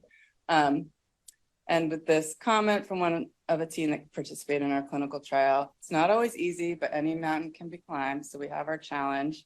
And now I'm going to shift to the next part of research talks, starting with me, focusing on topics that have received relatively limited attention thus far. And then we'll have our community perspectives panel and later a focus on services and programs.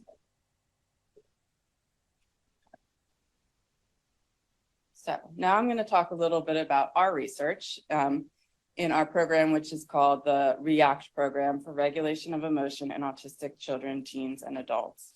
And our overall mission is to improve mental health and well-being for autistic people across the lifespan. I'm going to present research that's by our entire team. So these are my disclosures. And I'm going to start by just anchoring us in what is emotion dysregulation, which is a big focus of our REACT program. So in brief, I'm referring to difficulty changing or controlling the strength or length of an emotional response. And it's something that interferes with ability to meet personal goals. And I'm going to skip the quote since I know we're a little behind on time. So emotion dysregulation is very important because we know that it's associated with, we found it to be associated with a range of psychiatric conditions and other aspects of mental health. So some examples here are depression, anxiety, aggression, and suicidality are all higher in those with high emotion dysregulation. You also see more psychiatric medications, hospitalizations, ER visits, and police contact with higher emotion dysregulation.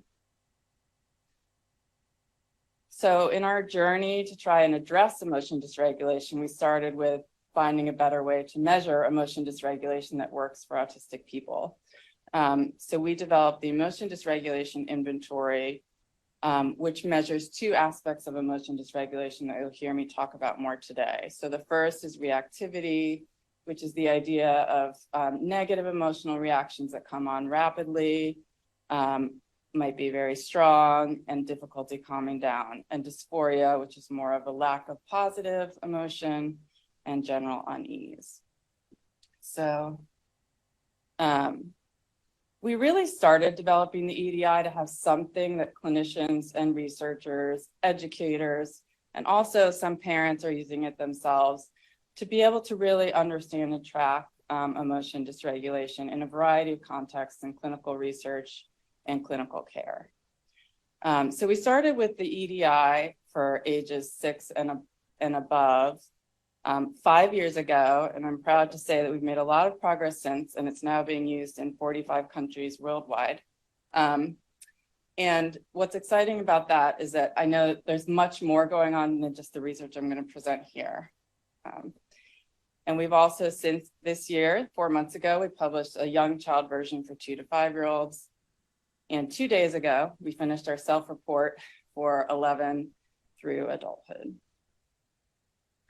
So it's validated in both autistic and non-autistic populations, which I think is important for making ease of use in clinical care. It can be used across any verbal or intellectual ability. It's brief, has norms and clinical cutoffs, and is sensitive to change. So I'm going to shift to some of what we've learned using the EDI. And first is being able to document the rates of emotion dysregulation in autism. So we had published this earlier about the 53% of ages 6 to 17 years old exceed clinical cutoffs for reactivity. And we've recently shown that this is present very early in childhood with rates of 58%. Importantly, these numbers are 4 times higher than non-autistic populations. With dysphoria, you also see high rates 2 to 3 times more than autistic populations, and again, starting early. I didn't have time to put it in the slides, but I ran this yesterday, and in our self-report version, we see 50% exceed cutoffs for reactivity. That's ages 11 to 83, so I still have to break that down to see teens versus adults. The other big message I want to highlight is in our research, we found reactivity to be highly related to aggression and self-injurious behavior. I'm just going to give 2 examples. One is a study looking at young children where we found that reactivity was the strongest predictor of aggression, more so than autism diagnosis or traits, more so than ADHD symptoms. And when you account for reactivity, you no longer find an effective speaking ability or intellectual disability. Oops, wrong way.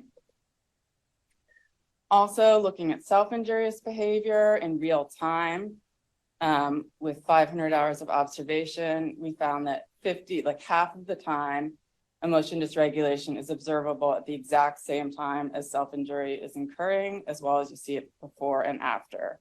So I think this is an important point because if you look at the non-medication treatment options, they tend to still be behavioral. And I think we're really missing a piece by not considering the role of emotion dysregulation in aggression and self-injury, and it's a chance to improve the effectiveness of our interventions. I also want to just acknowledge that it's not all emotion dysregulation. You can also see that here. And we have a paper that I didn't include a slide because we're getting ready to submit it, but where we looked at different predictors for different types of SIB or self-injurious behavior. And you do see that some are related more to emotion dysregulation and some are related more to medical comorbidities. So certainly an area we need to continue to look more into. Most of that research I just summarized very rapidly is on children. And we also are now focusing a lot of efforts on adulthood and understanding mental health outcomes in adulthood with our new NIMH Autism Center of Excellence. So our ACE Center has a very strong focus in suicide. And I'm putting a quote here. I hated how everything was so hard for me that was easy for everyone else, and things that were easy for me were not valued. I was miserable and I no longer wanted to be on this earth. So those sentiments, we are now seeing like very high rates of suicide now that has been finally getting some research attention. So in our center, we're focusing strongly on suicide in every project, but I just want to acknowledge we're hoping to really understand the full spectrum of mental health in adulthood. So we're looking at both, looking at those who have persistent or current suicidal thoughts and behaviors, including many past attempts, and how that might be different from someone who has fleeting suicidal thoughts, but no attempts or just historical suicidality that they've managed to get past, how that relates to other mental health outcomes, and then importantly, understanding also those who've managed to flourish and have high life satisfaction.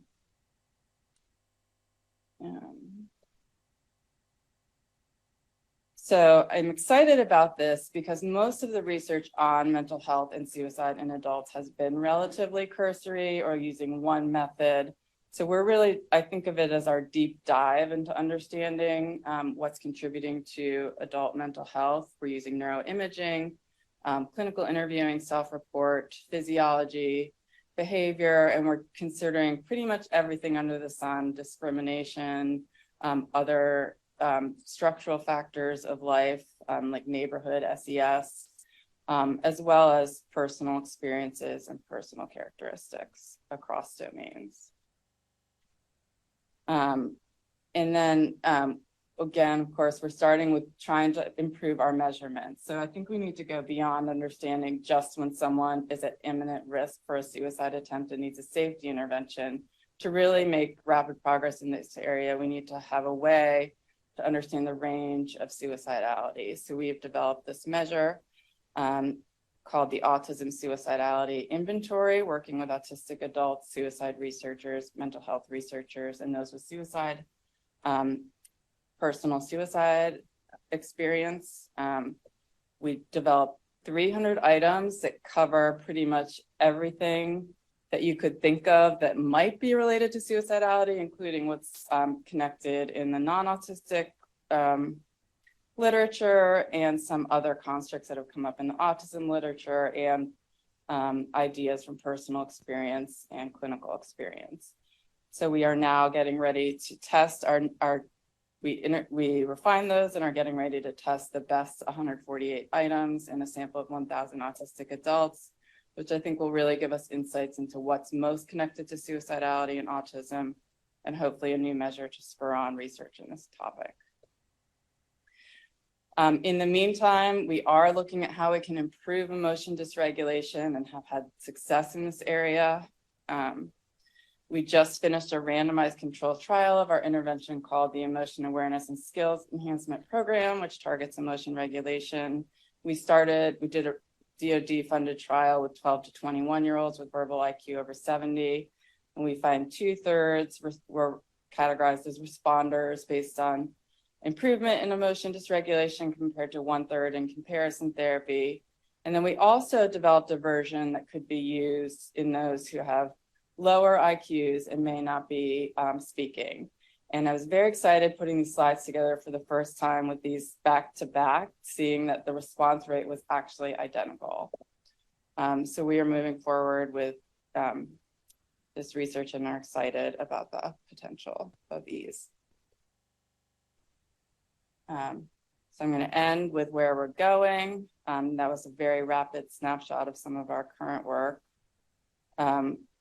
Led by Jesse Northrup, we're looking at early development of emotion regulation and the parent-child co-regulation. We have combined those two versions of EASE into one user-friendly manual and are now launching a 10-site community trial funded by PCORI to really understand what works in the real world with community clinicians. Very excited down the road to pool all the IACC data together, and I'm sure that we're going to find some things that we thought would be related to mental health, but because we're having such a broad strokes, I'm sure we'll identify new factors to consider in improving adult mental health outcomes. And led by Kelly Beck, who you'll hear more about soon, looking at minority stress in autistic adults, the interplay between sleep, sensory, and emotion dysregulation, diving deeper into that self-injury and aggression research that I mentioned, and then finally working towards identifying objective markers of distress and developing technology supports.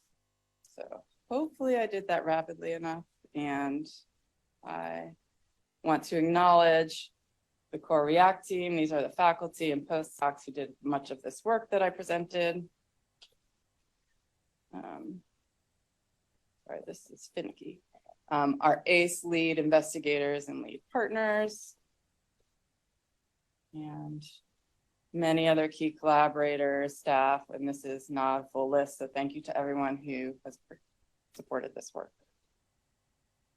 And I will turn it over to Matt Siebel.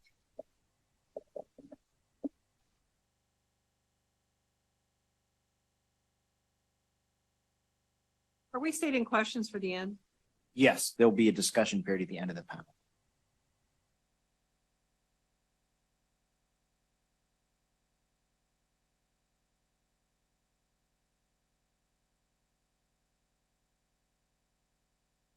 Okay, thank you, Carla, and wonderful to be here, both as a member and to get to present to this group. I have 12 minutes, so I'm going to move a pace and try to be as on time as Dr. Mazevsky. It was amazing to see that line of work, and I don't think I can overstate how important I think the work is that Dr. Mazevsky has been doing for now 15 years, defining the field of emotion regulation, the measurement, and then developing interventions. And as you all know, It takes a long time to move from evidence of for an intervention into therapists in the community actually able to do it. And I just encourage everyone to support her and that team in trying to make that translation and make it not take 20 years, which is what it usually does. With that said, I'm going to talk about self-injury and aggression. I see what you mean. Not easy to advance. Not just you. Okay, these are my disclosures. So aggression and self-injury, quite common depending on the sample you're looking at, but I'll just give you a couple examples. So aggression, and when we say aggression in this world, we are not talking about verbal aggression.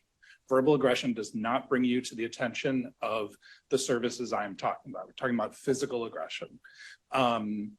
And so as one example, in the Autism Treatment Network, it was a parent survey. So these are clinically referred kids. This is not a community sample, but 53% of parents said yes to, are they currently displaying physical aggression?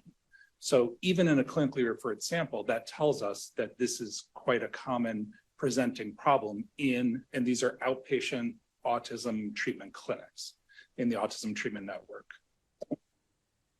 Another piece of information, self-injury, very different source. This was the CDC ADAM review of 8-year-olds that comes out every 2 years and helps give us some of our best prevalence data. And in that review, which is a record review primarily, over a quarter were identified as having self-injurious behavior.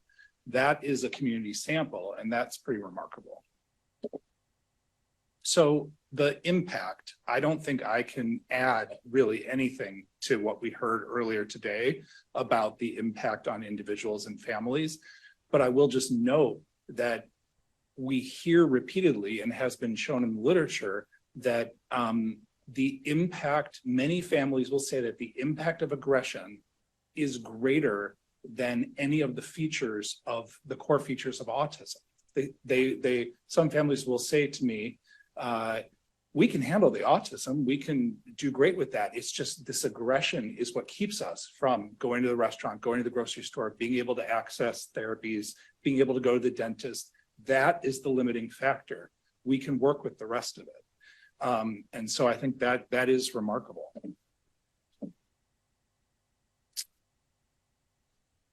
And so that has been reflected in the literature.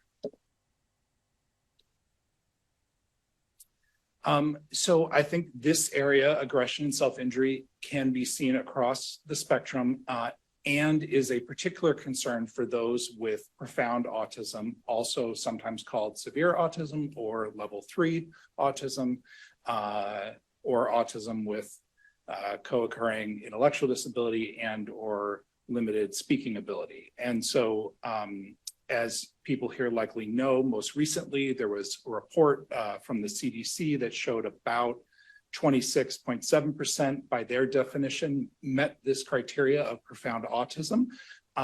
When you look at that report, that was a very important report and very helpful. It is notable though that the definitions from the Lancet Commission really focused on adaptive functioning, the ability to be on your own in a home with or without adult support. The report from the CDC didn't really use adaptive functioning. It used IQ and communication, which are related concepts. But the reason I'm bringing up this somewhat nuanced point is because I think the 26.7 is an underestimate. Because it was based only on IQ and communication. But I think many of us experience in autism that regardless of IQ or communication, adaptive functioning can be challenging. Also in this report, it was shown that aggression is more likely in this profound autism group, which is something we knew, and SIB was significantly more likely.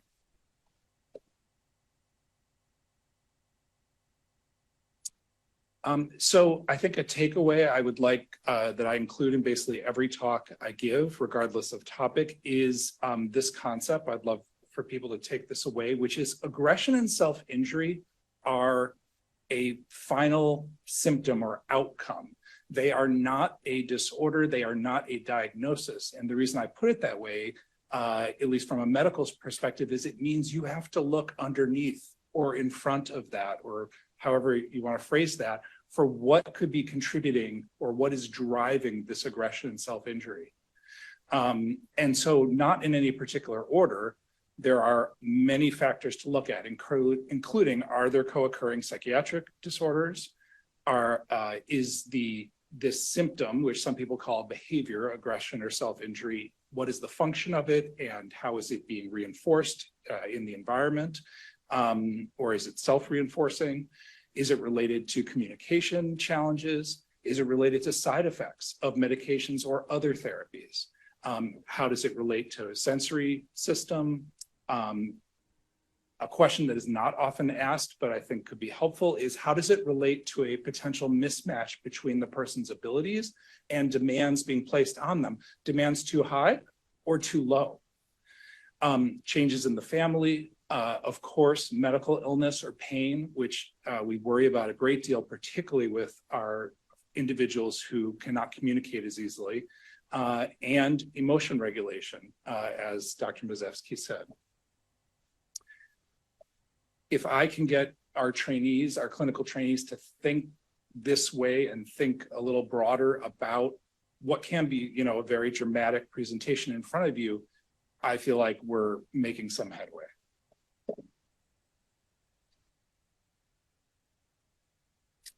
So what do we do about these problems, about these challenges, aggression and self-injury?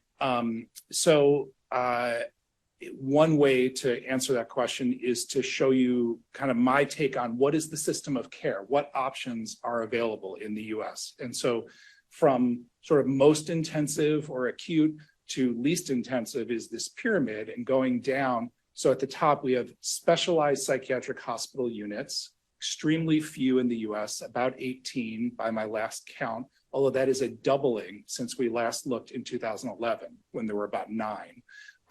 By reference, there's about 1,600 general inpatient psychiatry units in the US. So it's a very small number, but at least there are some.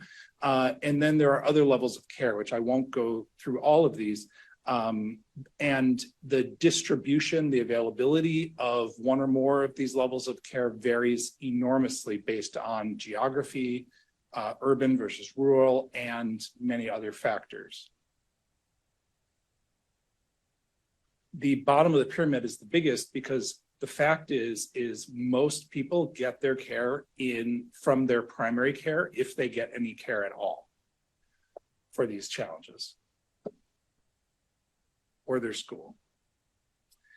So just focusing, I've done a lot of work in the inpatient realm, so I'm going to focus on that a little bit. The first point to make about that top of the pyramid, the most intensive setting, is that even though there's so few units, kids with autism have very high rates of psychiatric hospitalization. So one study by David Mandel, former committee member, showed that 11% of kids by the age they hit 21 had been psychiatrically hospitalized. That sounds like a small number, but that is a huge number because the corollary number in kids who don't have autism, who have private insurance, is like 0.11%.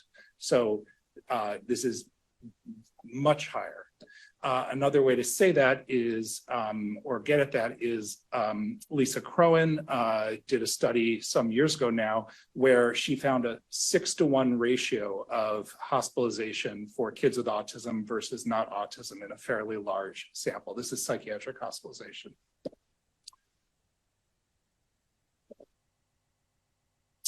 A point to make is that this group of people are being hospitalized not necessarily for the same reasons that kids who don't have autism are being hospitalized, who are often presenting with suicidality, severe depression, severe anxiety, etc.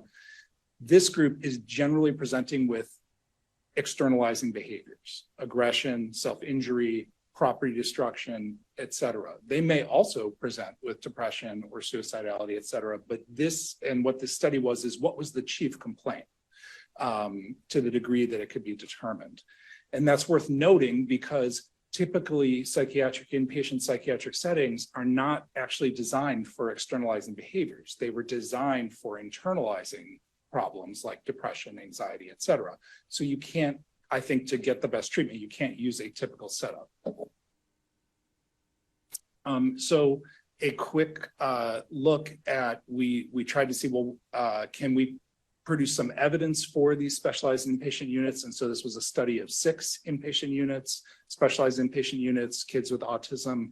And we looked at 350 of them. And this is a busy figure, but it essentially shows that they come in very high in terms of aggression, self-injury, and tantrums at admission. They leave with a significant drop. And then there is some regression at 2-month follow-up, but not a significant amount. And so we're able to get some enduring effects of this psychiatric hospitalization in these specialty units. This is not being hospitalized in your local child and adolescent unit that you might access. Those outcomes are unknown.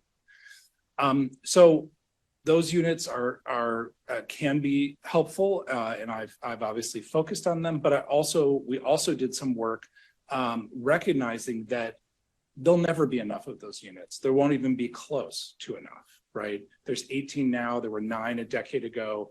That's not even 1 per state, obviously. And so how else can we improve care in psychiatric hospitals for this population?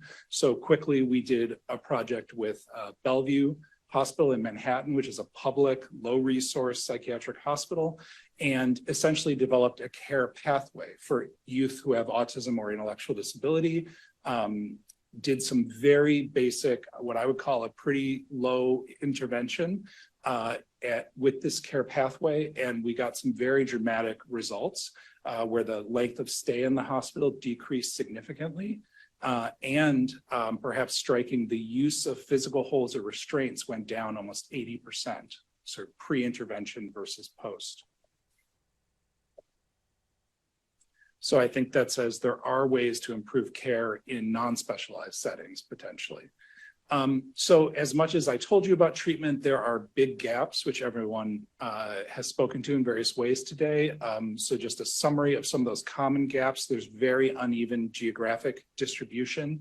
You know, we have a specialty unit in Portland, Maine, which has a population of 250,000 people, and New York City does not have a specialty unit for youth with autism or developmental disability. 0. So they have some great providers who are doing their best, but they don't have a specialty unit, just as an example. Intermediate levels of care, from my view, are rare. Things like intensive outpatient, partial hospital, even specialized clinics that can work on these challenges are quite rare. And so most people are seen in primary care, not at all. Something else to note is that there are many, many residential treatment centers in the US. People call them different things, group homes, PRTF, et cetera. I would just say they're places where people live and they're supposed to get treatment. And there are very few who have significant expertise for this population, and there's almost no data about them. And we are spending vast sums of money on residential treatment. So I don't have a problem with residential treatment, but I have a problem with having no idea what the outcomes are. And so I think that is an area that could use some more attention. And then finally, many places might have one piece of this continuum or levels of care, but very few have a continuum with multiple levels of care, which is actually what you need to really care for the population. So we have a long way to go. So briefly, and then I'll wrap up, research gaps in aggression and self-injury. There are many gaps. So this is my take on some of the prominent ones. First of all, we really still don't have a good natural history studies on this. In other words, I can't say to a parent of a 12-year-old, this is likely to get better as this child ages, or it won't get better, or it will get worse. I don't have a study to help me, give that kind of guidance for a parent. Certainly the etiology needs a lot of work. So, because we have the behavioral functional approach and a lot of work there, but We really need more novel approaches to aggression, self-injury, really looking at biological mechanism and using objective measures, perhaps physiology. There's been some very early work in that, but it is early. And I think this is an area that got attention 20, 30 years ago, and really not much has happened, as I think Dr. Mazevsky's publication chart showed, and I think is ripe, but it will require attention and funding. There is a need for good tools to diagnose psychiatric co-occurring disorders across the spectrum. There's certainly more work to do within applied behavior analysis and functions of behavior, and certainly the relationship of emotion regulation to these things that we observe and see. Access is a huge issue, and we need more research on that. What exactly are the barriers to access? Is it reimbursement? Is it capacity of providers, as Dr. Wong said? Is it other things, and which ones are modifiable? What can we do about this?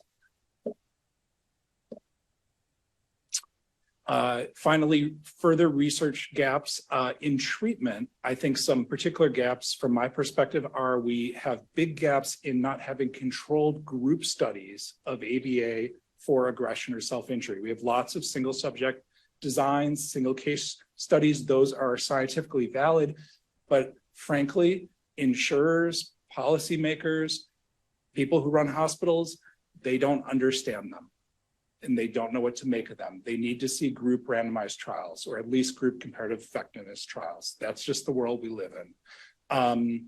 We also need controlled group studies of treatment packages, perhaps ABA plus functional communication training, or ABA plus meds plus parent training. That's what happens in the real world if you're lucky enough to access it, but we don't have much. We have a few studies that have been funded by NIMH on meds plus parent training, or AMED plus parent training, but not much beyond that.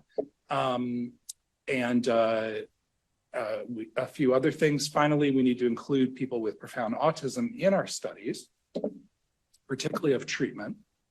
And so that's my final point is we have unfortunately, so we published this paper a few years ago, we have unfortunately seen a decreasing inclusion or participation of people with, I'll use the term profound autism, in specifically treatment studies. I think it may be in all studies, but certainly in treatment studies. And as an example of showing that, this is a figure from that paper where you see the average IQ and communication ability and even adaptive functioning rising over time. When we looked at 367 treatment studies, a very significant rise in these things.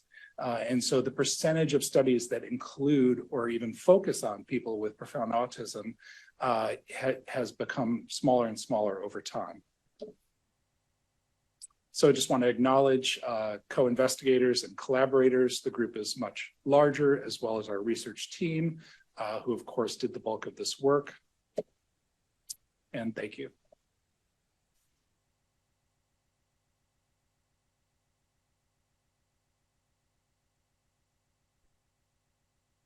Ivanova, I see your hand up, but we're going to hold off on questions until all of the panelists, but I'll mark you down. Thank you. You can use this on there. Okay.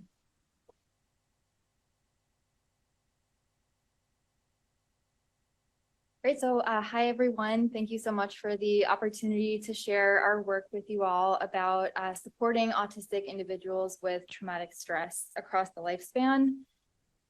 So this will be known to the room, and it's come up a lot today, but we know that mental health and physical health and well-being all occur in context, and that one really important piece of the context for many are experiences of adversity, which can involve many different things. But today I'll be talking about traumatic events, those that can lead to post-traumatic stress disorder or PTSD, as well as kind of the broader network of effects of trauma that we call traumatic stress.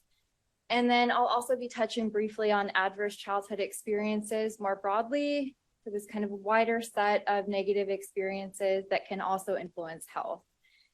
And so despite all we know about the importance of adversity for mental health, As we've seen, very little research to date has examined adversity among autistic people or considered either how to prevent or support people after adversity has happened. So I will briefly first share today some of our basic research trying to better understand the types of traumatic experiences autistic people face across the lifespan. And the goal of that is really to inform the second aim, which is to try to develop programs and supports that can be helpful for autistic people in reducing traumatic stress. And then I'll touch briefly on some of our future directions in this area. So in terms of this first aim, just looking at the types of traumatic experiences we see, this first paper was using the South Carolina ADAM data set. It was published a few years ago now in 2019.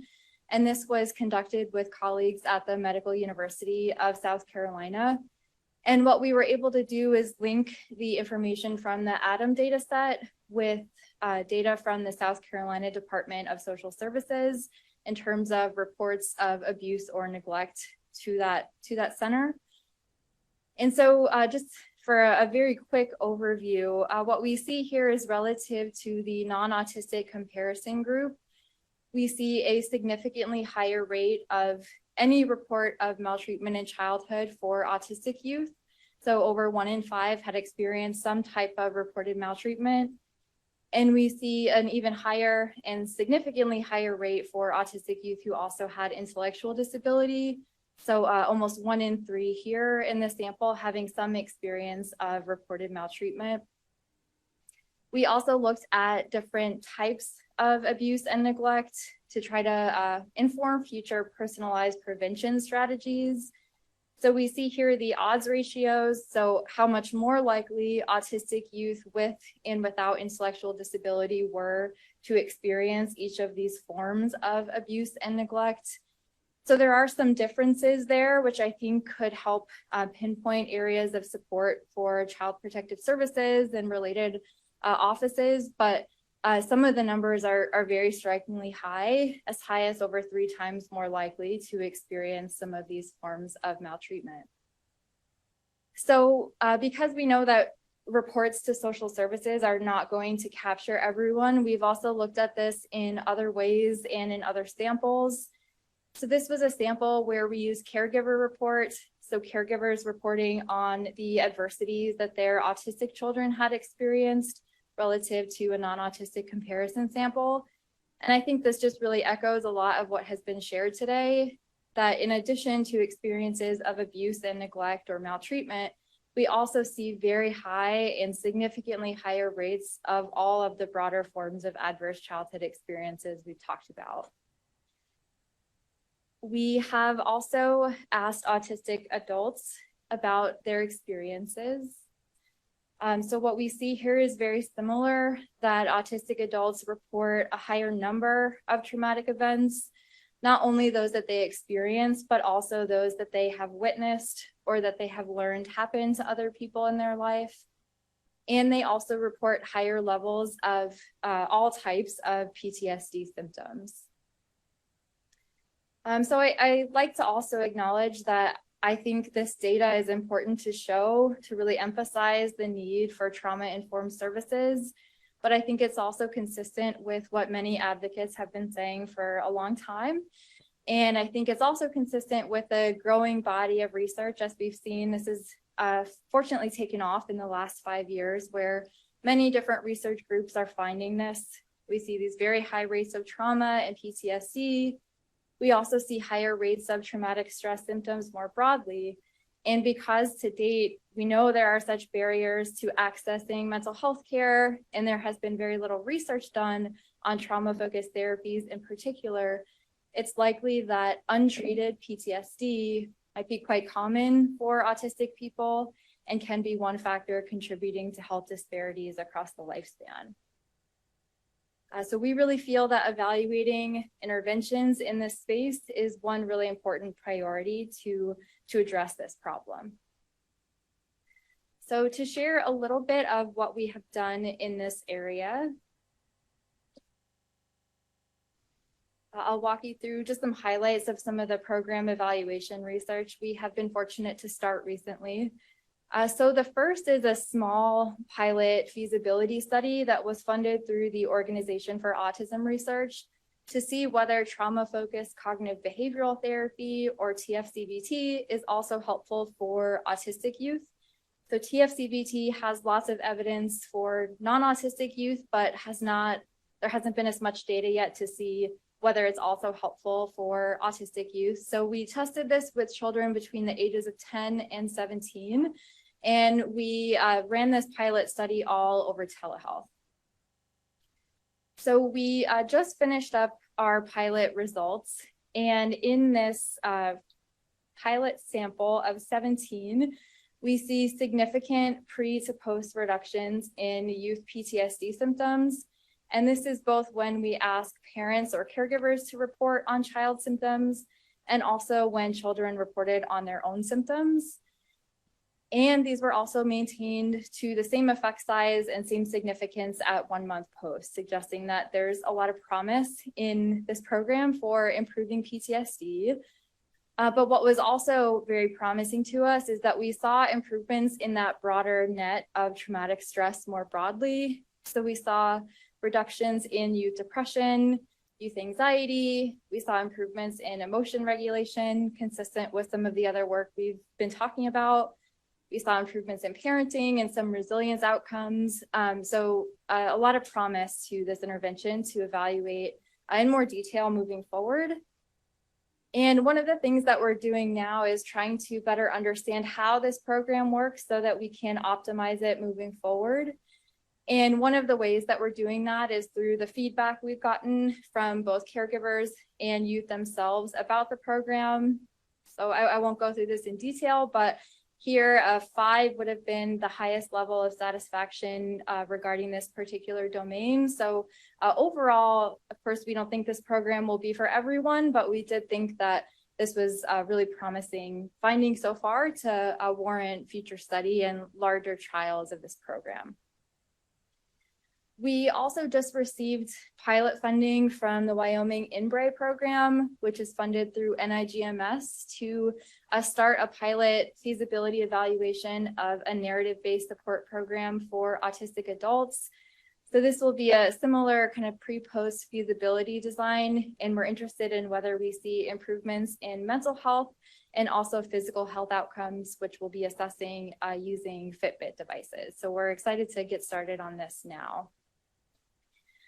So finishing briefly with some of our future directions in this area. So I've spoken mostly today about, traumatic experiences, stressful experiences. We're also doing some work to try to better understand what are the positive childhood experiences that autistic people value and that their families value, and how can we also promote those in interventions. We've also done some work looking at how caregiver trauma relates to individual trauma, trying to understand patterns of intergenerational stress and trauma over time.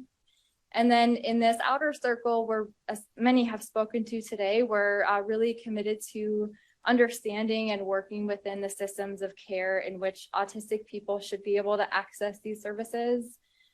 So in adults, one of the things that we've spent a lot of time on is healthcare services and pregnancy services in particular. So we've heard a lot in our work about the medical trauma that many autistic adults can experience and the need to better understand those experiences to improve them. So I've been really fortunate to partner with an advocate who's doing a lot of work in this space, trying to develop resources for autistic people about pregnancy-related healthcare. So that's one of the things that we're spending a lot of time on now. And we're hoping to continue this work, moving this research and these topics out into community settings with the autistic community. And so I will stop there, but please reach out if you all have questions or interests. We're looking forward to continuing to better understand these programs to make sure to disseminate them in meaningful ways moving forward. And I'll briefly acknowledge the funders again, the Organization for Autism Research and Wyoming INBRE. I've also been really fortunate to partner with the Wyoming Institute for Disabilities and their Equality State Research Network, which is funded through PCORI. Also want to acknowledge all of the graduate students on this work who are each doing exciting work in this area as well. So I think I will turn it over to Dr. Beck.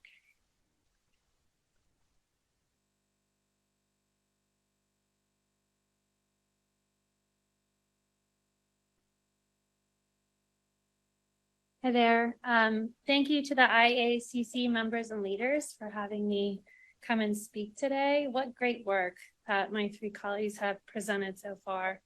So my talk today will be about perspectives from autistic people, parent, and clinicians on mental health interventions in areas of need.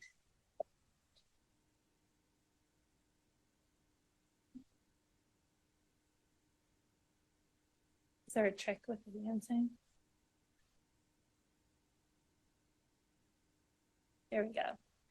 So the work I'm going to talk about today is some steps to take all the great work that you've heard and how do we translate it into the community. So the purpose of the study that we conducted was to understand intervention needs and barriers for autistic people in community mental health care. And some of the questions that we were interested in are, why are autistic people seeking mental health care? What contributes to emotion dysregulation in daily life, since we know that relates to mental health and suicidality and aggression? What mental health interventions are helpful and what barriers prevent interventions from being helpful? So this was a qualitative study, which is a useful design to hear stories from across the autism community. Then we can take these stories and find common themes across groups of people so we can inform future research designs and test it with larger samples. So we talked to 55 individuals. You'll see here there were 4 different groups. We talked to autistic adults ranging from 21 to 68. We talked to autistic teenagers. We talked to caregivers and parents. 50% of the caregiver and parent group had children that were non-speaking or had severe self-injury and aggression. And we talked to 16 community mental health providers.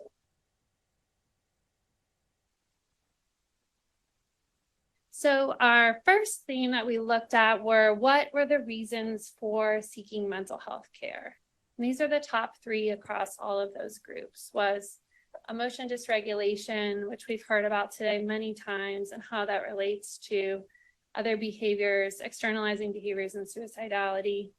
One interesting thing that we weren't expecting going into this was there was a large focus among the individuals in the study talking about how sensory needs and sensitivities contributes to emotion dysregulation and how the need for that in mental health care. And then similar to the talk we just heard, is trauma and chronic invalidation was a top reason for seeking community care. So I'll highlight some quotes and let the participants speak for themselves. This was from a 21-year-old autistic man. "I want people to know how cripplingly lonely I am. All I have known is gaslighting, lies, hatred, physical and psychological abuse. So I just unfortunately do not have very high self-esteem or self-care." And this is from a community mental health therapist. "They're hurt so bad by people. It's like touching a stove 1,000 times. At some point, you just quit touching the stove. You don't even want a stove because it's dangerous." So in these interviews, we asked folks to tell us stories. So we asked them, tell us a story of a recent time you felt out of control of strong emotions. And in the adult group, nearly every single participant shared a story of a meltdown or emotion dysregulation that occurred on the way to or in a healthcare setting. So I think someone earlier mentioned access. Accessing healthcare was so stressful to get there and all the steps it took to get there. Interacting with the different well-meaning healthcare providers was not a smooth process and often resulted in pretty significant troubles. The teenagers most frequently experienced dysregulation in school. And I will say a strong runner up to these settings were grocery stores and traveling. So what we looked at, we looked into those stories, what contributed to emotion dysregulation in these stories. And we found that inaccessible environments, living in a neurotypical world, was one of the strongest predictors to emotion dysregulation in these stories. And a lot of that was sensory, but other things like unpredictability and things like that, which contributed to it. Discrimination was a very prominent theme with contributing to emotion dysregulation, not feeling safe, being chronically invalidated, feeling like you had no power in various settings. Masking autistic traits and symptoms was a strong contributor to dysregulation, as was having difficulty knowing emotion dysregulation was coming. So not realizing they were having sensory overload or emotion dysregulation until it was too late, because they were spending so much time hiding it. And then social misunderstandings with neurotypical peers and leading to social rejection. This was also, these themes were prominent in the teen interviews as well, although the three that I've highlighted on the slides here were more commonly endorsed by the teens: the sensory needs, the awareness, and social rejection. So some quotes here. A 31-year-old woman: "I'm forced to keep it toned down because I'm at work and can't be seen. Forcing it down is actually worse." Talking about masking. Here, a 45-year-old autistic female: "You're hurt and people don't try to understand things from your perspective. It's like you're expected to understand things from their perspective, but there's no effort on the other person's part." And lastly, we have a quote here from a 17-year-old teenager talking about a social misunderstanding at school that impacted the entire rest of their year. So there was a bug on the playground that everyone was gathered looking at. I had no clue what was going on, so I ran over and I stepped on the bug. And for the rest of the year, I stayed inside. The consequences of dysregulation in these stories from our participants were quite severe. So there were frequent unjust responses to emotion dysregulation in healthcare settings, in school settings, in community settings. Involuntary sedation. There were several participants who described loss of healthcare services, jobs, and friendships, discipline at school. The need for safe people and plans or places to go when experiencing dysregulation was very prominent. And here's a quote from a 42-year-old autistic female. "They're threatening to suspend me. How are you threatening to suspend me from a mental health treatment program? It makes no sense because I'm not well enough." Because she had a meltdown at the program. So shifting to the interventions and barriers to mental health interventions. Across the community mental health providers, we asked them what intervention approaches they're using. The wide majority of them described an eclectic approach. They described validation, working on parent-child relationships, social skills, mindfulness, sensory tools. And why I think this came up so often is because all of the providers mentioned when they start seeing families, they see them for years and years and years, and the need for long-term care. And then 25% mentioned behavioral approaches.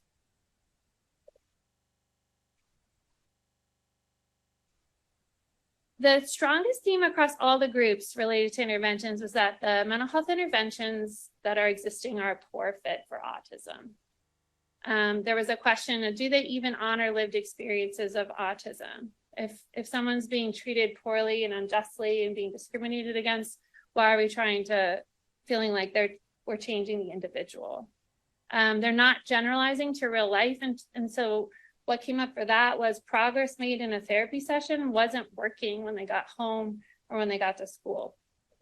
And that they weren't designed for the diversity of autism and different communication abilities and other forms of diversity.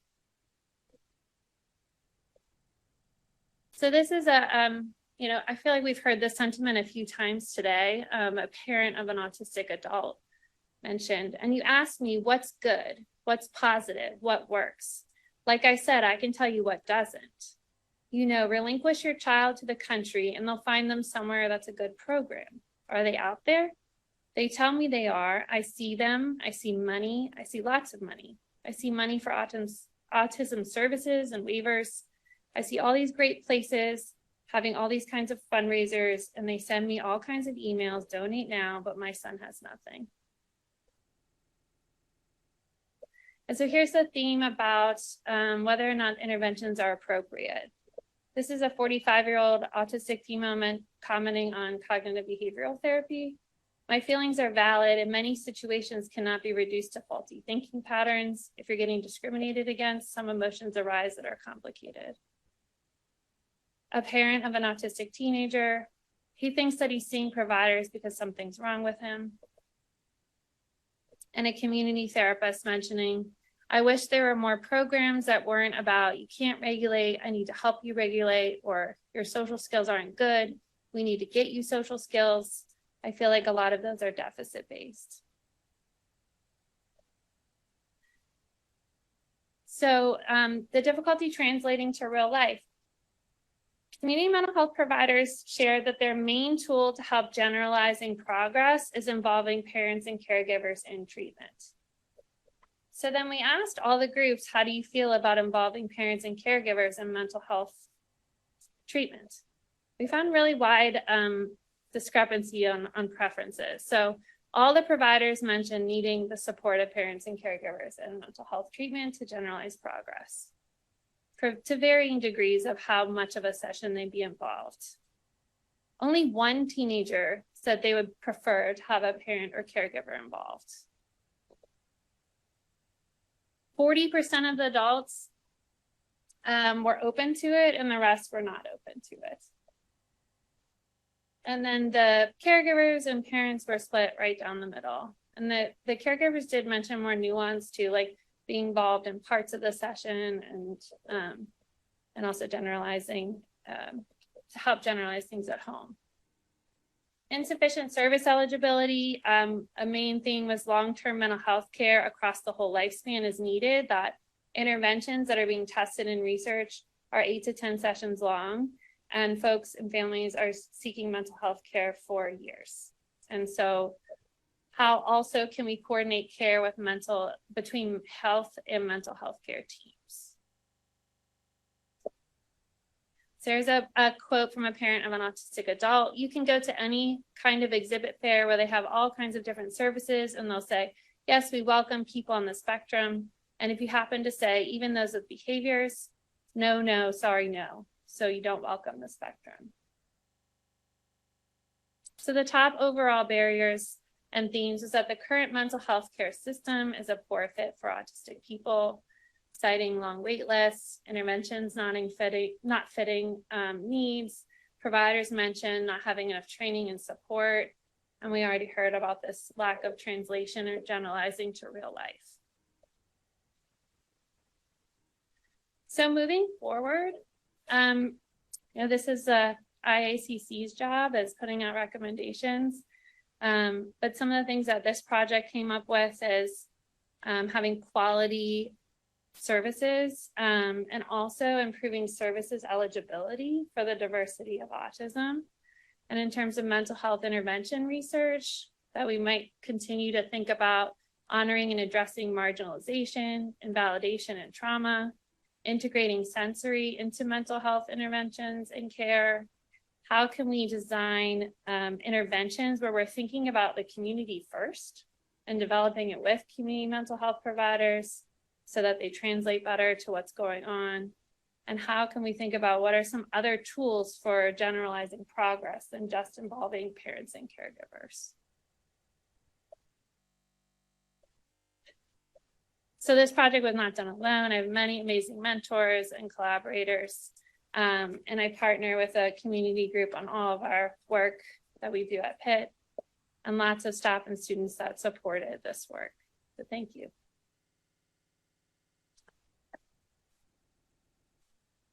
Thank you very much to all the panelists. We're going to abbreviate the comment session, so I'd ask all of the Members of the committee who'd like to ask questions or make comments, to please keep it brief out of respect for the other members of the committee who might want to have a chance to ask questions. We're running quite a bit behind. Ivanova, please go ahead first. I know you have beliefs. Hi, this is Ivanova Smith. My question is to Matt Siegel. Is there any research in how lack of autonomy could contribute to challenging behaviors, and how to allow people who need higher supports more autonomy in their lives, and see if that helps relieve that challenge? Thank you. Thank you, Ivanova. I think that's an excellent question and a very powerful way to look at things. And I don't have the answer to that. In other words, I'm not familiar whether there is or is not research from that perspective, particularly looking at autonomy and how it interplays with these behaviors, and whether, or these aggression and self-injury, and whether it's a path to reduce them or is a predictor of them occurring. So it's a really good question.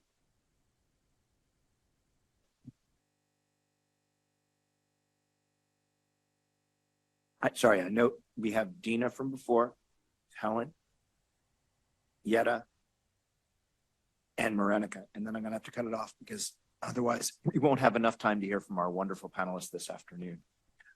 Dina. And again, I'll ask all the members of the committee to be brief, as Ivanova demonstrated quite nicely. Go ahead. If you guys can keep up with me, I'll just ask my questions all in a row. Can we just, out of respect for the others, ask one question, Dina? Oh God, are you gonna make me do that? Okay, just an observation. I saw many opportunities there to delineate by gender or gender non-binary status. And if any researchers doing work around any of these subject matters could continue to delineate that information when it's available, I think it would help to inform our research tremendously going forward. Plug for Russell Lehman if you want to watch a lived experience reporting.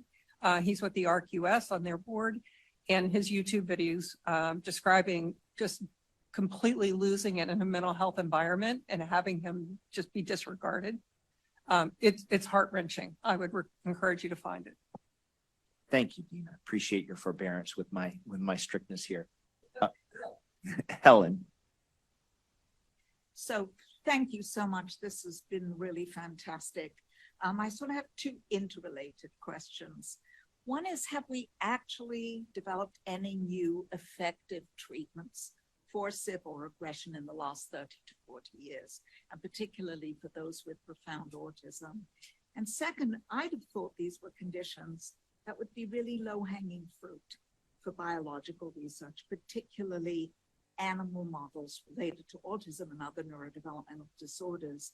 And we know that so much money is going to biological research, but what proportion is actually these days focused on these critical conditions? And these are really interrelated, because without animal models, we're not going to get to new effective biological treatments that I think people in the trades know is what we desperately need.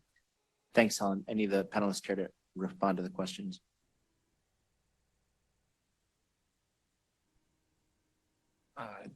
I could maybe try to take the first one a little bit. Simplistically, I would say no, we have not seen in the last 20 years or so, since the trials for atypical antipsychotics in 2002, 2003 were published, and the really seminal ABA for aggression self-injury were published. I don't think we've seen significant advances. We've seen some marginal ones. I think we have some very promising things, such as emotion regulation intervention, the EASE intervention, particularly EASE ID for those who have higher support needs. Very excited to, as an example, we're looking to integrate that into our inpatient unit. But in terms of, and that will be helpful, but in terms of significant steps and new approaches, I think it has not been a rich landscape. I don't mean to sound negative, but I really think that that is the case. What I'm doing today and my colleagues is really, we're trying to do it better, but it's not really different than it was 15 years ago when I started doing this. Carla, if you have anything. I mean, I don't really have much to add other than I agree with you fully. And I did try to emphasize that a little in the intro. I don't think we've made much progress in those areas. And I do think we need to do a better job thinking holistically about the methods we're using, including, you know, new biological research, not just antipsychotics, but other ways to think about these things. Yeah, thank you. I'll just point out that NIMH, after it was several years ago that we had a session that was devoted specifically to aggression and violence, and had a lot of testimony from parents and individuals living with it. Put out an updated notice on aggression research with this particularly in mind, and with the idea that it would be compelling to try to study it from the preclinical standpoint.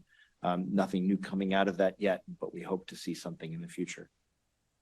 We have Yetta, and then I was mistaken, it wasn't Marenika, it was Hari. And then I'm sorry, Scott, we're not going to be able to take your question, so maybe hold it toward the end of the day. Yetta. Thank you. Thanks for presenting. Really quickly, could you, and you don't have to give us this information now, but I'm curious to know who all participated in your different studies. I didn't see that clearly laid out across presentation. And then as you talk about taking these plans to the community, how do you then plan to engage a diverse population in that work?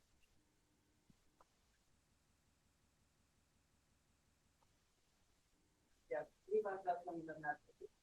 we left out some of the methods details just due to give like the whole overview. So happy to like share more about our samples. I mean, we are trying very hard to get diverse samples. And I will say, I think it's an area of growth. And we're trying to build community partnerships, really target more diverse samples, more recruiting in areas that will foster diversity.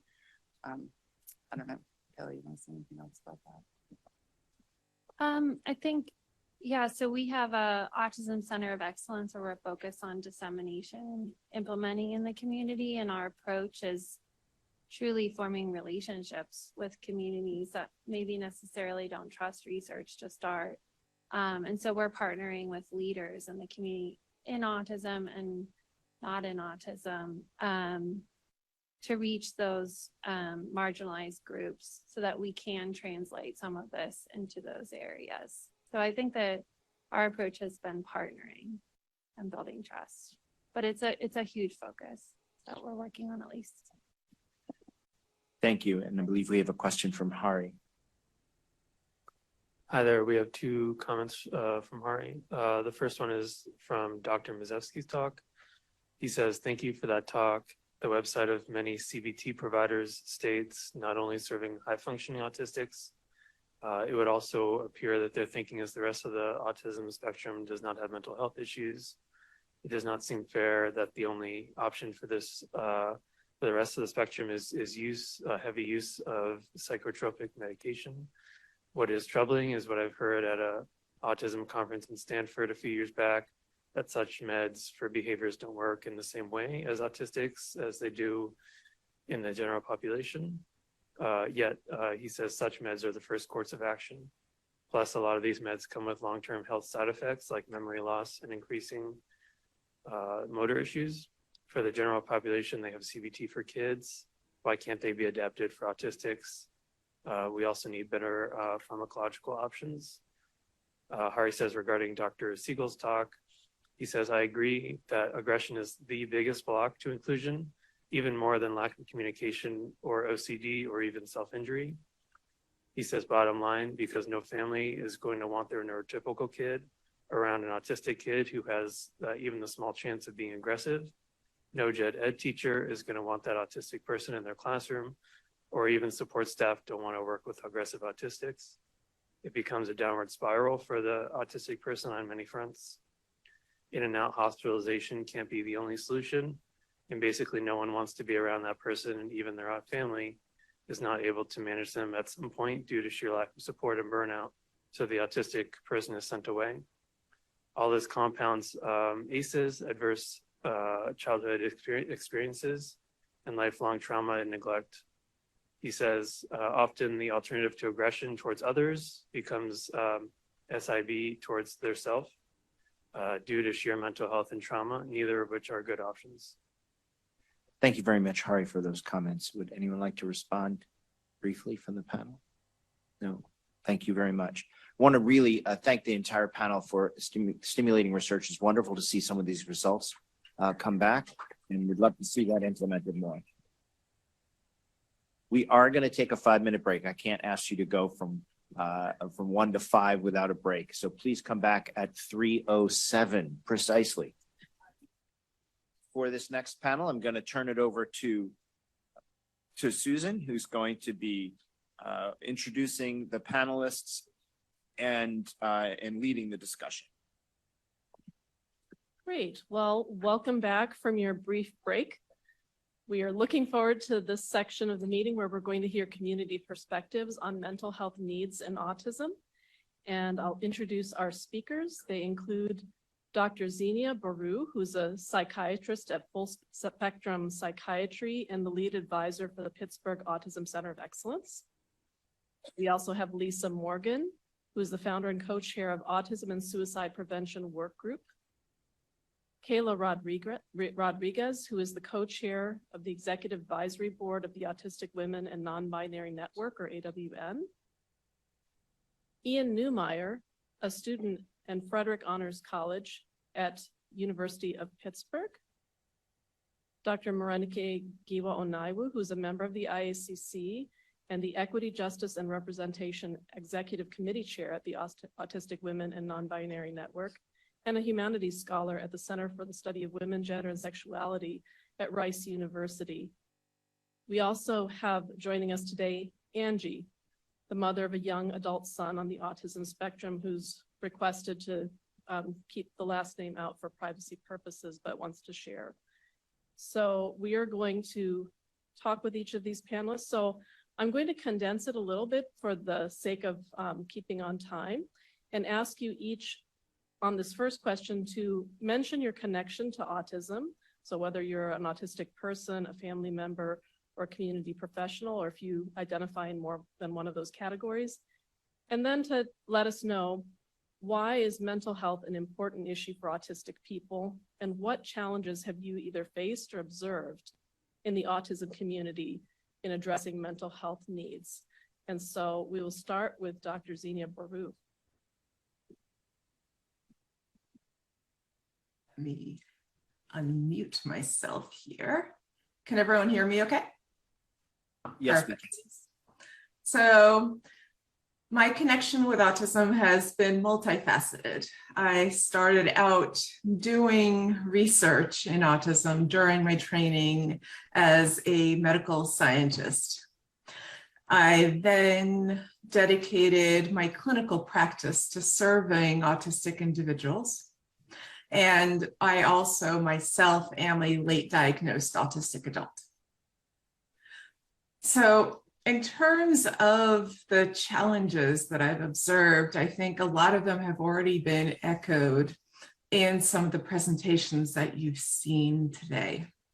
Probably the biggest one that I've seen clinically as well as experienced personally has been the lack of training that most mental health providers have with autism. And because of that lack of training, there is so much misunderstanding and miscommunication and misdiagnosis of individuals that are autistic. So much so that usually by the time somebody who's autistic gets to my practice, they've had dozens of providers that have either missed them being on the spectrum, misdiagnosed it as something else, or just simply not known how to actually provide any kind of meaningful help for them.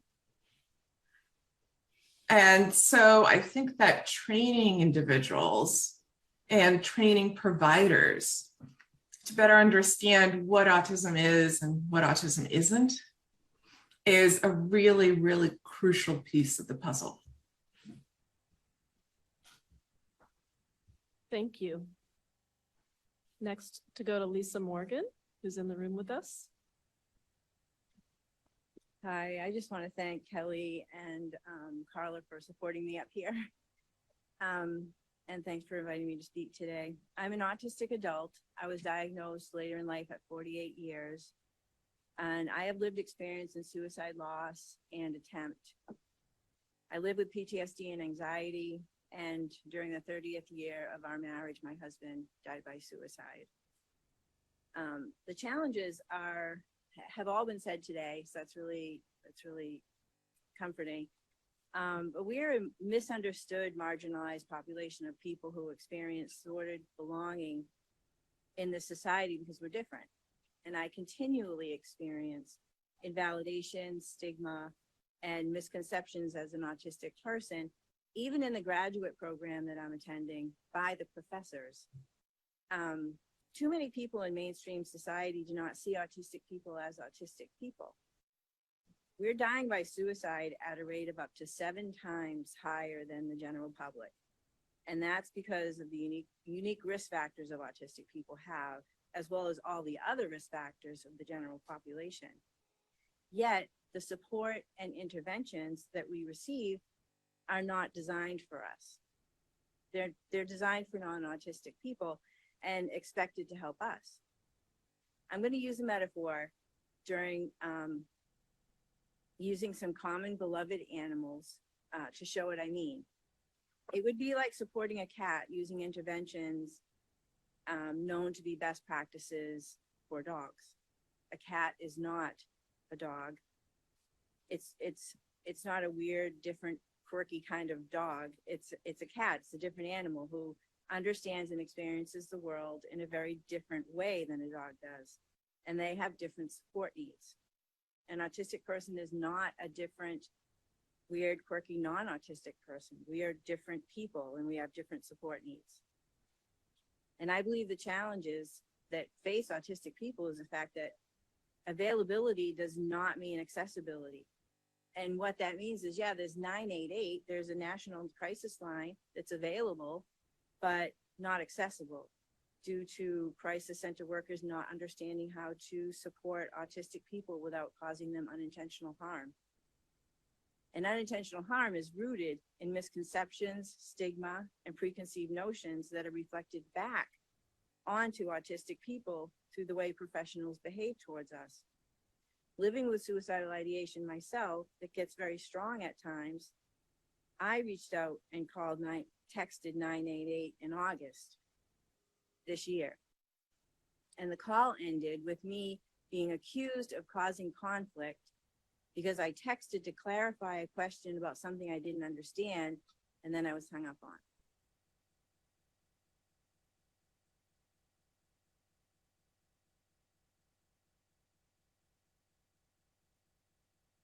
Thank you for sharing that powerful testimony. Next, we will hear from Kayla Rodriguez.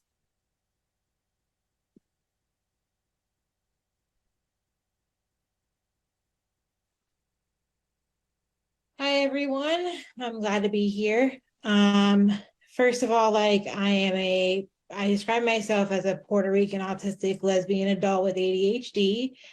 And a visual description of me, I am a light-skinned woman, Puerto Rican woman with a white headband and black hair and black shirt with flowers on, and I'm in my room basically. So in terms of mental health, I have several mental illnesses. I have OCD, PTSD, depression, anxiety, binge eating disorder. I also have chronic illness like type 1 diabetes. So that all affects and other stuff. So that all affects my mental health. So basically, I'm part of, first of all, I prefer identity first language because autism is a part of who I am, and I'm part of an autism and suicide study to create a suicide program, especially for autistic people with Aspire. And I'm also part of an autistic LGBTQIA plus study about mental health with UCLA. And then the challenges I see with mental health in the autism community First off, I would like to point out that autism is not a disease that people grow out of when they're adults, and autistic people do have joy in their lives, and their lives can be happy one. However, the media often shows autistic people's lives as painful, and society makes autistic lives worse. Most of the problems autistic people have is because of our ableist society, not their autism. And I don't support any organizations that support or fund ABA/peers and or eugenics and or try to cure, prevent, or treat autism because all of these are harmful to the autistic community. Matter of fact, ABA has caused autistic people to be suicidal, and autistic people are more likely to be suicidal. There needs to be funding to support autistic people throughout their lives, not just their childhood. And for myself, the mental health providers I've experienced, I went through a very terrible therapist who was very homophobic to me. And I've also went through terrible psychiatrists. One of them was basically laying on her knees telling my mom I'm not a miracle worker. And so I've been suicidal since I was 11. That's when I wrote my first suicide note. And, I just struggled, been on off struggling since then. And, lately I was doing better, but then every once in a while I get suicidal, but uncertainty in my job and personal changes in my life have made my mental health worse. And it's weird because not having a job can worsen my mental health because of lack of money, but having a job can worsen my mental health because of stress and lack of free time.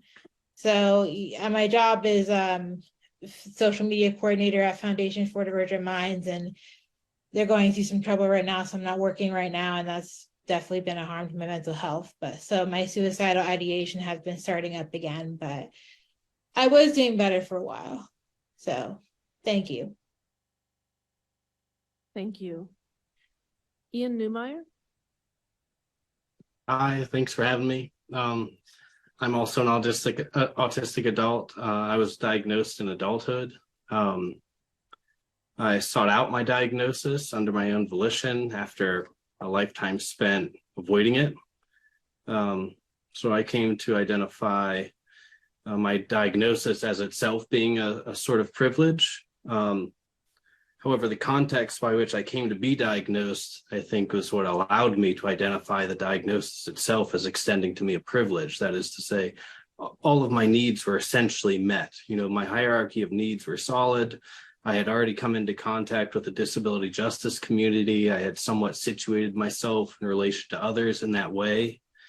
And, being able then to interact with clinical mental health professionals, I was able to take those messages and apply them in a way, that just instantly led to a sort of windfall of opportunities and resources. And that didn't occur earlier in life when I had been compelled to interact with mental health professionals who offered their own diagnoses of different sorts of things, but weren't able to take into account my history.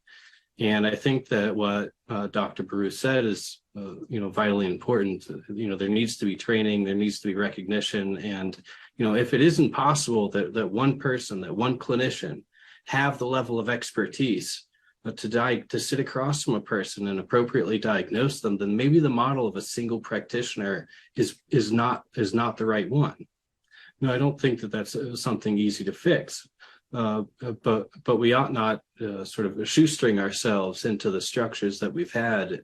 And, how can we fix it? How can we fix it? Maybe it's set up incorrectly from the jump. I don't know. In terms of my experiences with mental health and autism, I think that the relationship of the two are compounding. One amplifies the effects of the other. When I speak particularly with a background relating to several different types of trauma, the salience of the antecedents to trauma become much more impactful. They become more prolific. They become more exhausting. We can see them everywhere. And how then does that feed into my ability to manage and live as an autistic person? There's a constant sort of feedback loop that I think is challenging. a couple concrete things. You know, when I look out and I see that there are mental health initiatives, awareness initiatives, and they're using a spokesperson who's only willing to speak of another person's mental health or mental illness, who's not willing to say, you know, I have a mental illness, I manage my mental health in X, Y, and Z way, you know, that's a problem, I think. And I think that that's sort of, otherization of mental health, otherization of these sorts of issues from the people who are being put onto a platform and told, hey, here's a spokesperson to increase our awareness about it. It's just downright dangerous. Well, I'll finish with that. Thanks for having me. Thank you. Marenike, Giwa and I.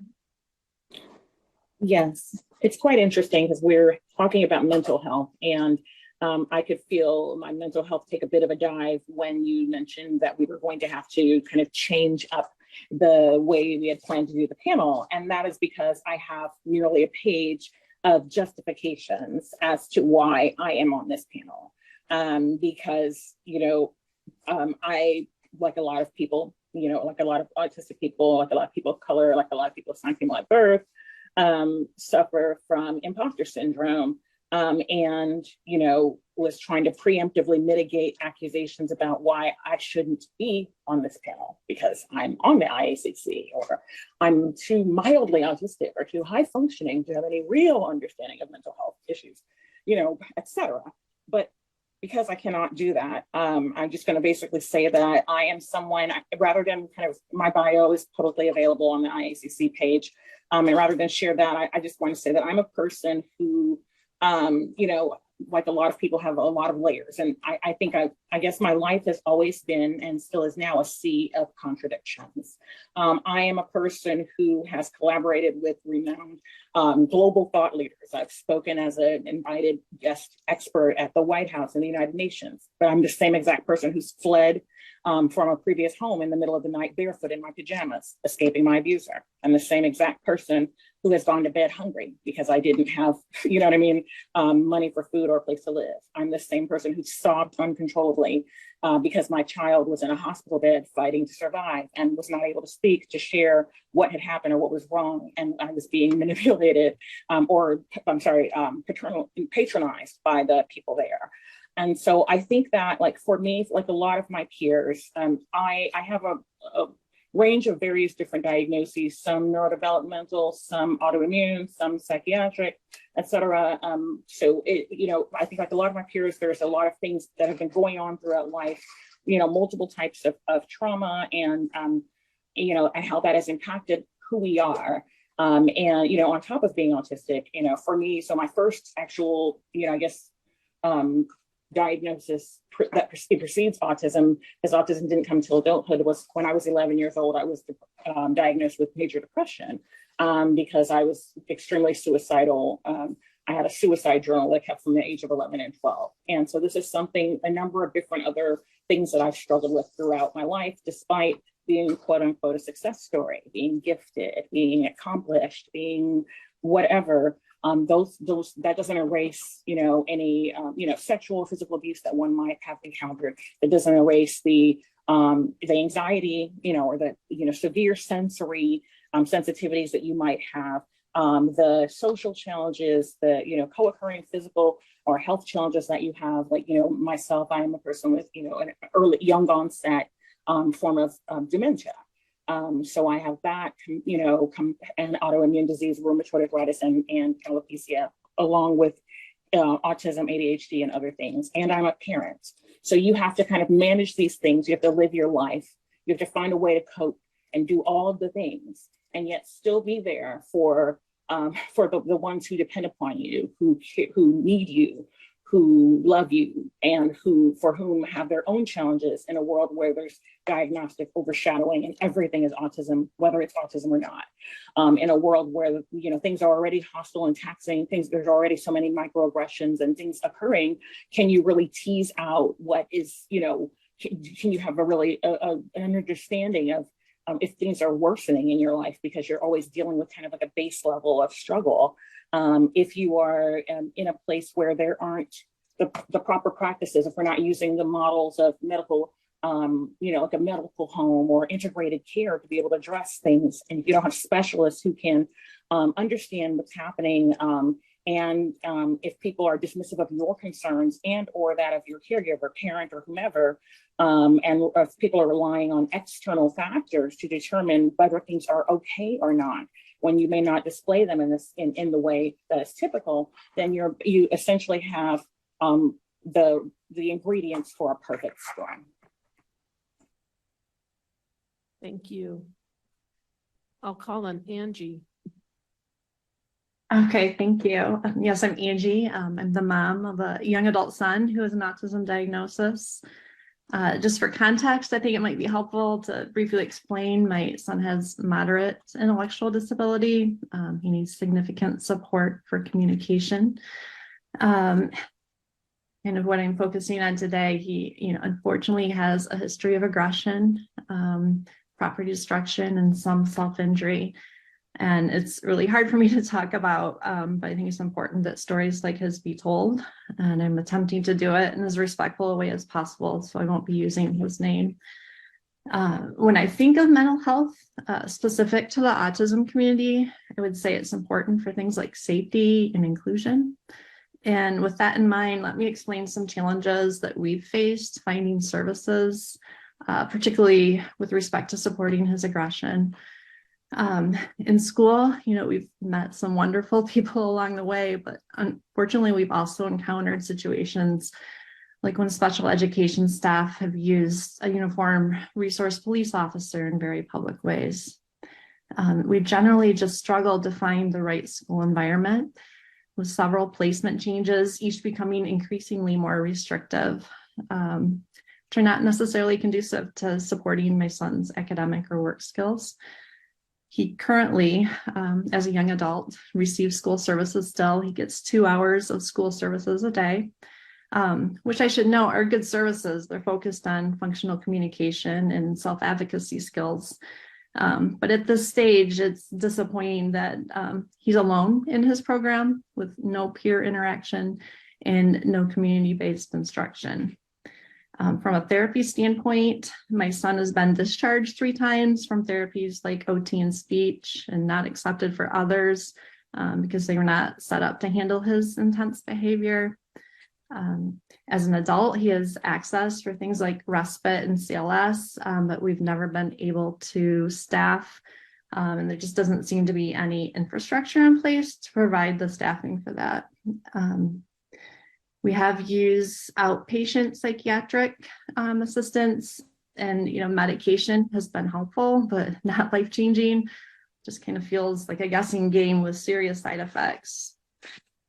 And then from a crisis standpoint, unfortunately, if I do find myself in an unsafe situation, the only options available in my community are to call the police or to take my son to the emergency room, neither of which I've used because they don't seem like effective options and potential risk for seriously more trauma.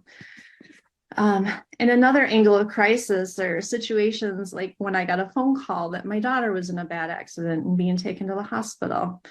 And in that moment, I had no one to watch my son, and he needs to be watched. And I had no natural supports to help, and there's no type of emergency respite, creating just great safety concern for our family.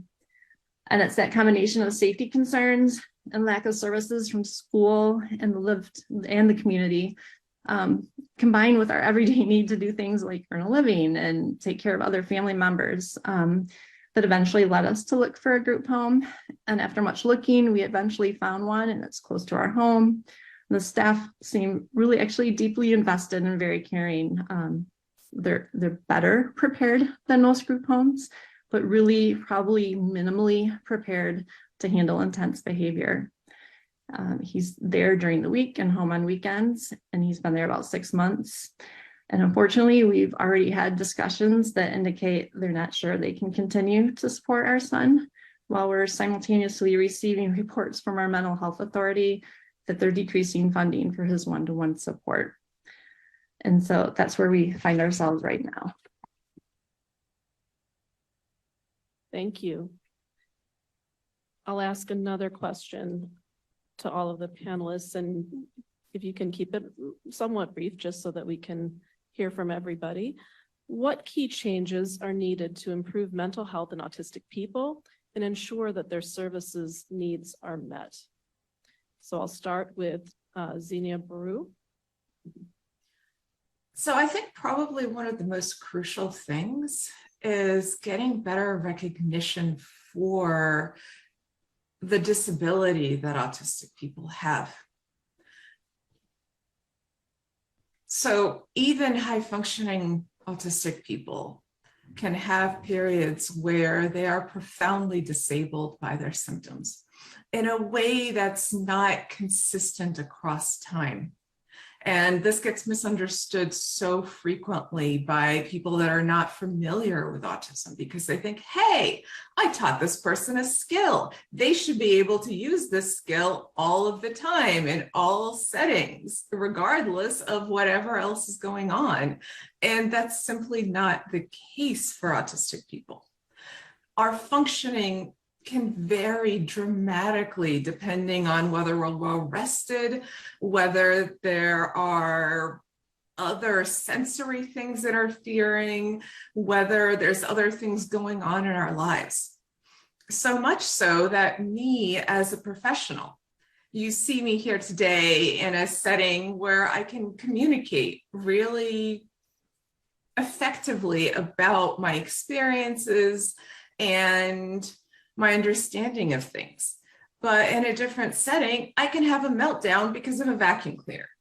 And that kind of disparity in functioning is something we don't see very often outside of autism. But within autism, it's the norm. And it can interfere substantially with daily functioning for a lot of autistic individuals in a way that doesn't get recognized well by our system. So when I have autistic individuals try to get additional support, either try to get on the waiver or try to get government disability, they're not able to get it because the way that these things are determined doesn't recognize the type of intermittent disabilities that autistic people have. And then there's additional gatekeeping. So for instance, to get onto the autism waiver, you need to have ADOS testing. Well, as an adult, accessing ADOS testing is incredibly difficult. And so I've tried referring dozens of adults for autism waiver services, which they really need, and they can't get it. So access to services is really crucial. And access depends on being able to have our disabilities be recognized. And so that's probably the biggest change that I would like to see happen in addition to additional training is having better recognition of disability related to autism. Thank you. Lisa Morgan. I think we need to improve accessibility. I think we need to improve accessibility and reduce unintentional harm. Make the available mental health centers, crisis call, and tech centers, first responders, and even clinicians safe and accessible for autistic people by requiring anyone supporting autistic people to be credentialed by completing a training and subsequent evaluation developed by autistic people in collaboration with non-autistic allies. The only people who truly know what it's like to live with autism are autistic people. Policies, programs, and systems to improve mental health services of autistic people need to be designed, developed, and implemented by autistic people in collaboration with non-autistic allies. The solution to improved mental health in autistic people and ensure their service needs are being met, and even more importantly, they're not being unintentionally harmed, lies in the knowledge and expertise of autistic people. Again, autistic people, that's because it was in the first one that I missed. Autistic people are dying by suicide at a rate of up to 7 times higher than the general population. And yet, on national suicide prevention websites, autistic people are not included in the lists of vulnerable populations. The resources being developed by the work group that I founded and still co-chair in 2017, they're being used in Brazil, and the mainstream media in Brazil are supporting them, and they're having a social impact. They see the value of having autism-specific resources developed by autistic people in collaboration with non-autistic allies. The resources to support autistic people as autistic people are available, so I just really love it if we just use them. That's it. Thank you. Kayla Rodriguez. Yeah, so there's a few things, but I'll try to be as brief as I can. I think that first of all, that professionals need to be better trained to help autistic people during autistic burnout and mental health crisis. I also would like to see that like doctors treat autistic people as humans, because autistic people are human too, even though we go through the same things as everybody else does, just in different ways. And I just wish like doctors remember not just to focus on their autism, just focus on everything else they have, including mental health, which I believe is just as important as physical health. It really is. Mental health should be taken more seriously and shouldn't be a taboo topic. And, I also believe that like special interests that autistic people have are good because they bring autistic people joy and shouldn't be taken away from them. Autism can be a part of anyone in all intersections. So like trans people, for example, trans people can be autistic, and people of color can be autistic. So removing gender affirming care and living in a racist society can worsen the mental health of autistic people in those intersections. And autistic people deal with trauma, and autistic people need resources specifically made for them to help deal with trauma. So because, it's just because because, we deal with trauma a lot living in a world that doesn't accommodate or accept us. So we need trauma resources made specifically for them. Or for us. Like I struggle with trauma because of my PTSD, and I don't know how to deal with it. I don't know how autistic people are supposed to deal with it because there's no resources out there. And that's what I would love to see. Something like how do autistic people deal with trauma like that? And other things I would like to see is like don't take augmentative and alternative devices or IACC devices away from autistic people if they need them, because that will help them communicate. If they get them taken away from them, then it worsens their mental health. And the last thing I want to see is there should be more funding in general for mental health. I remember 3 years ago, the last hospitalization I had, I've been through a few inpatient and hospitalizations for suicide attempts. And the last one I went to is a place called Summit Ridge in Lawrenceville, Georgia. And I promise you, please do not send anybody there, because it was the worst place I've ever been to. I thought I was never going to get out of there. I felt threatened. There was fighting. There was peeing on the chairs and the floor. It was just a really disgusting place. And I think that if there was more funding for mental health in general in these mental health hospitals, then maybe Summit Ridge wouldn't be so bad. And I know there's more places like Summit Ridge, and I just feel like we need more mental health funding in general, so places like Summit Ridge can get better in treating people. And I agree with everybody else was saying, was that we need specific resources for autistic people to deal with suicide. So yeah, thank you. Thank you. Ian Newmeyer. I really have not much to add. I think just amplifying everything that the previous speakers mentioned. Was something that resonated with me, though, was what Lisa said about mandating training for first responders and emergency and medical professionals. I think that's crucially important. The absence of it results in an untold number of violent interactions between police and civilians, not to mention deaths, of course. And I think that that's vitally important. Thank you. Veronica. Yes, I just wanted to share that I think that with mental health, one way that it needs to change is that it needs to be practical and like solution based, and address the situation that people are dealing with. Is it anxiety? Is it sensory? Are they sensory issues or what have you? Whatever is happening, I think it needs to be collaborative and family oriented. But we're not islands. A lot of us have people who are connected to us, and so the well-being of those around us and our family at large. The model that they take in early childhood with the integrated family service, plan is one that should be considered across the lifespan.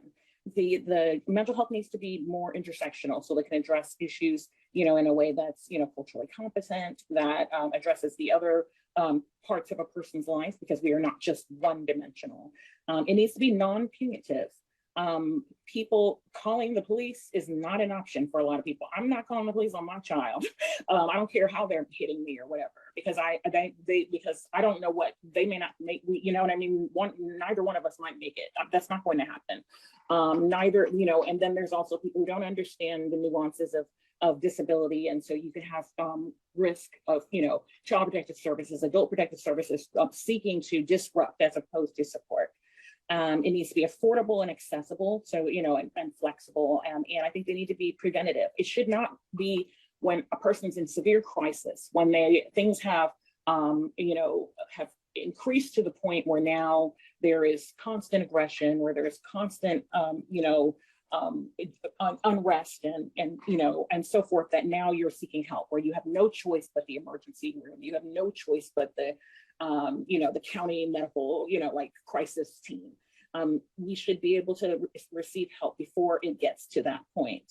We really need to look at some of the other models that they're using and other, like for example, for HIV and wraparound care, and look at how they're addressing the holistically, person across the lifespan and their families.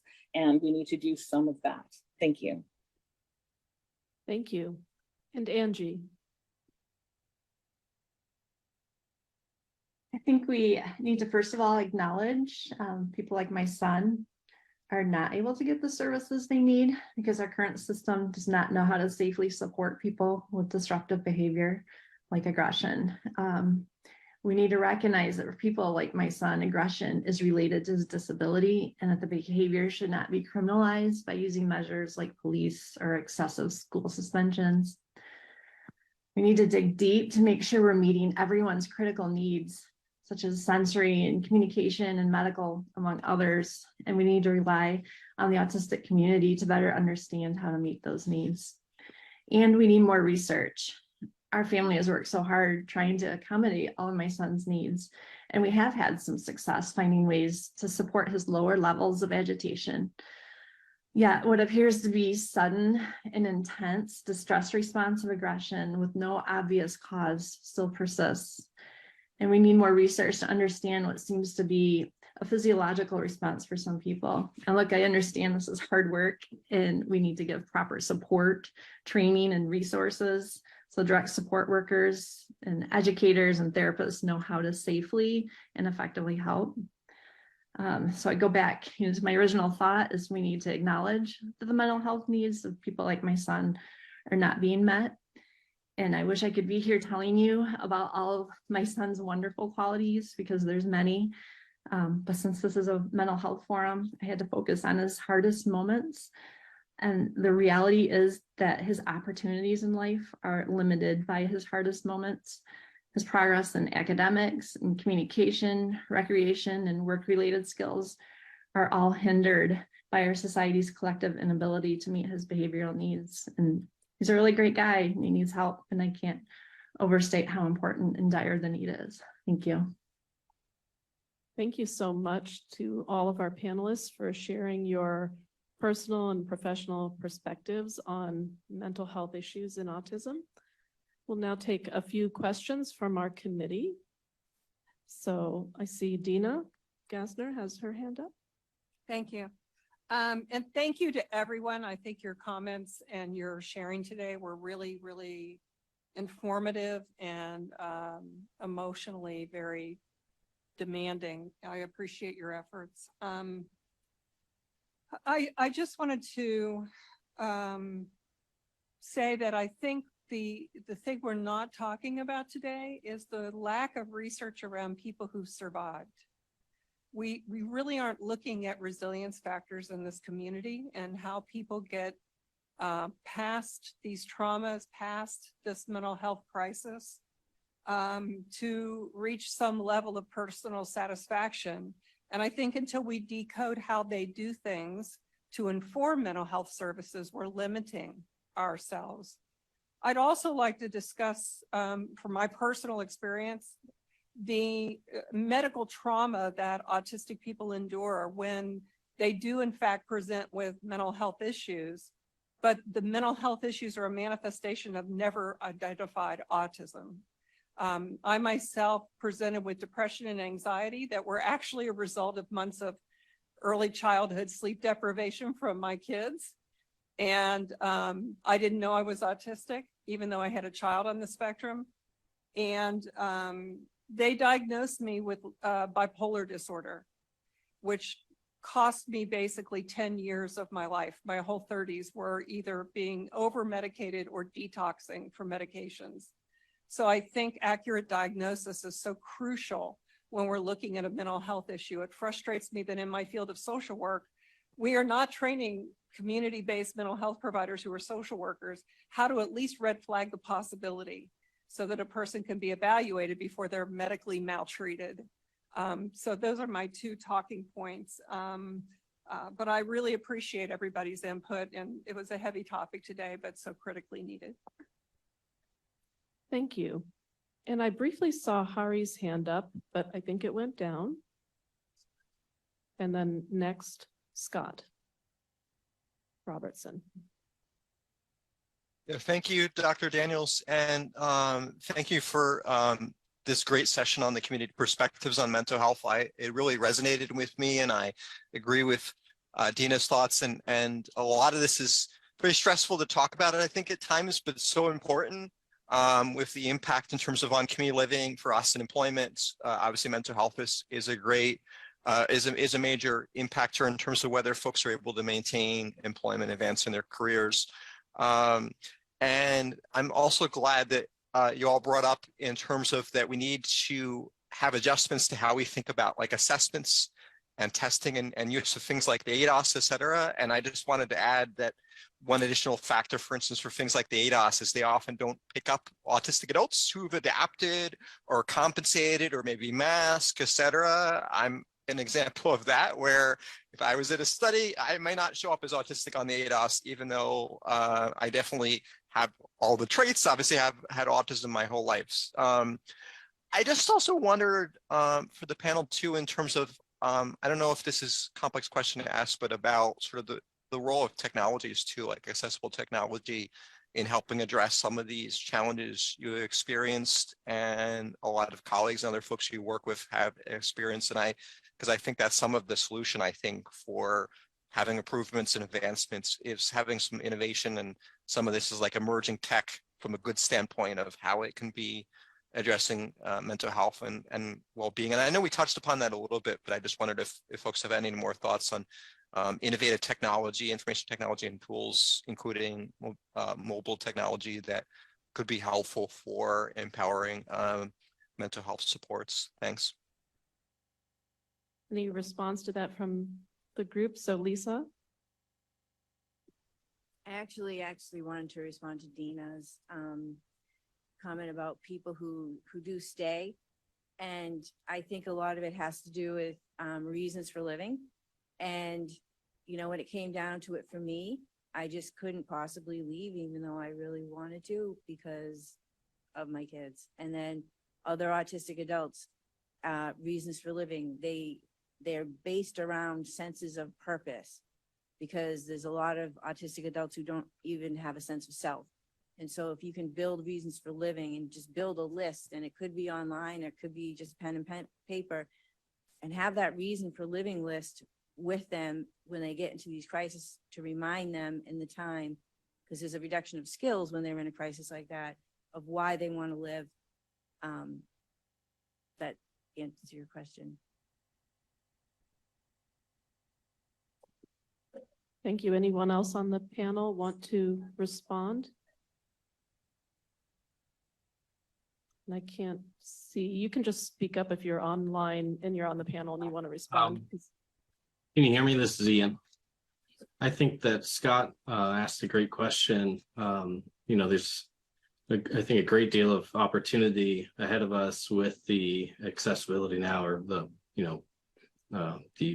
ubiquity of things like generative AI. However, they might be misused, of course, but if we're looking for progressive, positive uses of them, I can think of in my own context, just, decades ago, having access to the internet, being able to study people's behavior, learn how to model it, essentially sort of test things out. I can think of a generative type system that might be developed particularly for the purposes of helping people prepare, anticipate, upcoming interactions and things like that. That's something I think that's definitely within the grasp of technology that we have right now. In terms of more, simplified stuff, in terms of the apps that are available, had my enrollment in college been accompanied by some assistive technology consultation, where there was offered to me a sort of a suite of technological applications, found to be particularly useful for autistic folks. Gee, that would have been great. It might include things like Speechify, which right now is like super expensive. And, the ability to have, multiple sources of information, even if it's the same source, but in multiple formats.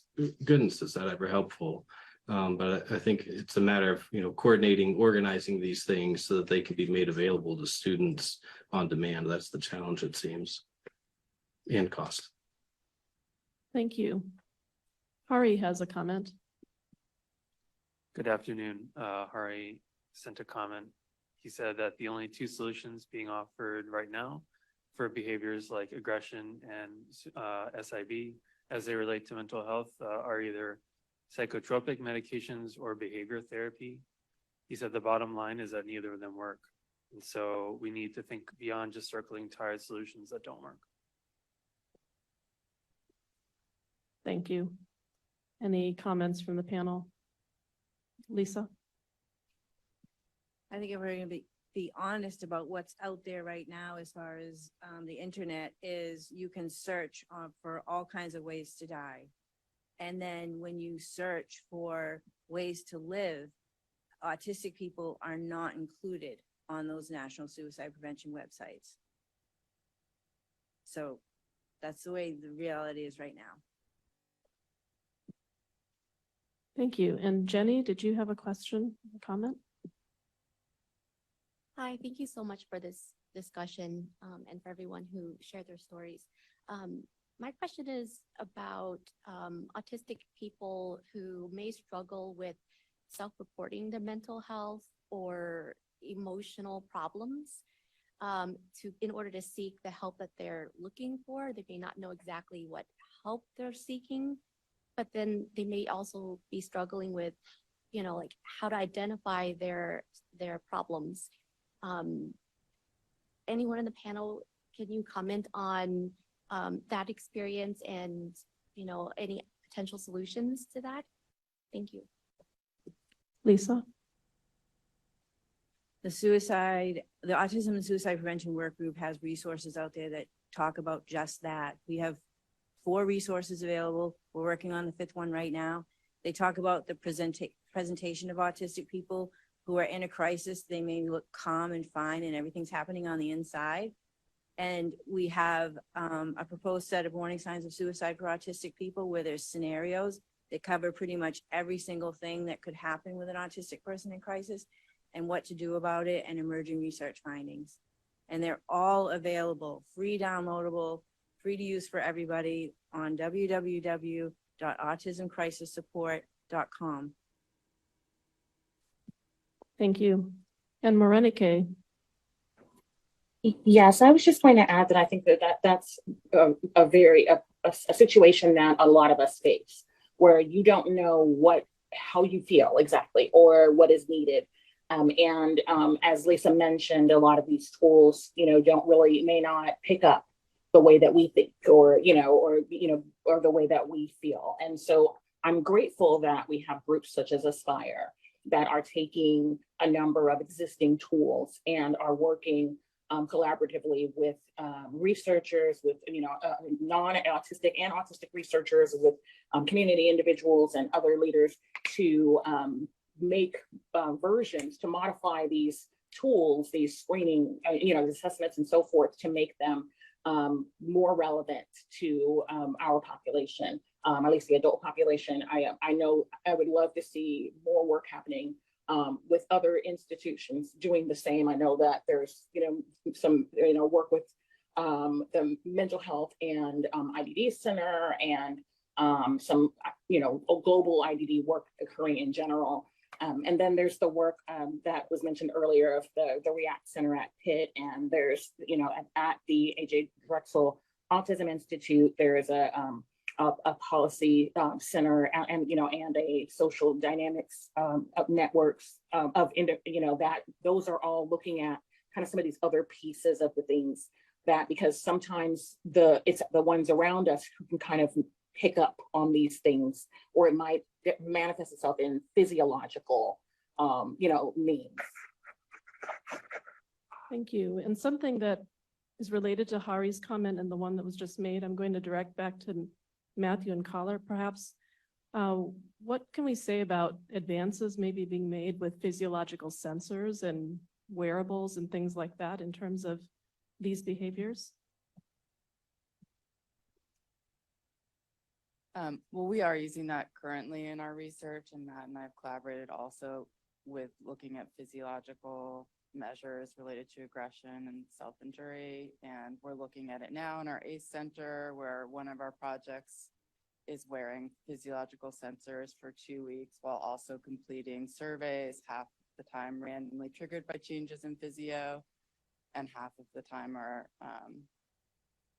half the time are triggered, half the time are random. And I think it does show there is promise. I think there's a clear signal that you can identify some signs of distress and some markers of aggression and self-injury with these physiological signals. I think there's a lot more work to be done to get it specific and accurate enough, but there is certainly movement in that area, and a challenge will be doing it with measures of physiology that are cheaper and more widely available than those being used in the research setting. Anything to add? So I think Hari had his hand up, and then that'll be the last question. Hari has a comment in the form of a question.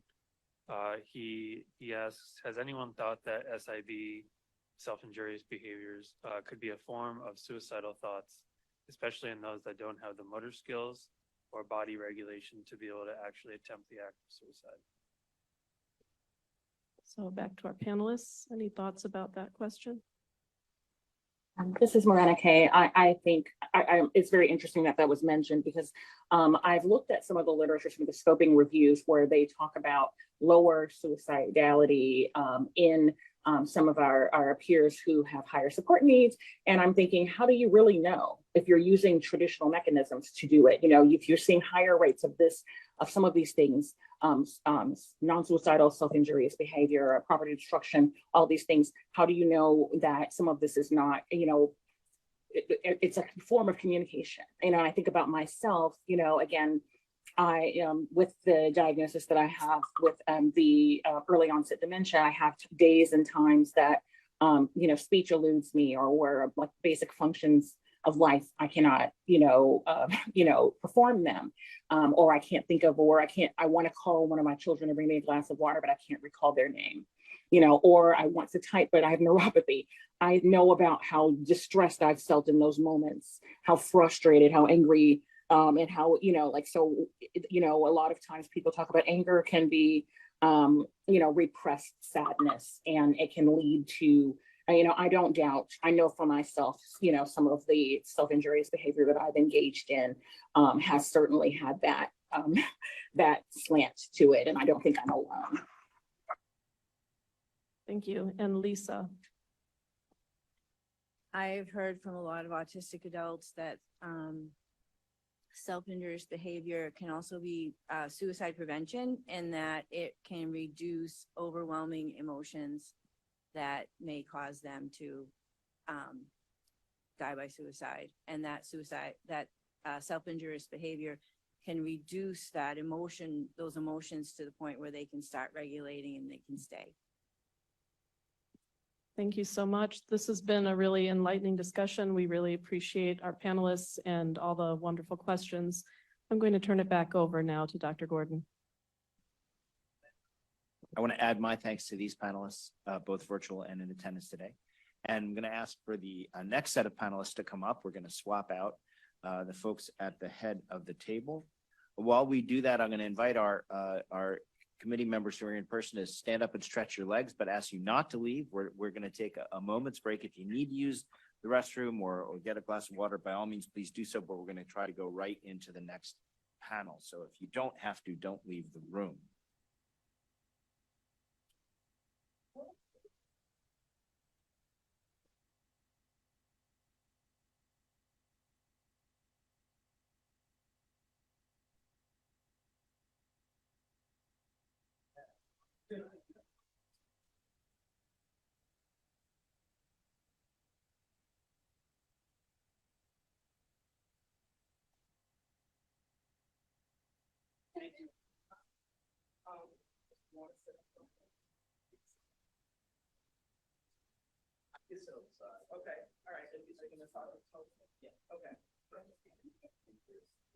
Okay, so we're going to go ahead and get started now with the final segment of the meeting.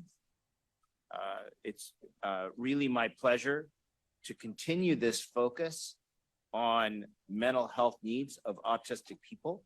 And this final section of the afternoon focuses on addressing these needs through the mental health service system. We have three panelists today, two of whom are joining us virtually. These are Dr. Stacy Nonemacher and Dr. Deborah Penals. I'll introduce them when their time to speak is here. And then we also have one joining us in person, Jonah Cunningham. As Dr. Nonemacher hopefully can unmute herself and get herself on video, I will introduce her. She's our first speaker. She's the Director of Cross-System Strategies at the National Association of State Directors of Developmental Disabilities Services. She will be speaking to us about the Link Center, a national resource center funded by the Administration for Community Living, of course, one of the member agencies of the IACC. Dr. Nonemacher, welcome, and I see you already. Thank you. Hi there. Good afternoon, everyone. First, I would like to thank you for the invite to talk about what others before me have already highlighted as an important topic in this field. And I'm honored to be able to talk about the Link Center, Bridging IDD and Mental Health Systems, a 5-year grant awarded in September of 2022, funded through the Administration of Community Living. Next slide, please. So why is this grant so important? And I feel like others before me have already pointed all of this out, but more recently, the field really is paying more attention to this topic, identifying better ways to support people with co-occurring cognitive and mental health conditions. Supports are predicated on an individualized, integrated approach, which the panel before me so eloquently talked about. And to me, that means that someone should be able to access behavioral health, habilitative services, physical health support, all dependent upon what he or she needs. And unfortunately, systems are not set up to support this, and supporters may not have the skills. So what this slide here is saying is that, and what the previous panel again more eloquently highlighted is, we know that we need to build capacity of the workforce and systems to support people's whose needs touch multiple systems. And we know that we need to have a continuum of community services that focuses on prevention and not just crisis for people. We know we need to address historically flawed policy that may exclude people from taking advantage of much needed services and supports. And to do that, systems need to collaborate and engage, looking for solutions and not just placements or one-dimensional answers. And most importantly, all this needs to be informed and guided by people with lived experiences. So all of these pieces and elements are at the core of this grant. So let me just take a step back. We'll go to the next slide. So this grant was awarded to three main partners: NASHBID, which is our sister organization, the National Association for State Mental Health Program Directors, and NAD, the National Association for Dual Diagnosis. To us, this is an important partnership. Independently, our members have been seeking guidance and support in finding better ways in states to support people with co-occurring cognitive and mental health support needs. And recognizing the power in partnerships to tackle this need, we convened a roundtable discussion where promising practices were identified. Practices like opportunities to transcend structural stovepipes or misaligned incentives for providers, clinical capacity building, particularly for the DSP workforce development, service design innovation opportunities within states. How do we do things differently? And ensuring a lens on cultural and linguistically appropriate approaches to ensure meaningful access across systems. And to the point made earlier, not just what's available, but is it accessible? So these really were the motivation for the partnership with this grant. And we've also capitalized on the partnership of these three entities for other efforts that seek to address this need outside of the grant. So for example, we have embarked on a 2-year national clinical and system capacity building effort that's offered to member states. This effort focuses on creating trauma-informed restorative supports that include mental health treatment and other initiatives like translating evidence-based mental health treatments like CBT and DBT for people who have cognitive limitations but may benefit from these treatments. So I'm heartened to hear today everybody talking about things like the need for capacity building, the need for trauma-informed approaches, the need to adapt mental health treatments for people with IDD and mental health needs. Next slide, please. In addition to NAD and NASHBID, there are 6 other partners that to us really bolster our focus on diversity, equity, and inclusion, and also our quality arm of this work. So we also have Green Mountain Self-Advocates, Autistic Self-Advocacy Network, National Association of State Head Injury Administrators, Communication First, National Center for START Services, the Sonoran Center, and Ohio State University's Nysanger Center. Next slide, please.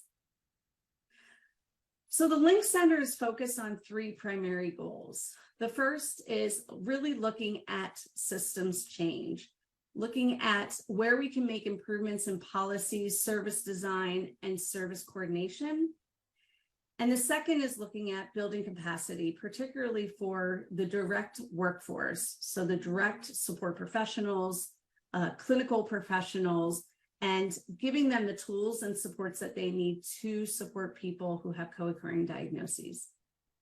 And last but not least, we're feeling as if we tackle those 2 goals, both system change and building capacity, this will open up access to people. And not just, as Lisa aptly put it again, not available service, but accessible services. Next slide, please. So in order to reach these goals while also maintaining diversity, equity, inclusion, and quality throughout, There are several grant activities, including engaging expert contributors ongoing. What we found out rather quickly in being awarded this grant is we're not the only ones thinking about this. And as all of you illustrated that today as well.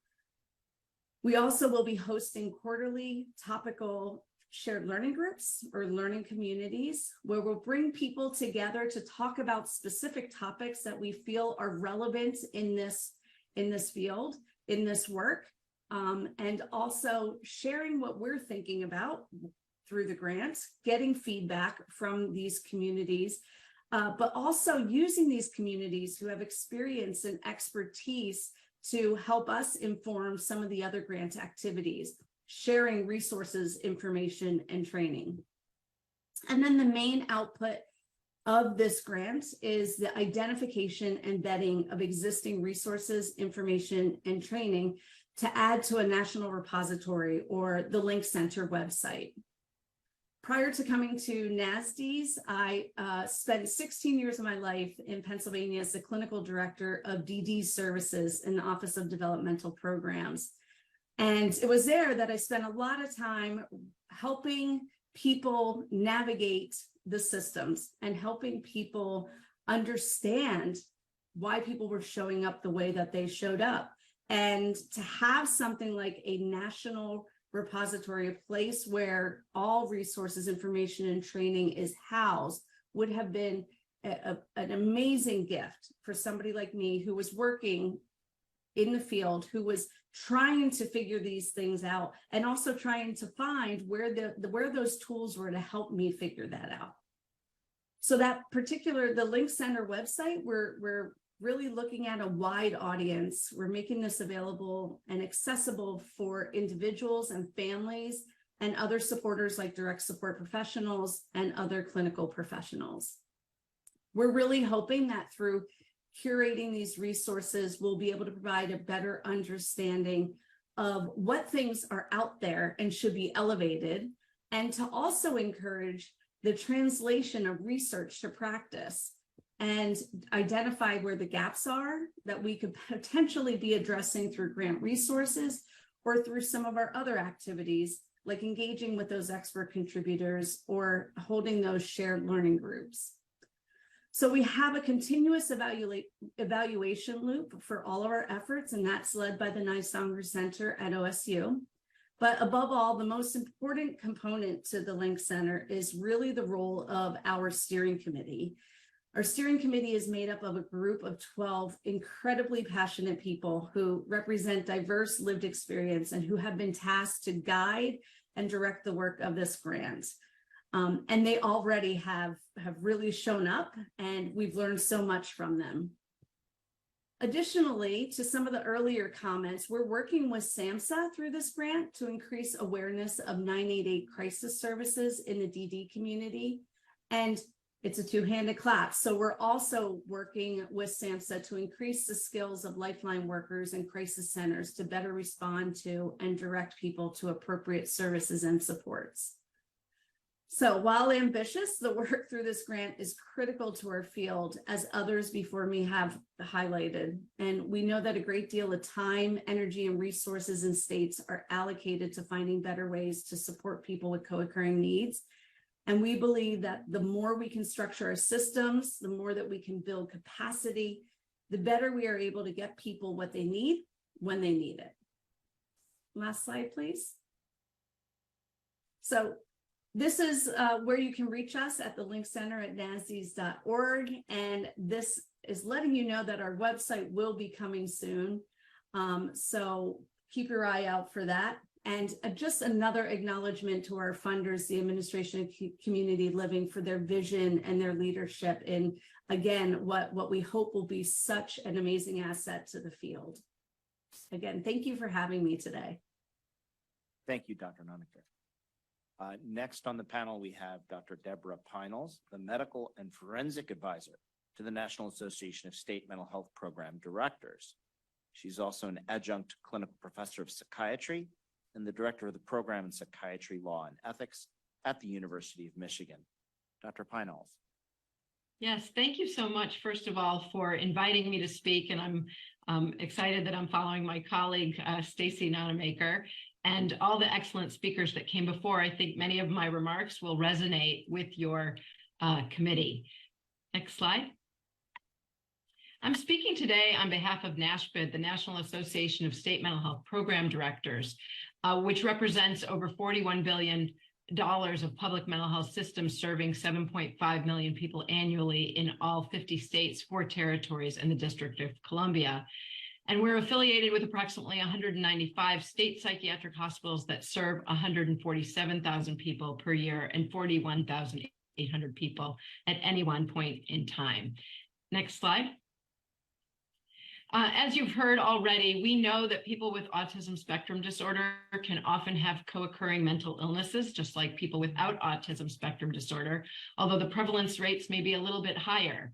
And we also know that behaviors masked as or interpreted as mental illness become treated as mental illness across systems, which is not always ideal and not often ideal, as we heard in the examples that came before from people with lived experience.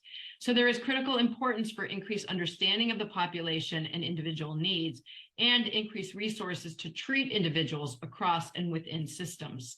Next slide. There has been a historical gap between departments of mental health and departments of developmental disability. And for persons with autism spectrum disorder, in many states, individuals with ASD may not fit neatly into either of those siloed agencies. There have been many shifts recently across the states in how things are organized, in large part related to Medicaid and spending for services in the public system. Next slide. But we know there are many systems issues that we need to tackle. There are not enough staff, period, and not enough staff with training or supervision around these types of issues, not enough leadership that really understands the complexity of ASD or co-occurring ASD and mental health, improper placements for groups of individuals who are often placed in more restrictive settings than necessary to address their needs. There can be over-reliance on medications and psychopharmacology, and at the same time, there can be opposition to medications and psychopharmacology that can be helpful. And so trying to find the right spot of what medications might be useful to help address mental health symptoms is going to be really important for that population. And there has not been as much family engagement available for lots of different reasons, but there needs to be more engagement by the service system so that families can participate for both youth and adults. Next slide. These are just some of the things that I've identified. We also know that people with co-occurring behavioral health and intellectual and developmental disability conditions struggle to access integrated care to meet their complex needs. Again, part of that is related to funding structure and system structure, where we have on the one side often fee-for-service types of arrangements with narrow eligibility criteria and medical necessity criteria that limit access to and coverage for behavioral health care for people with ASD.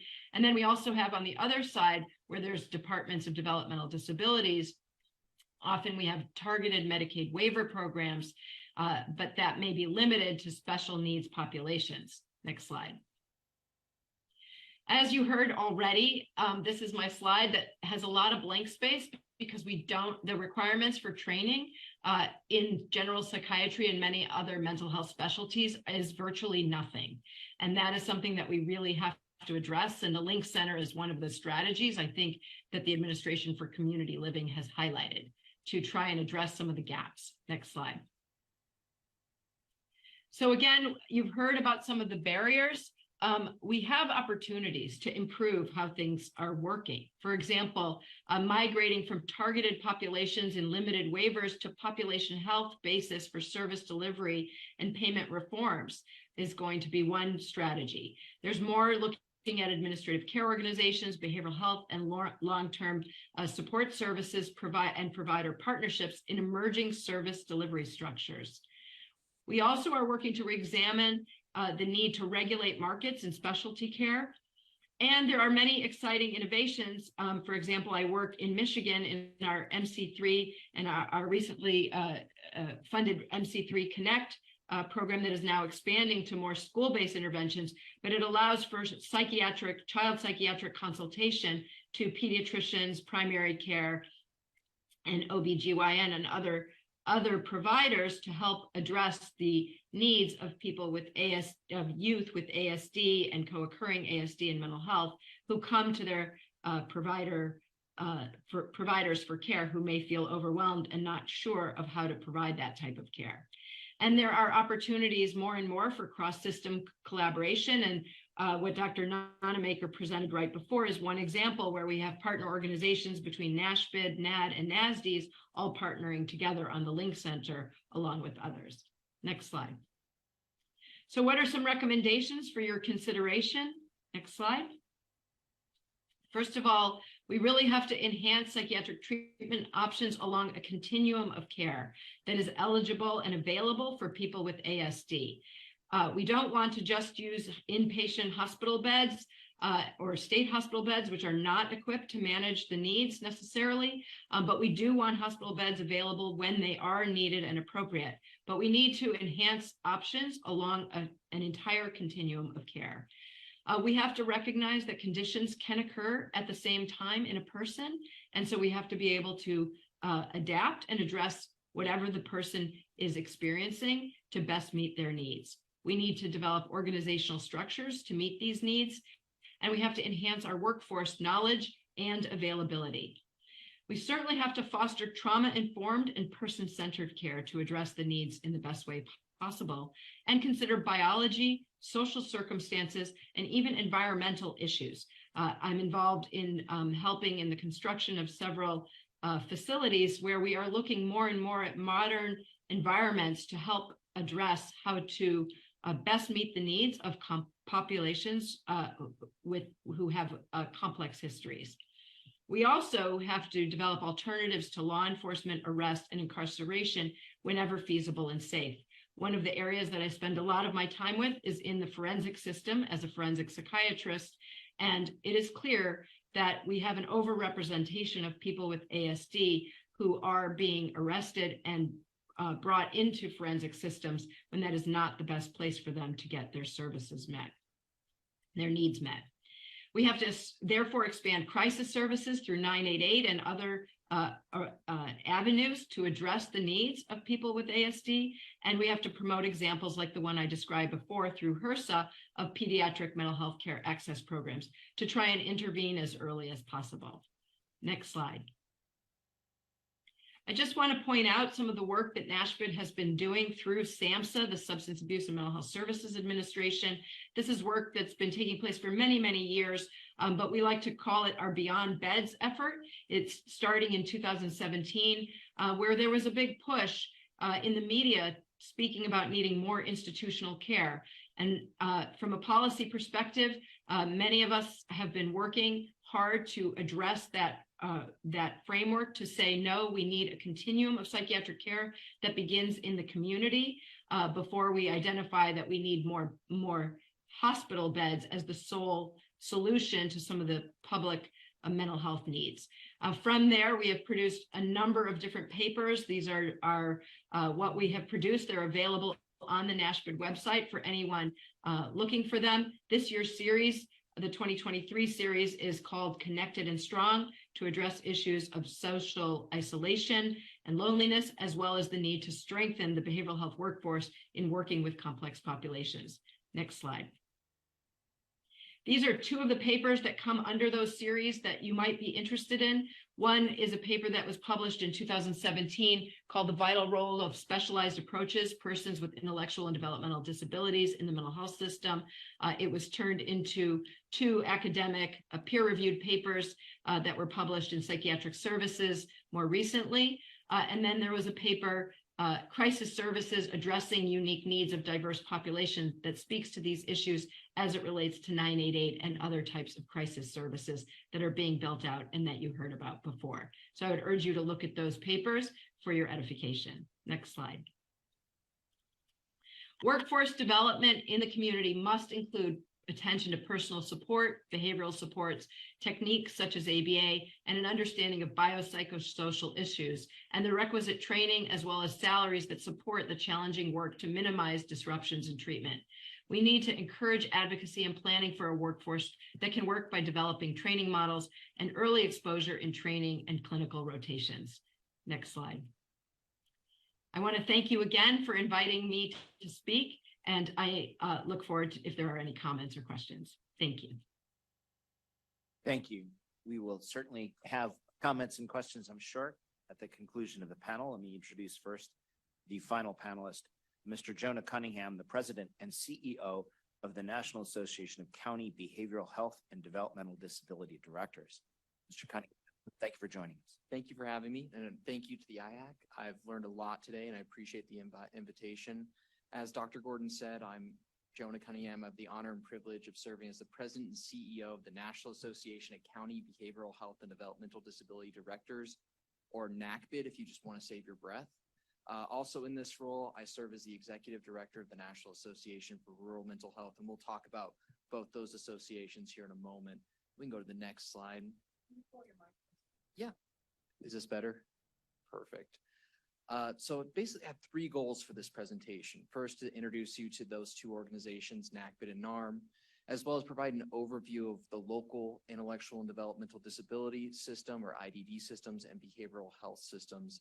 And then lastly, highlight a lot of challenges and opportunities that have already been spoken about by my colleagues for collaboration, specifically surrounding 988 and crisis response. So we can go to the next slide. So about NACBD, the origin story, I'd like to say, in the mid-20th century with deinstitutionalization, a lot of states looked to establish local authorities to provide community-based services for those with intellectual and developmental disabilities or behavioral health concerns, including substance use and mental health. Now, it's not apples to oranges. I'd like to say it's apples to apples, but there's a wide variety of apples, right? From Gala to Pink Lady to my favorite Golden Delicious. Think of that like states where there's a wide variety of these local authorities. Some are county-based, some are regional, some are state administered. There's Medicaid carve-ins, carve-outs, taxation authority, levy authority. Some are merely advisory, some oversee Medicaid contracting. We try to represent all of those apples, or I should say authorities. Now I'm hungry for an apple. But the bottom line is that we focus on those local authorities and try to empower them through building community and advocacy. And we are an affiliate of the National Association of Counties, or NACO. Again, another acronym, I apologize. Let me go to the next slide. And the other organization I have the opportunity to lead is the National Association for Rural Mental Health. Now, unlike NACBD, this includes a wide variety of members, from service providers to students to academics to advocates, all with a focus on increasing access, availability, and acceptability of behavioral health, so mental health and substance use services in rural communities. And it's an affiliate of NACBD, so I think of it like Russian nesting dolls. NARM is an affiliate of NACBD, NACBD's an affiliate of NACO, and so on. With NARM, I'll also note we just completed our 50th conference last month in Pittsburgh. And with our friends at APA, we publish a quarterly journal, the Journal for Rural Mental Health. We can go to the next slide. So just want to give you kind of a quick overview of the local systems and how they might look. So we engaged in a project. We can go to the next slide. But when we talk about the local mental health system in particular, it sounds like synergistic solutions to scale. We know what those words mean individually, but we don't know what that means when it's actionalized. So we did two things. We looked at two states and their local mental health systems to compare and contrast. We did Michigan as well as Texas. Michigan's 46 community mental health service programs. Texas is 39 local mental health authorities. And we looked at three things and tried to make it a very succinct report. First, an overview of the system. What is it? What are their authorities, their funding streams? Do they provide services? Do they oversee services, et cetera? Secondly, their relationship with Medicaid, since Medicaid is the #1 payer for mental health services. And then lastly, what is their relationship with the crisis response system? Since that's an emerging, we've seen the launch of 988, which I'll get to in a moment, but how is it positioned to help provide services, if not, at least coordinate the delivery of those services. So we have a QR code if you're interested in reading it. I tried to make it very succinct and digestible since we're trying to do 50 of these things. So going to the next slide, one of the big things we know, we learned from this report, the populations obviously can overlap with behavioral health and IDD. These things don't happen in a silo. But also the location of leadership matters. Often we see IDD services or at the IDD department either co-located with the older adult services, which makes sense through a Medicaid lens with home and community-based services, or it can be located with behavioral health services. And there are pros and cons of each. It's easier to design systems and programs that deliver to both these populations or to those with comorbidities, I should say. And lastly, funding streams. There's different funding streams, the renewable nature of those funding streams, whether it's Medicaid reimbursement, whether it's a state appropriation, a federal grant, those all have sunset, those all have political tensions, but those matter in the long run, those services deliveries to our communities. Let me go to the next slide. So kind of taking a step back, and I don't want to sound like too Pollyanna-ish or have my rose-colored glasses. I haven't had my coffee yet, so I apologize. But it's a time of transformation, really. Last July, we launched the 988, which is a crisis response. It expanded the National Suicide Prevention Lifeline. It's no longer a 1-800 number, but it also spawned this new framework for crisis response of someone to contact, someone to respond, and somewhere safe to go. Now it's still being built. Obviously, you look at a patchwork system when we talk about crisis response. It oftentimes matters on local leadership, the structures and systems in place, and the funding in place.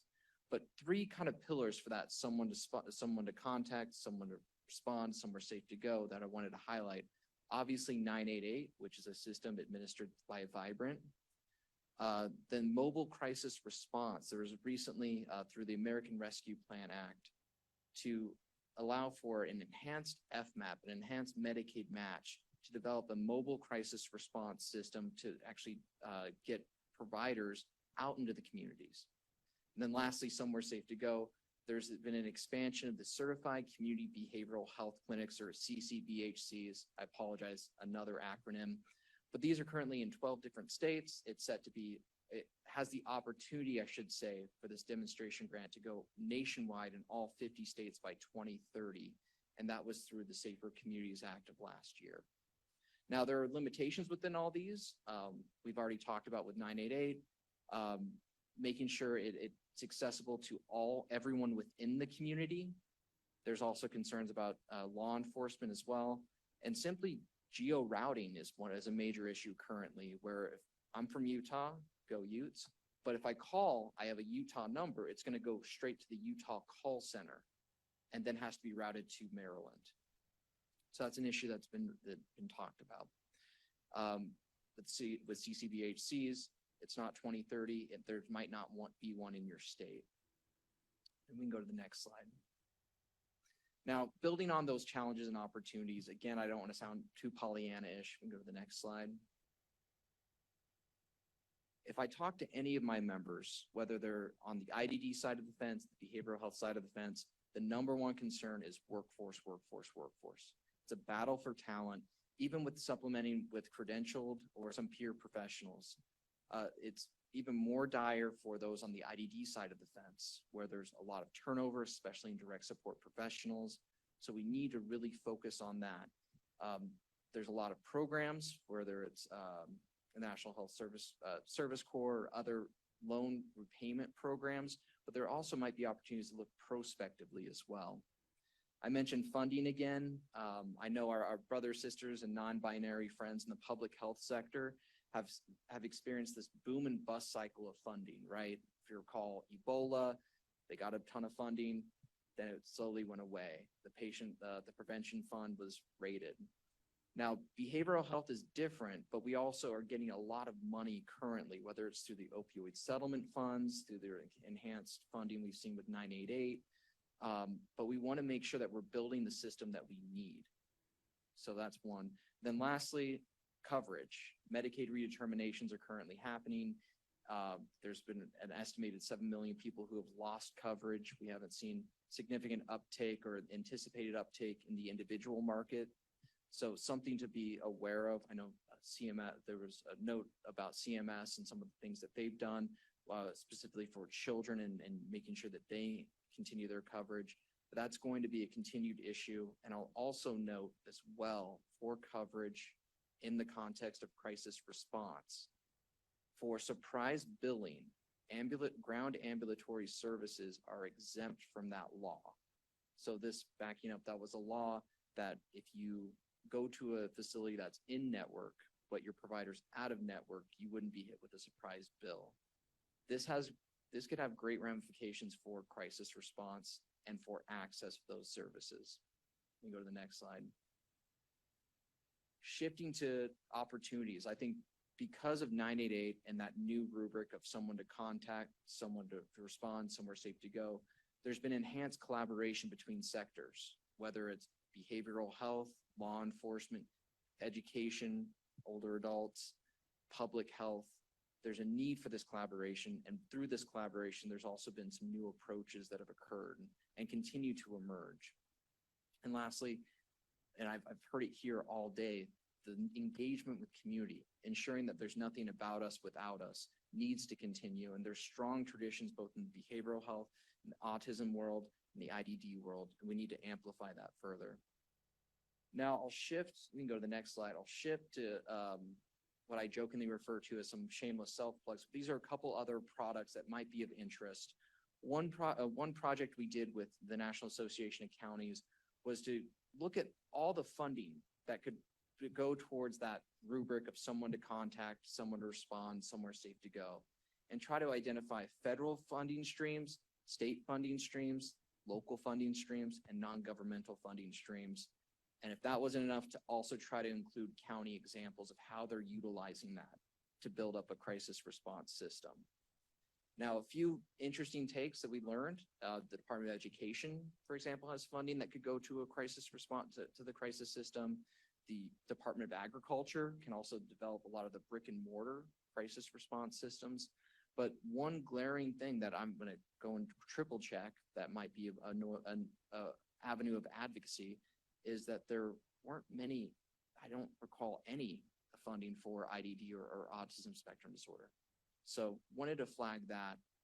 The next product that we just released last month, you go to the next slide, is our messaging doc. So this is supposed to be complementary to the funding chart, where we highlight and we focus on specific populations that are key to building out that crisis response system. The first are county elected officials. So we highlight some counties that are doing innovative work, quotes from leaders to hopefully provide inspiration for the next county as they grapple with this idea of how to build out a crisis response system that's responsive to their community. The next report, which will be released this month, hopefully by the end of this month, knock on wood, is focused on intellectual and developmental disability directors or IDD directors. We're very excited about it. Stay tuned for that. But if you're curious on the first messaging document, there's the QR code. I believe I'm at my time. We can go to the last slide, but there's my contact information. If we can be of any help moving forward, please don't hesitate to reach out. There's also our website. Please note on my email, just to make it easier on everyone, we drop one of the D's. But thank you again for having me. It's been an honor. Thank you very much to really all three of the panelists to talk about the services that are on offer and the work to try to offer quality services for individuals with autism who have mental health needs. I will now open up the conversation to members of the committee. Yetta, go right ahead and start us off. So thanks everyone for presenting. I'm both here in person and online. I think as many of you all have shared throughout the day, the common theme that we're hearing is that we really need trained professionals and to build capacity and to offer, and I want to quote, accessible resources, not just available, but accessible resources and services. And I definitely want to make sure that this is something that we include in our next strategic plan. I think everybody at the table here and online agrees with that. I did have one quick question about the Link Center. So I recognize that it's only been a year since this project has been funded. It's a 5-year grant. I love the idea of this one-stop shop, but my question is, what happens after that 5-year grant? Who is going to be maintaining that website? Yeah, so as partners, we hope for additional funding moving forward. And as those of you know, when grants end, but definitely something that we want to keep our eye on maintaining and sustaining post 5 years for sure. Dina. Throughout these presentations, and I mean this with no disrespect, but I'm just curious, I didn't hear any mention about autistic people informing the work that you're doing. I'm hoping that it's a question that doesn't need to be asked. I'm hoping that it's automatically incorporated in everything you do, but I'd really feel more comfortable if I heard that out loud. Any of the panelists care to talk about the involvement of people with lived experience in the work that you or the people that you represent are doing? Or this is Stacy. I'm happy to respond to that and great question and valid question. The steering committee that we have that guides the work of the Link Center has several autistic folks that are represented on there and are representing the autistic community. Any other responses? And I'll flag one of the messaging docs things we highlight is an example from Champaign County, where this will be the 14th year, they've had a disability conference. And it's designed by those with intellectual and developmental disabilities, autism spectrum disorder, and a host of others. They design the program, they bring in vendors, they also bring in state and local government, and it's around 250 people, but it's been a great event, but it's designed by them for them. We're talking about day-to-day operations, policy decisions. Thank you very much. Alicia? Hi, I was just on the website looking up the Link Center because I was really taken by this idea. What are some of the resources that you hope to generate? And then also, how will they be studied in terms of whether they're helpful or not helpful, or whether they work or don't work? Yeah, so our primary focus with resources is to really elevate what's out there and perhaps, if needed, adapt what's out there. We're hoping that we don't have to do too much creation of resources, acknowledging that may need to be what we do if there are certain gaps. I can give you an example. So we have really set a framework for the Link Center based upon, as I mentioned before, relevant and timely topics that were developed along with our steering committee. And the first topic that we're tackling because of our engagement with SAMHSA has been around crisis services and supports. And one of the things that we've noticed in what is out there is that there are a lack of crisis plans or crisis templates, if you will, for people identifying when they're feeling okay, as some folks have put it in my company. What do they need when they're not feeling okay?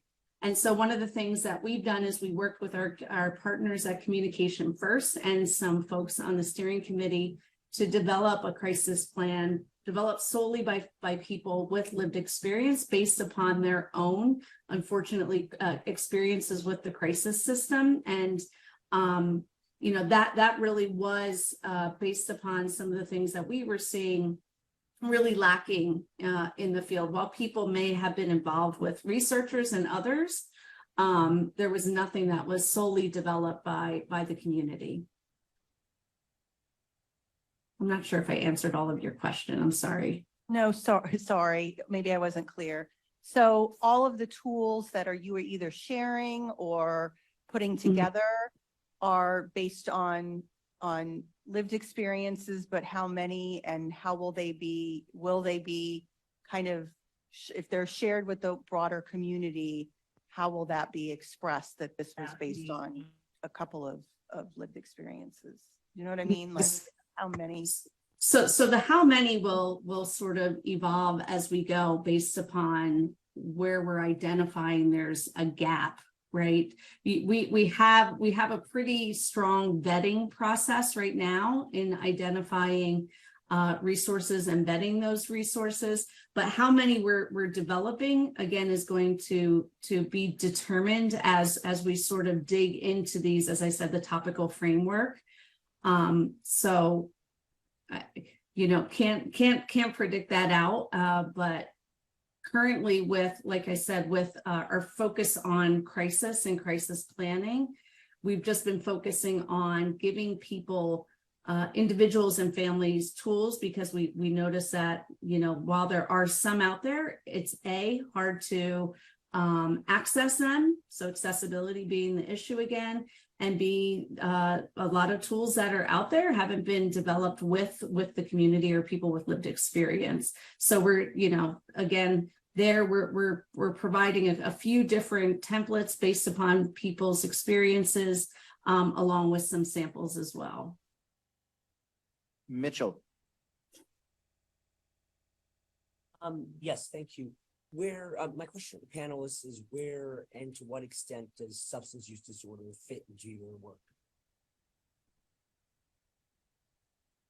Any of the panelists care to respond about how substance use disorder fits into the plans that you have?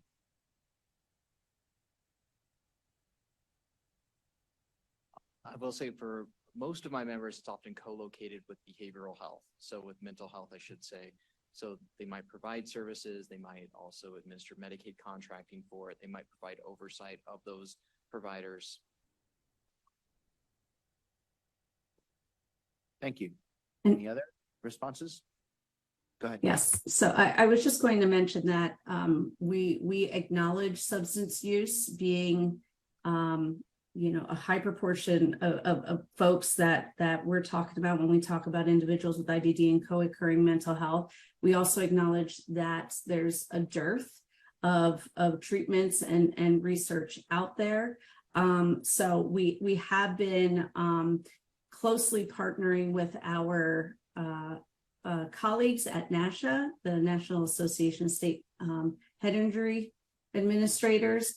And they've been digging into this a little more than we have, but it's something that we've identified that we want to specifically target on the website. Thank you. Scott. Thank you, Dr. Gordon. I just want to say first that I appreciate these presentations in terms of looking at sort of system change, mental health services. And by the way, Stacey, it's good to see you virtually speaking, I guess. We interacted a lot with things in Pennsylvania. I'm glad to see you're doing things at the national level. And I'm glad that these important topics, you know, have been raised in this space. I did want to also highlight that, related to the earlier comment in terms of autistic people being involved, that there's a lot of barriers to entry for autistic professionals serving in these mental health roles, in leadership roles, organizational roles, et cetera. I do believe in having folks on advisory boards as well, but I think we also need to enhance access to the workforce for autistic people in the mental health service systems. And I think that'll help show some improvements, I think, and enhancements, I think, in terms of having that diversity of input and thought leaders who are autistic can really benefit the systems. I did also wonder if you all could speak to potentially, if you have any ideas or suggestions of what we could be doing better federally, as far as resources, policy, practices, input, collaboration, partnerships. I mean, very different ways that us as agencies here in the federal government, for our focus is on the workforce, on community living, on education, housing, et cetera, the healthcare system, how we could be supporting you all, since mental health and health and well-being cuts across so many of our agency roles. And so what can we do in the government to help you all be more successful in what you're accomplishing in terms of systems enhancement, innovation, looking at policies and practices for like systems change? If I could just jump in, this is Dr. Pinels, and I apologize, my internet went down, so I'm calling in. Can you hear me? Yeah, we can hear you. Thank you, Dr. Panos. Great. Yeah, I mean, I think, really coordinating amongst the federal agencies is very good right now, but I think there could always be improvements. Certainly between DOJ, SAMHSA, ACL, those agencies can continue to work together around crisis services and looking at diversion from criminal legal settings. I would think that in addition, looking at Medicaid and working, continuing the partnership between Medicaid and SAMHSA and other federal agencies is going to also be important as we look at how to best serve complex populations and reduce the silos in funding. Anyone else care to respond to that from the panel? Uh, All right. Sorry, go ahead. I'll just make a very quick comment. Hi Scott, and knowing where you sit in the federal government, I think one of the things that really I've been thinking about and was there's some affirmation because just recently there was an article published around mental health counseling rated as most helpful by autistic adults. And, in their findings suggested a need for integrated mental health and employment services. And we often don't talk about those together and how critical employment services, back to Lisa, I believe, said, the purpose and meaning and how important that is, and thinking about how they can really go hand in hand. So thanks for that question. Thank you. We have time for one last question. Go ahead, Tom. Thanks. Great talks. As we think about services, one of the biggest driver to get appropriate services is to actually screen for and identify mental health issues.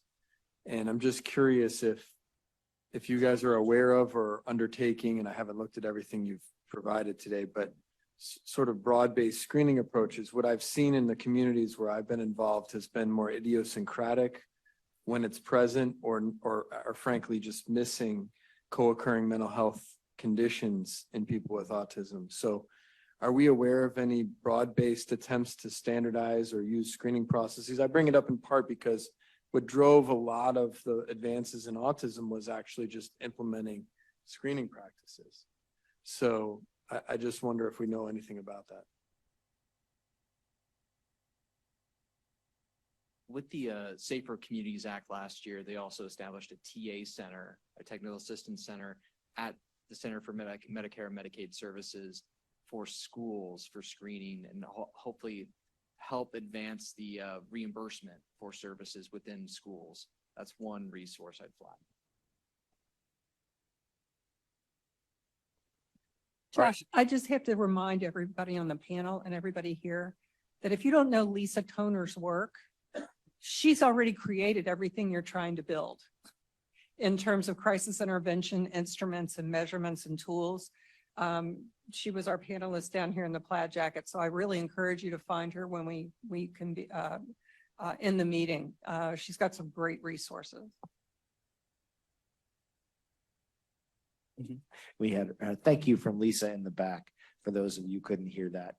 I want to thank our panelists, both the three panelists we just heard on services, but also the panelists speaking from lived experience and community perspectives, and the earlier panelists from research. We clearly heard today that there's a great need for attention to be paid to mental health services, mental health care for individuals with autism. And it was encouraging to hear first about some of the early research that is showing promising, although early results in addressing some of the mental health needs of individuals on the spectrum. But we also heard from those very same researchers, from the panelists and with community perspectives, and from the services perspective as well, that we need a lot more options. We need better treatments.